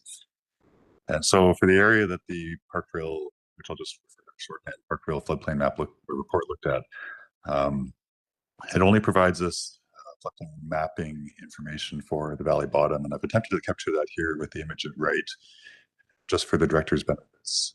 The red line is the extent of the study area the province looked at in relation to the Okanagan River Channel, and the blue line is the channel itself, and kind of make out the different floodplain elevations as it goes downstream, Long Island Road and Highway 97. So as you can appreciate, that presents challenges for us because, of course, the provincial mapping, which is what the image at right shows here, is only covering valley bottom. That's what the red squares are. Everything beyond those red squares, either to the east or the west, we don't have mapping for. Now, it's not to say we don't apply floodplain regs to places like Twin Lakes or Willowbrook, but we don't have the benefit of mapping to help us. So we're relying on text within the bylaw, which is what the previous presentation hinted at. There's the provincial guidelines. They recommend certain standards be used when you don't have mapping, 7.5 meters, 15 meters back, 1.5 meters up, depending on the nature of the water course. And so that is historically what we've tried to apply at Twin Lakes, Willowbrook, and down into the Sportsman's Bowl area without the benefit of mapping, at least until we hit the mapping. And so you can see here, and I apologize if I have the name, the previous presentation was referring to it as Twin Lake, but we don't have anything that gives us an indication of the flood extent on the lake other than the text that we have in the bylaw. So we try our best, but as you can see, when there are flood events, the rising level on the lake can be fairly substantial and impact development close to the shoreline. So these, as you can see, are from the 2018 flood event. And also, as that flooding moved downstream, it hit other areas. And we also recognize, too, that yes, the 2018 flooding was extensive. It wasn't just affecting this area, but this is where the report is dealing with. So this is the information to deal with now in terms of the context of the zoning bylaw. I won't spend too much time on this because, of course, Pieter's previous presentation went into great depth on the report and I think provided a good overview. As he indicated, there were a number of recommendations contained within that report, but for planning services, the one that captured our attention obviously would be the ones related to the floodplain mapping to help ensure that future development in these study areas is, I guess, constructed or built to a level where at a location is going to minimize the impact of any future floodplains. And so based on the mapping and recommendations within the report, we have prepared a potential draft floodplain map that would help assist with assessing new development in study areas for compliance with floodplain recommendations. as the previous presentation indicated, it's a 300-year flood. And I won't go into too much detail here because it's not really my area, but yeah, you can see the key points that we're proposing to build to the zoning bylaw to support this report. A couple of considerations that we'd just like to bring to the board's attention as we go through this. So yes, I would argue at a staff level and probably for the public as well and developers, rely on text to establish and determine flood level compliance can be challenging, particularly if you don't know where a water course will go in a flood event and what properties might be impacted. We feel that maps provide such a much higher level of accuracy and consistency in terms of assessing development proposals within the floodplain area, and that this will ultimately be to the benefit of staff and also the when seeking building approvals in the future. Other considerations, just want to highlight for the board that if implemented, these new regulations would not be applied to existing buildings and structures. Any such structures that didn't already enjoy or comply with the regs would enjoy non-conforming siting rates, otherwise known as grandfathering, and the new regs would only be applied to development moving forward with study areas. And also, obviously, when talking about any hazard mapping or changes or regs, et cetera, there's always concerns about liability. Just wanted to highlight for the board that, having been made aware of the floodplain report now and the recommendations within it in relation to mapping, I suppose there are situations where local government could be liable for negligence, but that's not the case if the decision by the board is what they call a policy decision. So there's a rationale for potentially not to implement a set of mapping. So I just want to highlight for the board that you're not obligated to implement any of the recommendations within the floodplain mapping report, and if you choose not to, there's no liability concerns around that, provided it's on the basis of policy reasons such as impacts on the organization in terms of available resources to enforce those regs, the costs that might be associated with those regs, the actual benefits of those regs to outweigh the potential costs. And if your decision on this is based on the policy rationale, then the organization's on. So again, this is a if. So if the board is of an opinion to initiate this amendment bylaw, just in terms of next steps, I wanted to highlight that probably be looking at doing the usual in terms of creating a web page for people to be able to access the report itself and any proposed changes to the bylaw, holding a public information meeting, which would notify to affected property owners within the 3 or 4 study areas, broadcasting it out, Voyant Alert, and also social media. And, depending on the feedback we get from the public as well as agencies, potentially reporting back to the committee and seeking further direction as to how you wish to proceed. So having said all that, the recommendation slide here at the end, before I get to questions, we're recommending, because we do feel there's a benefit to mapping, it's certainly a little bit of some text that the amendment be initiated. However, I just want to highlight that the status quo remains an option for the board, as is initiating the bylaw, but subject to any revisions that you may wish to see, whatever those are. So I think my next slide is questions, but I'll flip back to this one. Happy to try to answer anything in relation to the zoning bylaw, and we have the NHC staff hopefully help with. So.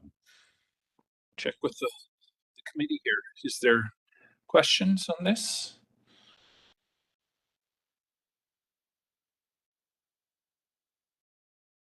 Quiet group.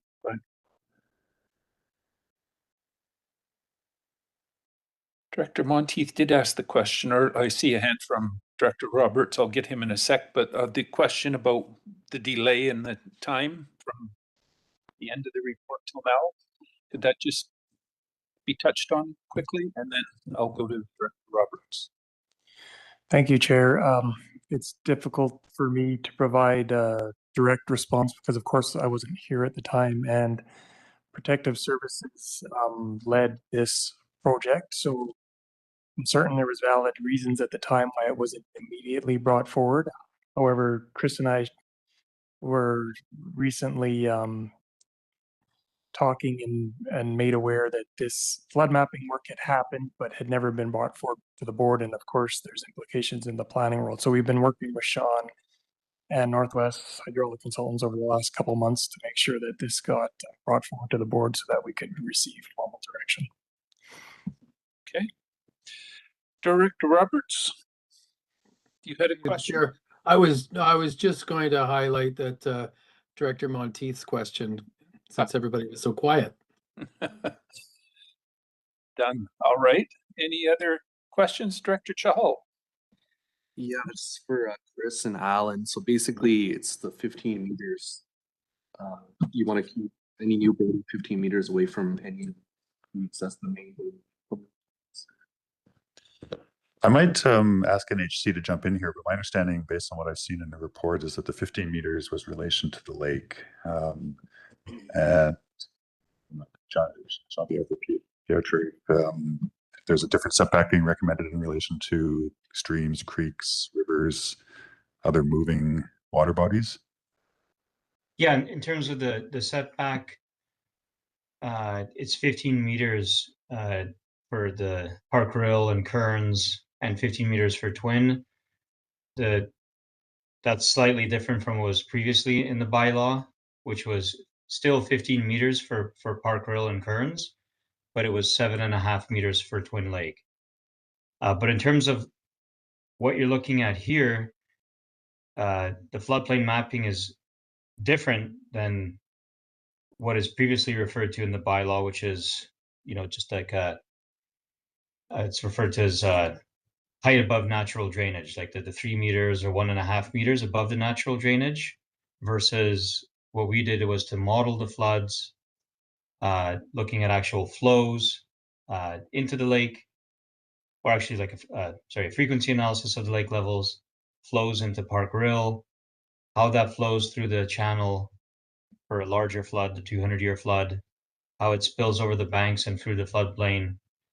And we actually modeled that and mapped it and developed floodplain mapping versus the old bylaw, which refers to just a height of above natural drainage delineation for the floodplain. Does that help to clarify? I think so. Director Monteith, you had a question? Yeah, thank you. So I'm just trying to wrap my head around this. So when you talk about grandfather, so Twin Lakes, they had a few years of severe flooding. I know property owners struggled with getting permits to rebuild their decks and that sort of stuff. So would bringing this in impact families wanting to rebuild after they've had a flooding? If we're asking them to move further away and they've been impacted, like, is that where the grandfathering comes in, that they would be allowed to rebuild their deck and have no struggles? Or are we putting people in a position of existing homes being impacted and then needing to rebuild and then they can't? Staff? If it's okay, I might just answer broadly, because I don't know the specifics of what people were confronted with. But my first thought is there may be two different regulations at play here. Because of course there's floodplain regs, but also when we're adjacent water body, there's potentially area protection and our water course development permit. And again, also with the Local Government Act, the non-conforming rights disappear if something is destroyed or removed beyond 75% value of its foundations as determined by the building inspector. So there's a number of different variables there. And I mean, hypothetically, if somebody had to remove a deck entirely, then it's lost that grandfathering right. And establish it. It may not be a floodplain consideration. It might be a riparian consideration, which is this is totally applicable to the water course DPs. So, okay, follow up. Go ahead. Okay, so I'm gonna specifically mention an area around Twin Lakes, which is the strata, and they experienced a lot of flooding. And if it wasn't for the army and sandbagging, they wouldn't have survived. So bringing this regulation in, I mean, that's a great example that everything to the left of the sandbags, that high dirt that was brought in, still exists today. Like that's never been removed, right? So significant change to the entire lake. So I'm looking for, if that area were to flood, those homes, there's nowhere for them to move back. So are we, like, are we asking them to move further away from the, no? No, not with these regs. We're not asking them to do anything. But if because of a future flood event, the house is deemed uninhabitable and has to be destroyed or demolished or moved and seek to rebuild, either push yourself back out of the floodplain, push yourself up out of the floodplain, or seek an exemption, in which case an engineer signs off that the design of the house is not going to be adversely affected by the future floodplain events, and the board can sign off on it. can that be made clear in communication? Because that needs to be really highlighted, because I think people need to see that, you know, yes, we need to do the right thing, but here are your options, right? If you were to get in a situation, this is what your future could look like. Okay, good point. Any other questions? Director Coyne, go ahead. So I guess this is to Chris and Alan.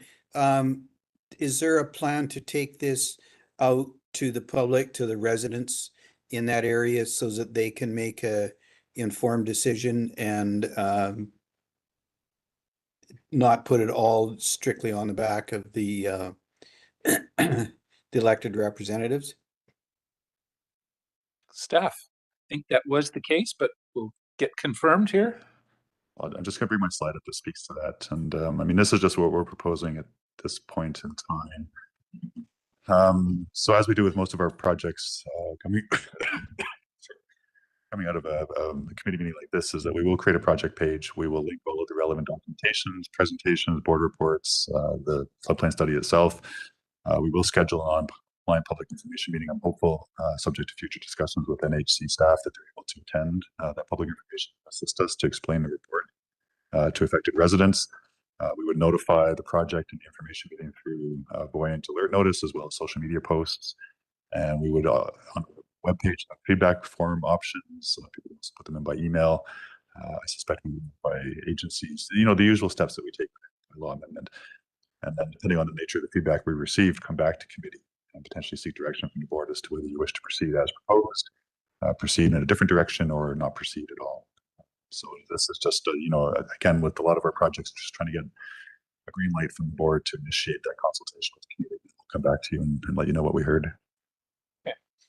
So to be clear, it isn't actually starting the zoning or the rezoning. It's just starting the public consultation process to hear what the proposal looks like or sounds like to the public.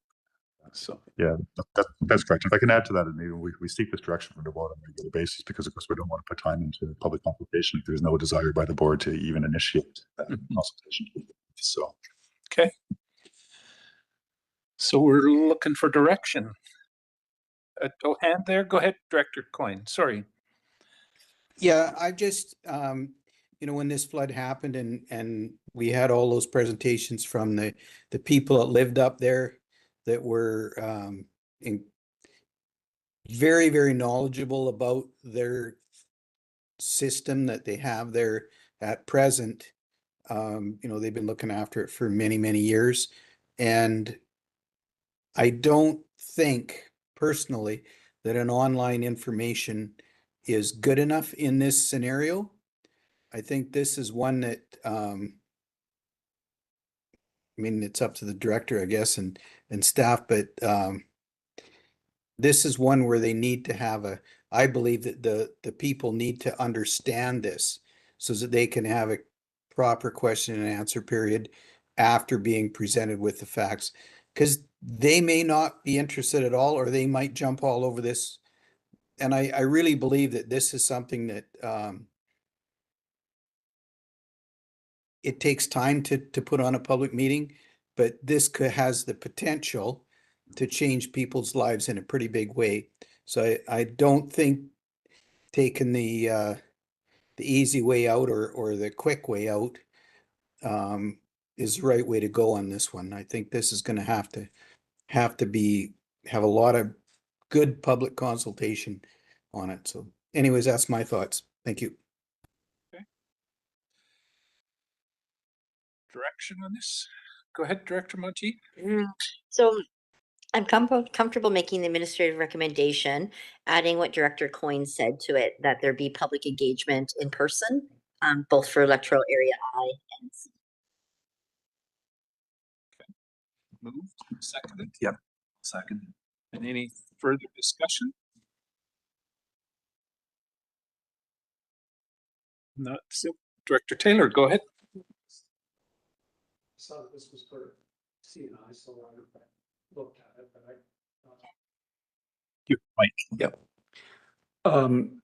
I understand this is primarily for CNI, but what triggered this?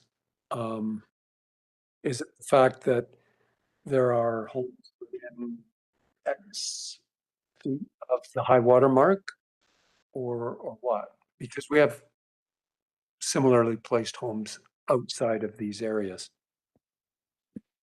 Over to staff. Might have to come back to the board on that. As Alan indicated earlier, this was not a project initiated by Development Services.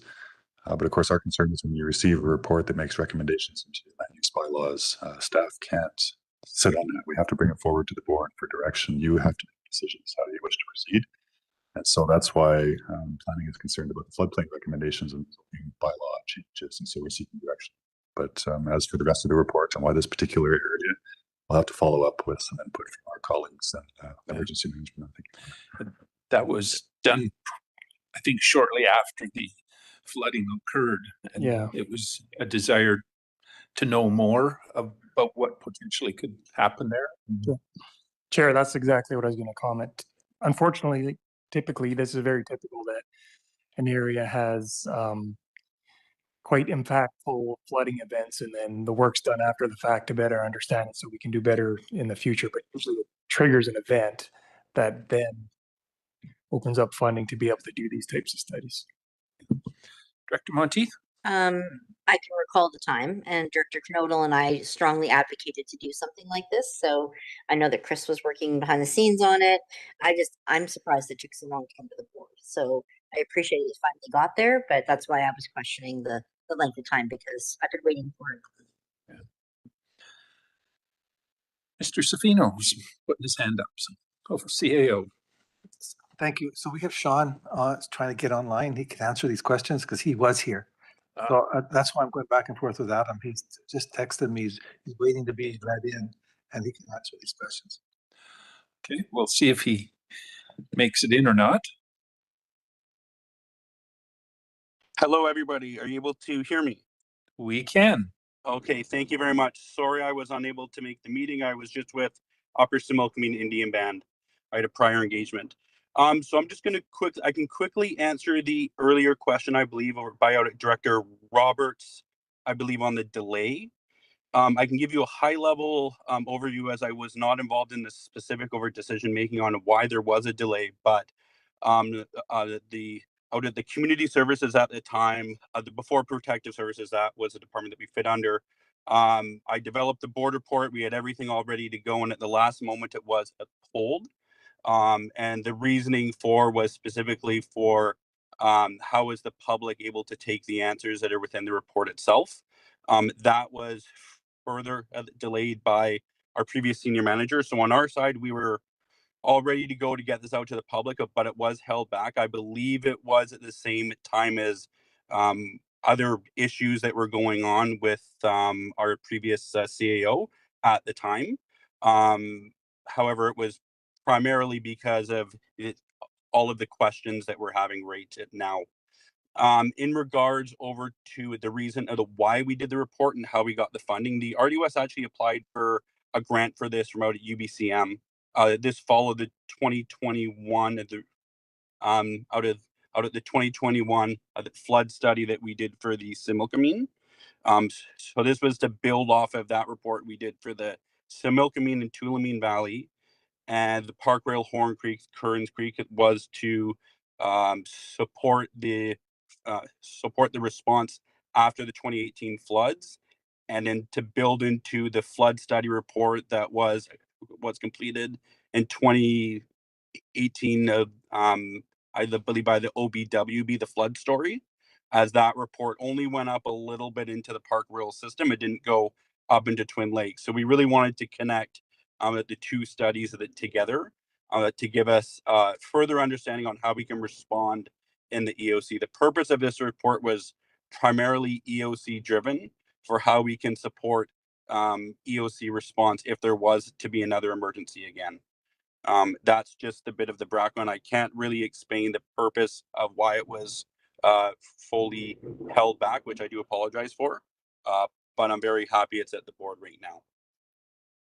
Okay, thanks for that. Is there any other questions? Seeing no hands, We'll call the question on the motion that's on the floor. All in favor? Thank you. Any opposed? That motion carries. Thank you for that, everyone.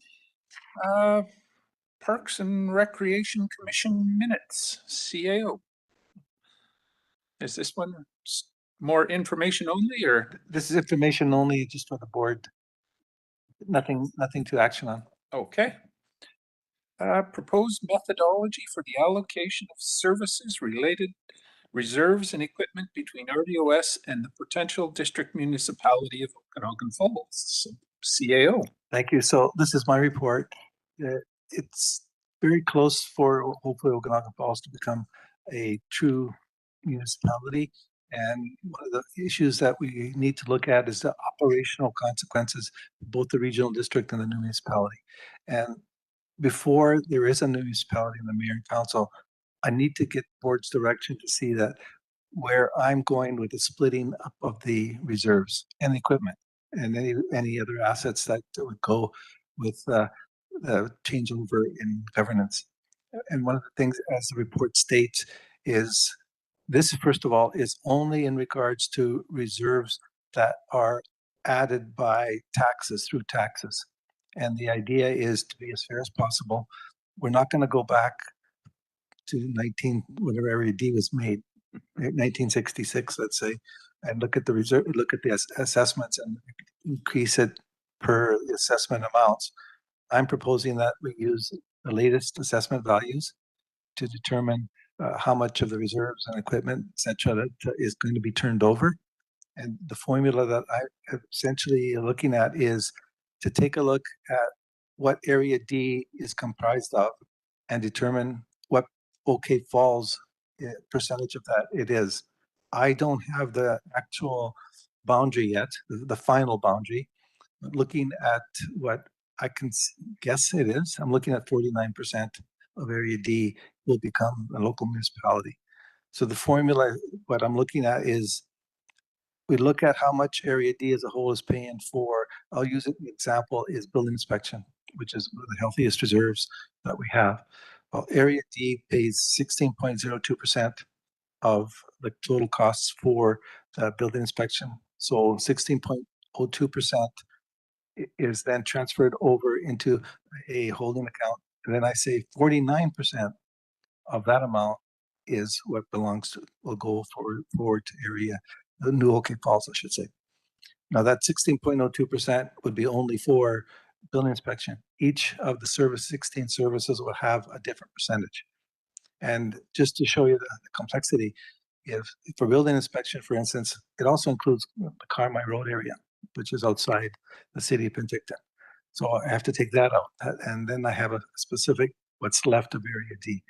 That's how I'm proposing we split the assets from the 16 different areas. Water, sewer, a little bit different. But if we're consistent, then I think OK Falls Mayor and Council will see that we're also being fair. Now, having said what I said, is there's times when there's reserves that are put in there for specific subdivisions. We have to go back and determine how much of that is and where it went. So if it's Heritage Hills, for instance, that stays with Area D if we're in that area. So a little bit complex, but we have to have something to start with. And ultimately, that 49% I just told you about may change once the letters patent is established. And that's just one component. Haven't even started yet. You're going to get a report based on the FTEs that have to move. There's the report in Mr. Nielsen's recommendation stated 14 staff members would have to move. I personally went in and determined it's 5 support staff and 10 field staff, and that's going to come separate. So that is just, it's a different report. But right now, I'd like to get to the board's approval with my methodology and how I see the reserves. And so we're talking about trucks, we're talking about lawnmowers, things right down to the nitty gritty. Okay, I've seen a hand from Director Taylor. Go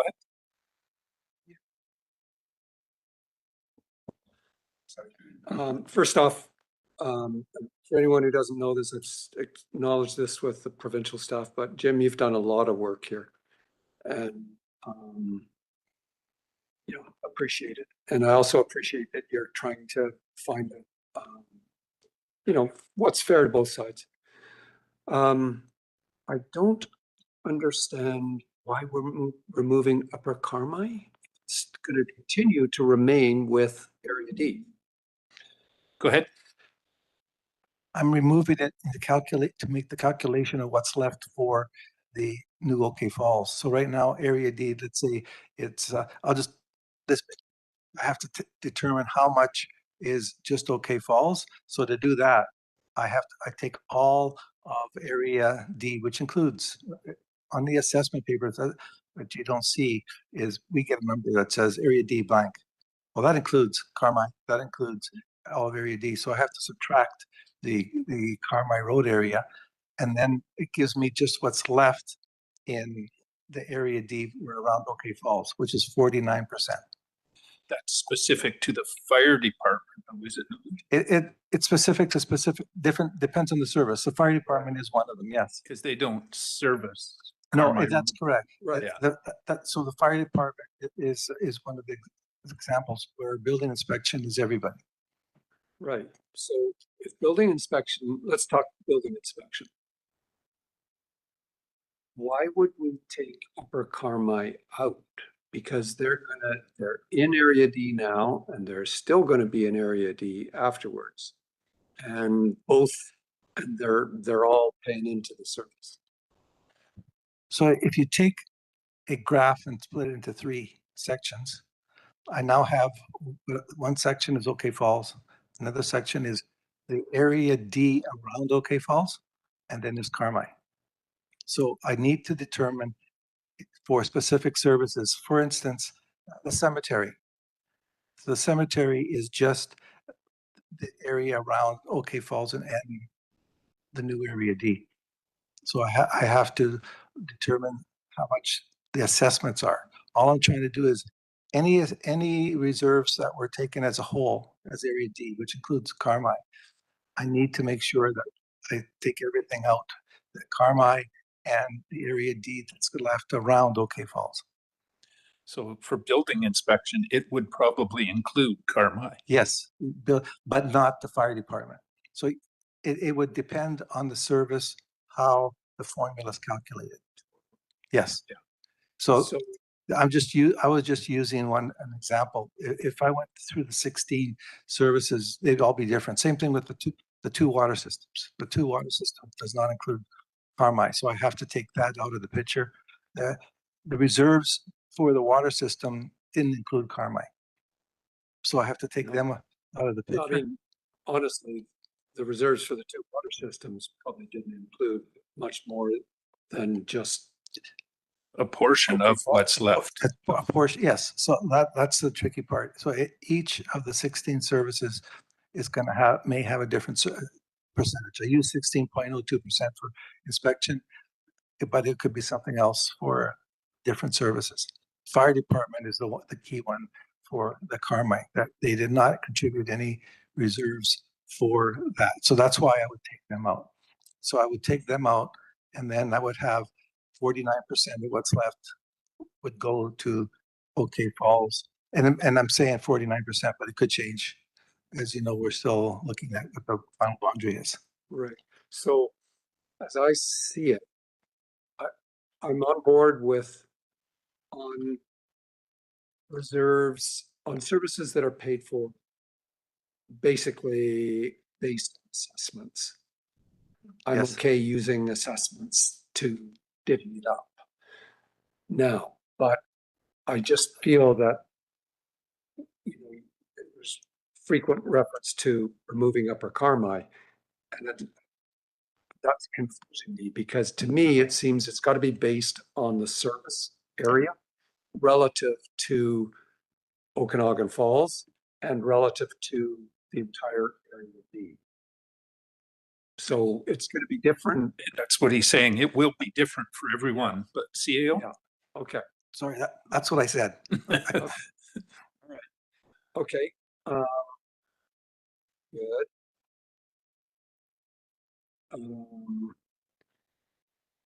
So, yeah.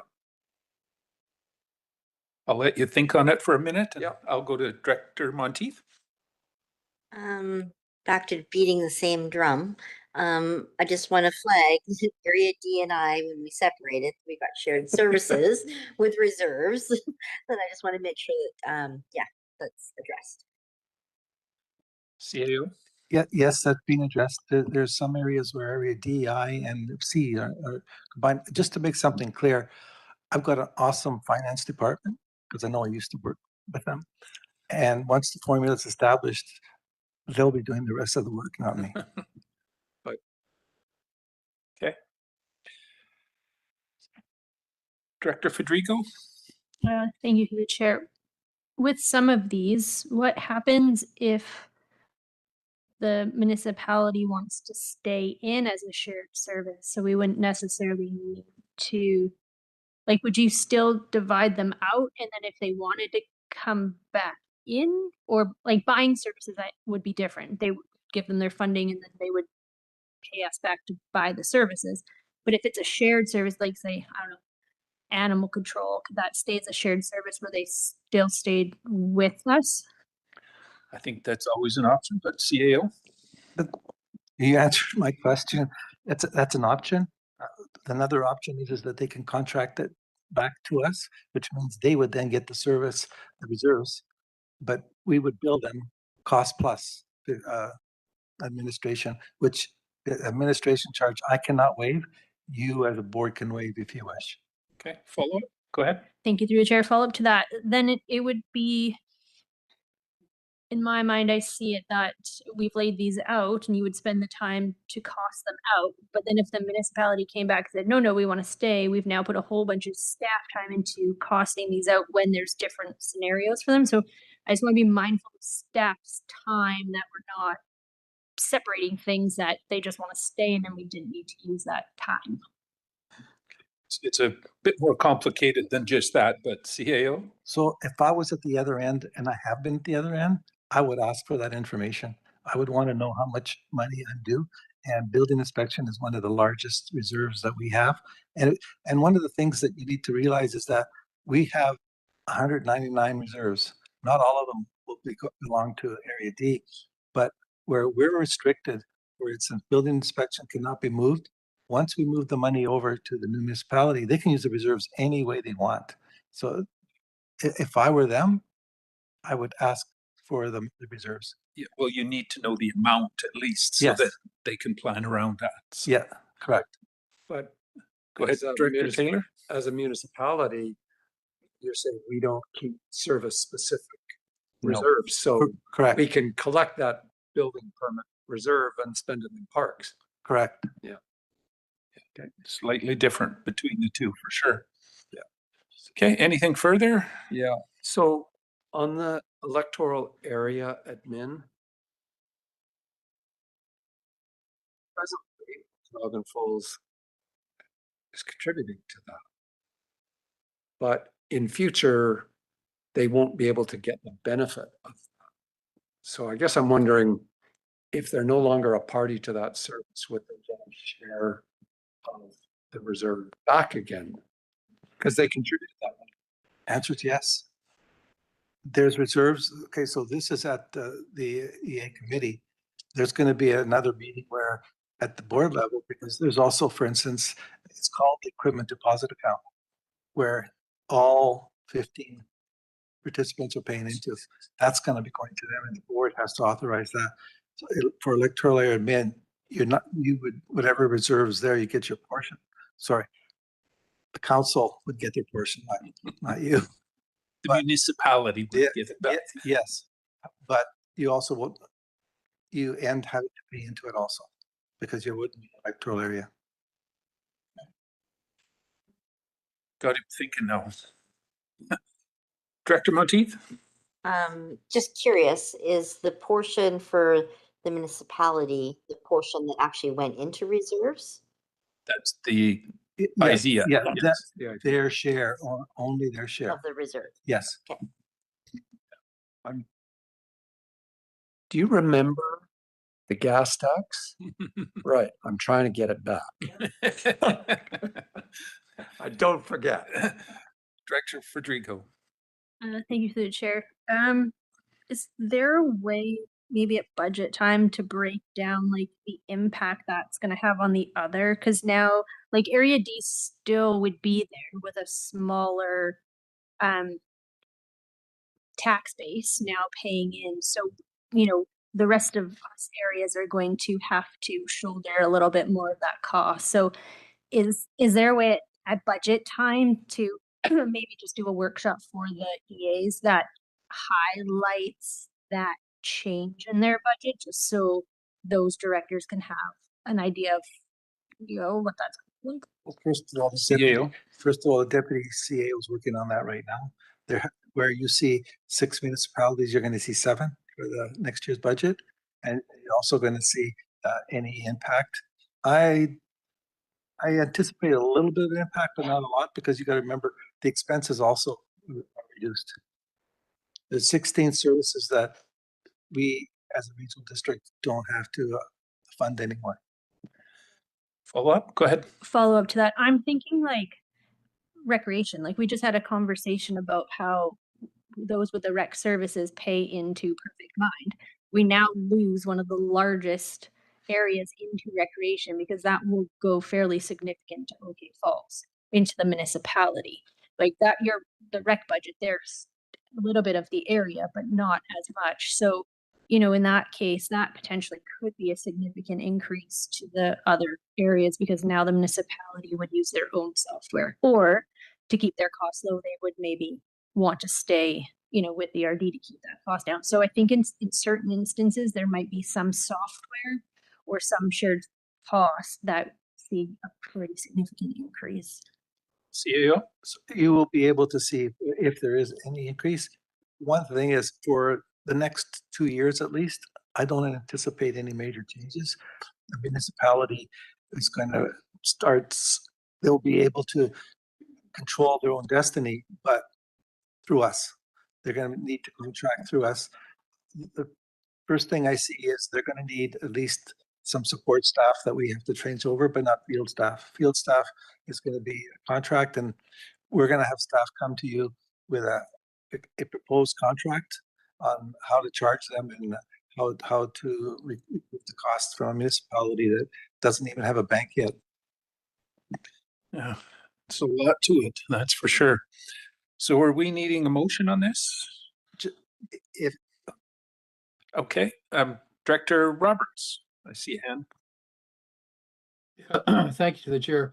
Director Fedrigo mentioned something that tweaked something.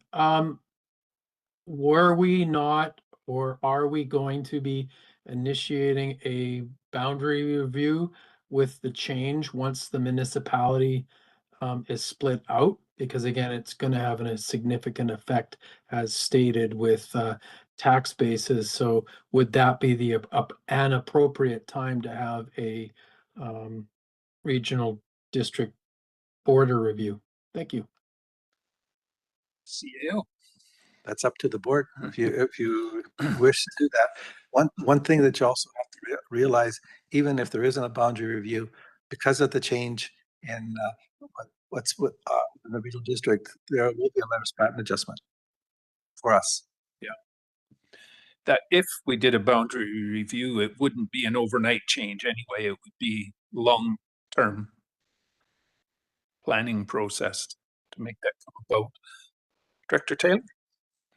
During the course of the project, we did discuss that with the province, because they were at one point just saying, well, we'll obviously move the remainder of Area D into C or E. And the end point of that discussion was, no, actually we're not. It's comparable to the population of some other areas, and we'll just leave it as remainder Area D.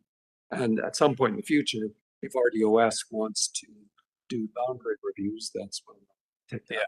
Yeah, it would be our initiation. Okay. CAO? So there is a recommendation, but I just want to remind it, it's a to endorse it doesn't mean that that's the final. When all the numbers are calculated and all of the consequences are done, they will come to the board for final adoption. So right now, I'm asking that the RDOS Electoral Area Committee endorse a proposed methodology for the allocation of service-related reserves and equipment between the regional district and the district municipality of Overland Falls. Apologize if it's going to change, but that's how I see it right now. And forward the proposed methodology to the RDOS board for approval. Okay, Director Taylor? Sure, moved. Is there a seconder? Thank you. Go ahead, Director Taylor.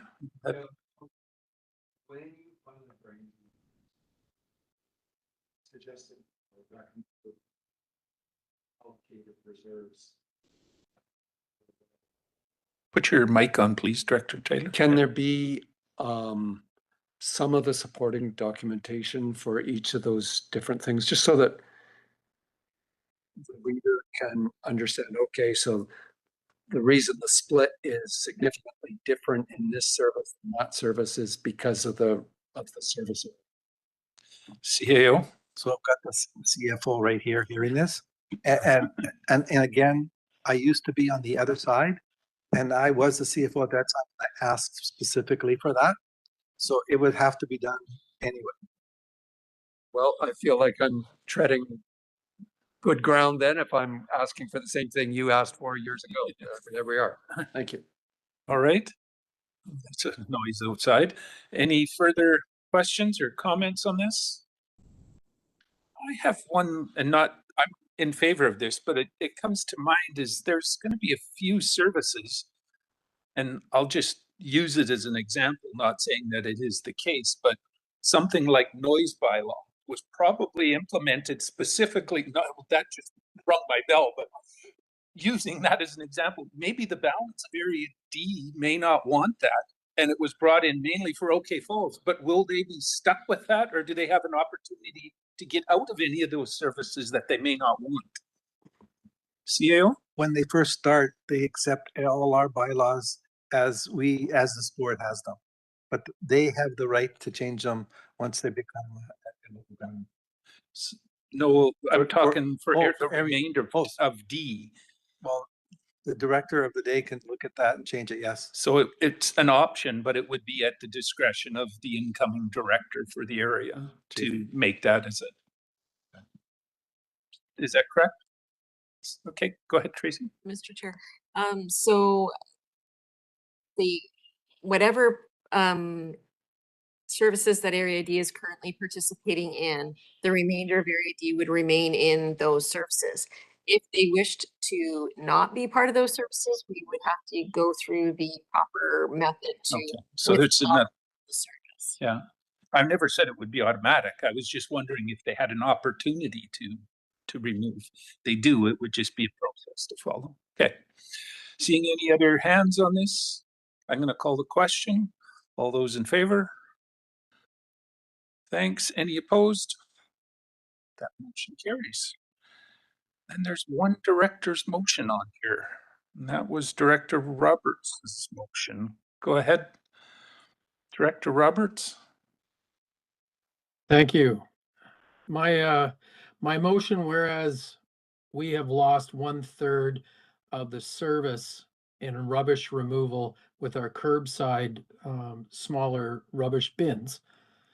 And that if and when, and whereas when we want to have a larger bin, not only do we have a swap over price, but we also have a monthly rental cost. I'd like to remove the monthly rental cost. I do believe and understand there would be a cost for the swapping out, but I do understand that at the 100 or 100 and plus % change in what we have to pay for the curbside service was to cover maintenance, locations for putting the bins.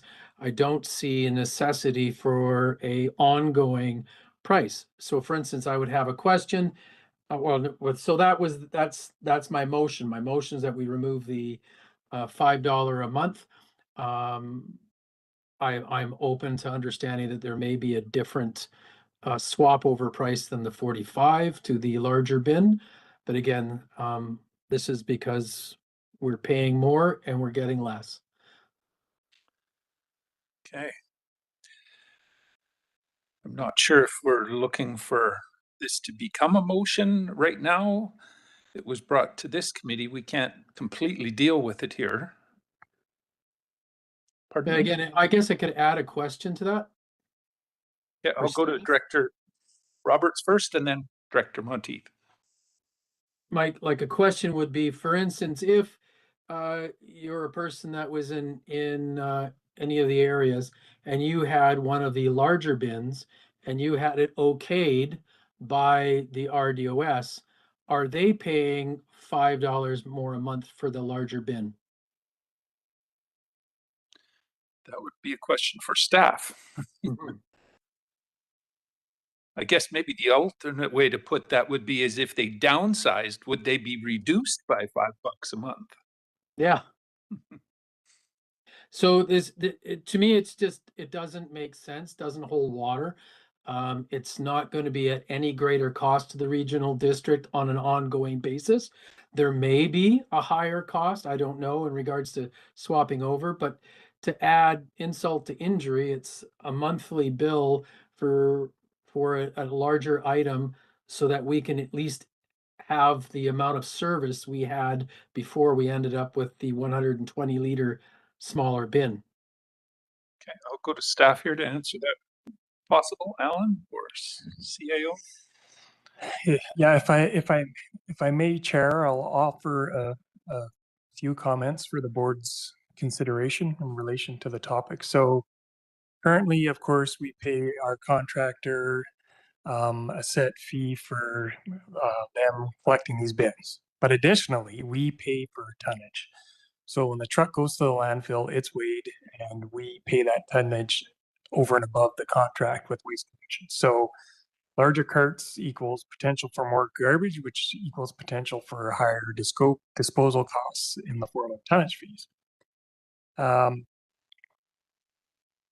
Obviously, a key goal of the solid waste management plan that we're working to finalize right now is we want to reduce waste, we want to divert waste, and we want to encourage recycling. Having a bigger bin does not support those concepts, in our opinion.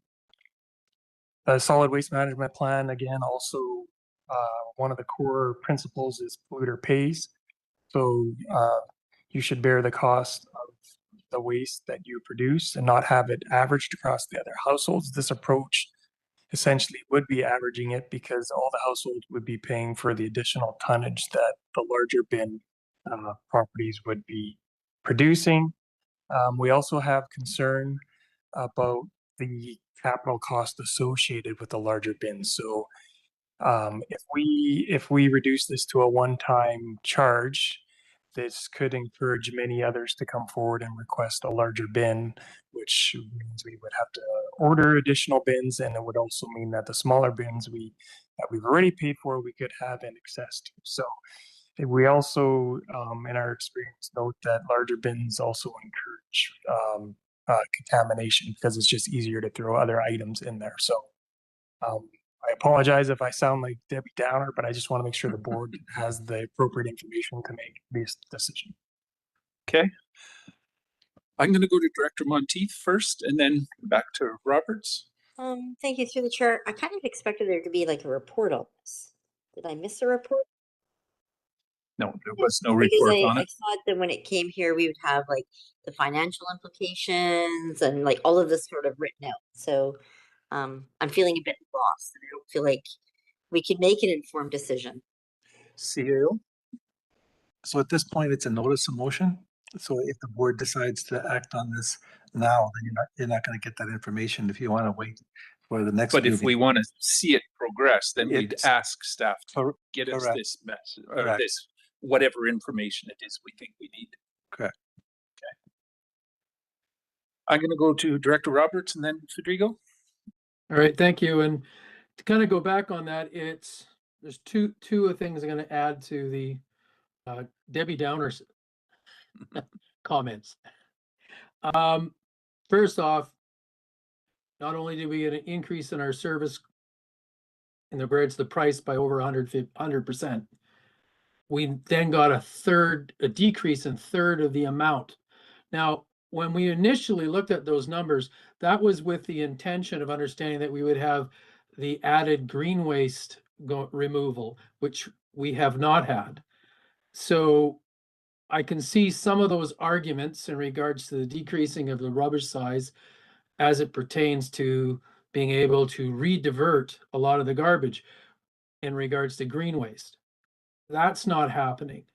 So what's happened is, in turn, rurally, we've lost 60 liters worth of rubbish, and now we're being told that we're going to pay more for what we paid less for before in regards to tonnage, because we had the ability to take in 180 liters towards the tonnage. So with this smaller one, I should be getting a decrease.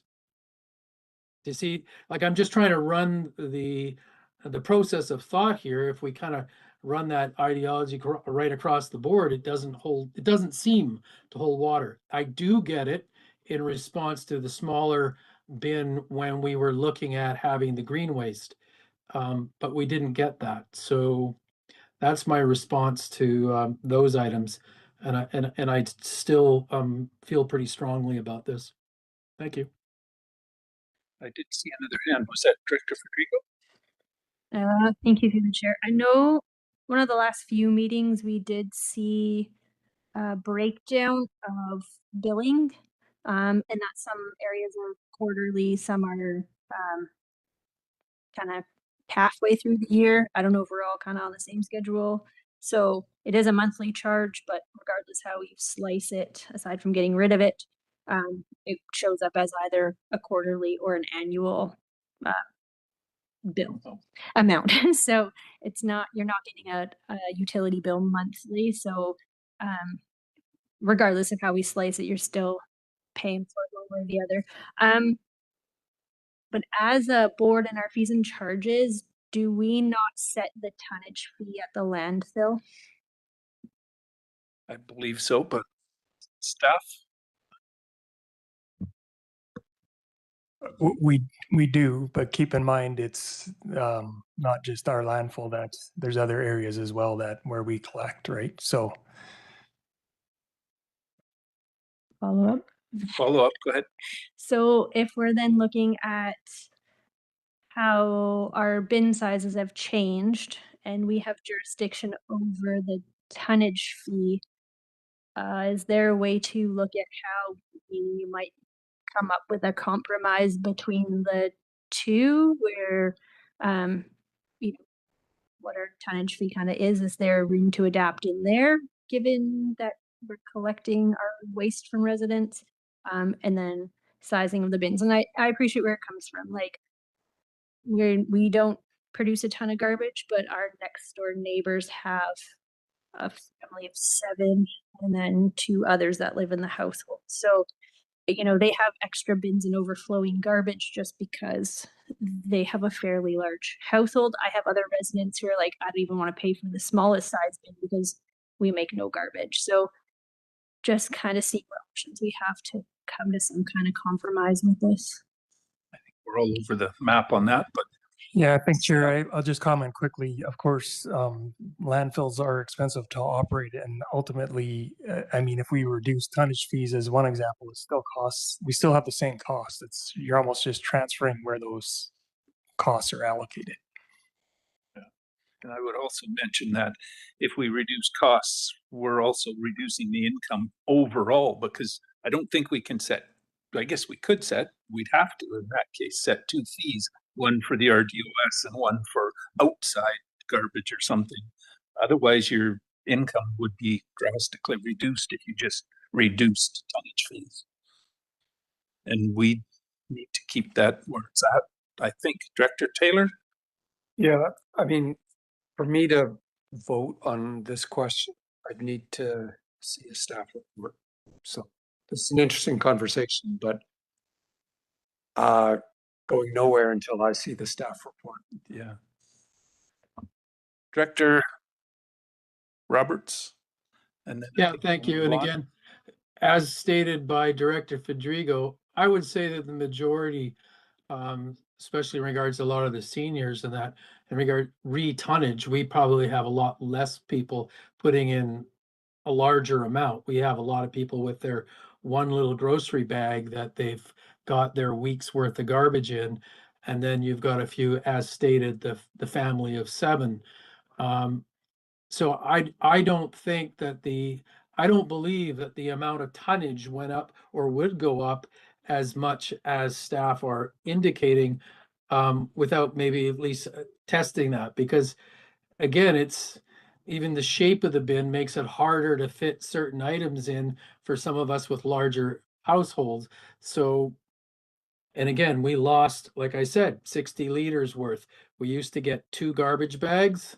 Now we get something that doesn't fit that one, was it 95-liter garbage bag in, even though it says 120, just the shape, you'd have to put in the garbage individually versus putting it in, like, for instance, a bag. So, you know, it does seem like nitpicking, but you know, I think it's important, especially when I look at overall that, you know, the a 60% decrease in service with with 100+ increase to cost, which in and of itself was supposed to carry the cost differentials around maintenance and storage.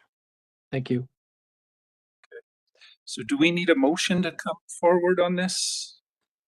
For a study? or CA? So, yeah, so Mr. Chair, I would recommend that if the committee would like to get more information, financial information, that they pass a resolution directing staff to provide that information.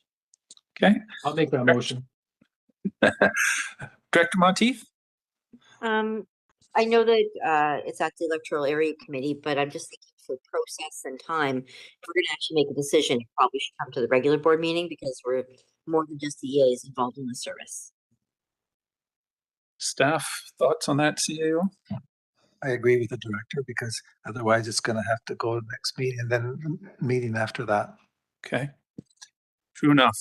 Okay, so we'll just leave it as it sits or just direct that or have a motion that we send it back to the regular board meeting? Yes. Okay. So making a motion, then the motion is to send it to the regular board meeting with a financial report. Okay. Is that moved and seconded? Is that with that? You said that's with a report? With a report. Okay, I can support that. Okay, so it's moved and seconded. And I can put my 2 bits worth in on this as well. I tend to agree with Director Roberts on this, but mainly because of the fact that we downsized to that small cart specifically because of the green cart coming in. In fact, I think we all got green carts that we don't use, but that was based on that green cart taking a percentage of that garbage away or out of our garbage, and it hasn't materialized. So that I agree that right now we misled people to a great degree, and we really didn't inform those that got the small carts that the green bins weren't going to be utilized for however long. So a lot of people had the opportunity or took the opportunity and got a larger bin. A large percentage didn't, not knowing that we weren't going to be using green bins. So I think we kind of owe it to them to look at it real closely. I'll leave it at that. We've got the motion on the floor. Any more discussion? Seeing none, call the question. Oh, quickly, Director Taylor. At the end of the day, this thing has to be neutral. You know, if we can't set a fee that's going to wind up losing money on the whole service. Absolutely. We'll call the question. All those in favor? Thank you. Any opposed? That motion carries. That does. Oh, Bob's got a hand waving. Go ahead, Director Taylor, or Director Coyne, I should say. So while we're on the topic of garbage, this is a little bit off key here, but I think that was the end of the last thing on the agenda. Before Alan runs away, we've got a big ass huge elephant running around this regional district called illegal dumping that we were going to get When I questioned him about it here a little while ago, the answer was that, well, we're working on a plan of how we're going to use the money that we have in reserves. Now, Tim's got issues in his area with illegal dumping that aren't getting dealt with. And now Matt's got issues with an abandoned motorhome in, excuse me, in Okanagan Falls. I've got one here that I believe I think Moat's gonna have to deal with it. But could we ask that Alan bring back a report to the board on just where this is going, what progress, if any, they've made on this illegal dumping issue? And also the other half of that is we're getting more and more of these abandoned recreational vehicles, be it motorhomes, campers, trailers, in the bush. And when they do come in, it's an absolute fortune that they want to tear these things apart and destroy them.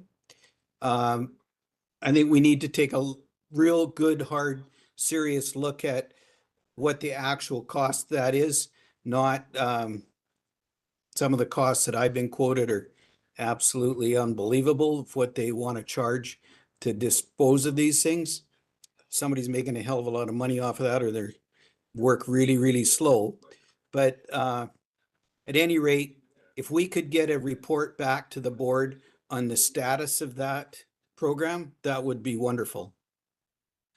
Thank you. Before we go to Alan, I was just going to expand on that. We kind of talked about that earlier in the board meeting. Was there a direction coming from staff or some information coming already?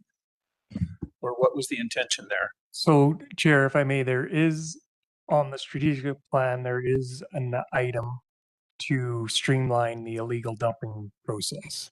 And I apologize, I don't have it in front of me. I don't remember exactly what quarter it was slated in, but it is in the work plan for our team to come back to the board with that. Okay, I think that's pretty much what Director Coyne was asking for, but I'll just check with him. Yeah, I just kind of, put it quite bluntly, I think somebody needs a fire lit, because this has been the answer we've been getting for, I fought with it all bloody last year on this, and nobody would even answer as to whose department it was. So the issue just keeps getting bigger and bigger and bigger.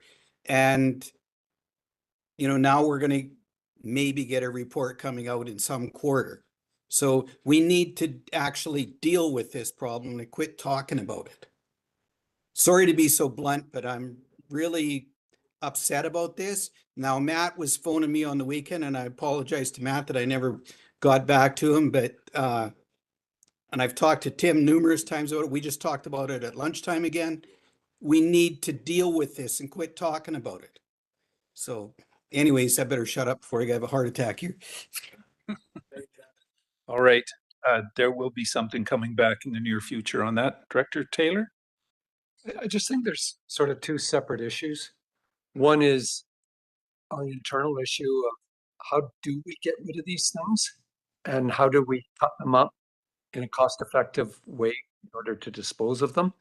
And the other one is the whole intergovernmental schmozzle about everybody hot potato. Sorry, I'm not trying to be disrespectful, but you know, Mott doesn't want to own the trailer, the registered owner doesn't want to own it, RCMP doesn't want to own it, Forestry doesn't want to own it, and we get wind up. So that's a bigger issue. I would love to see us find a cost-effective way just to bite-size this, a cost-effective way of how we get rid of it within our own landfill service. That's definitely something I think we can handle. Okay, CAO? So to me, this is more of a downloading. You're right. One government agency doesn't want to take responsibility. Ultimately, it's us that they dump it on. We did bring this up to UBCM, and it didn't go anywhere. I would suggest that this will be reoccurring and bring it back to UBCM. The province needs to support us on these abandoned vehicles. One of the wins that we did get for these two trailers is that it was expedited, and that we had we were given the authority to do them. That's not normal. It usually takes quite a long time to get it. And I'm hoping that this continues, but that if it does continue, it means more costs on us. We will aggressively go after the owners. There has to be a VIN number unless these people know what they're doing and take out the VIN number. We can't go back to the last registered owner. No guarantee that we can get the money. Somebody that does that usually doesn't have the funds, but we could try. Okay, Director Monteith, you had a hand? Yeah, thank you. I just want to encourage us to also look at our regional partners around here like PACE that already do the mattress recycling and the electronics recycling. Maybe there's an expansion of service that we can partner with them on. So if there's a need and they already are doing something similar, there might be a complementary movement. I think we already are dismantling trailers though at the OK Falls site. It's just, I'm not sure the costs or how that's even going. We've never actually had a report back to the board on how that's progressing. So that might be a starting point even. A little info there would be helpful. Chair, there's only currently a couple trailers out there, so we're potentially about to double that inventory. So the intent has been to wait until we had a handful of them and then bring someone in to deal with them all at once because it's more cost effective. Okay. So the program hasn't gained a lot of traction so far. Okay. Director Roberts. Thank you. I'll be quick. Follow up on what the CAO was stating around trying to get those to pay, and that I also include the province. It's still regards to the process. We have to figure out a way that we will get things out of where they're at, because if we wait, a lot of times we create more of an environmental disaster by having these things sitting where they sit rather than creating the action and then having a more significant, well, let's say having sharper teeth fighting back to get the money is another way of looking at it.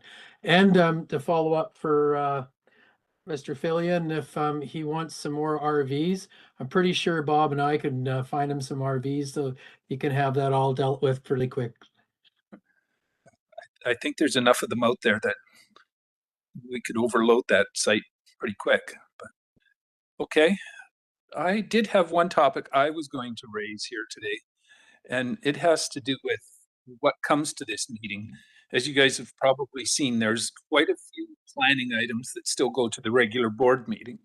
That's been happening with the rationale that by sending them here first and then having to go back to the full board, it would be not wasting time, but prolonging the time taken to deal with those. So I just wanted to make people aware of that. But if the preference was for them to come here first, which was kind of my understanding when we adopted this electoral area committee, that was the way it was going to happen. We need to be aware that there might be some noise from applicants if their applications are slower. So if we want to direct staff for them to come here first, there's going to maybe not be any noise, but there could be. So you just need to be aware of that. And I just wanted to throw that out there. I see Director Roberts waving. Yeah, thank you to the chair. I thought in regards to that, I thought it was streamlining it by not weighing down the conversations where the municipalities don't have to listen to it. And then we're just bringing it to move it to the board meeting because this is committee. So I thought was no different from when we had separate committees. We're just bringing it to the EA. So why wouldn't we be having planning stuff at this committee and then just, moving it through, because these particular issues affect the electoral areas, not the municipalities. Maybe have to ask staff to clarify that, because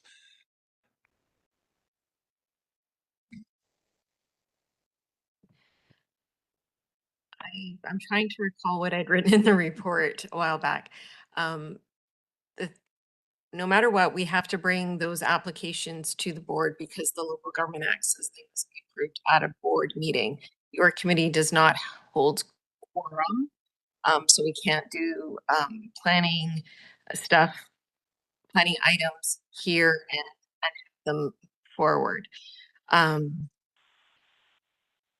It's really up to this committee if they wish to have them brought forward here, but there will be the delay and we'll still need to bring these items to the board to be dealt with individual motions.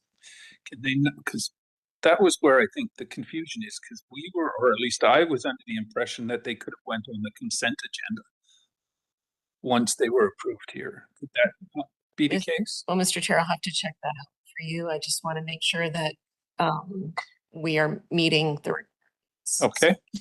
We don't have to make a decision on this now, but I just want everybody to be aware, because I've been hearing from people that why is this here and not there? And from municipal directors, why are these still here? I thought you guys were going to be dealing with them. So I just want people to be aware and we can make a decision. Did you have something further? Okay.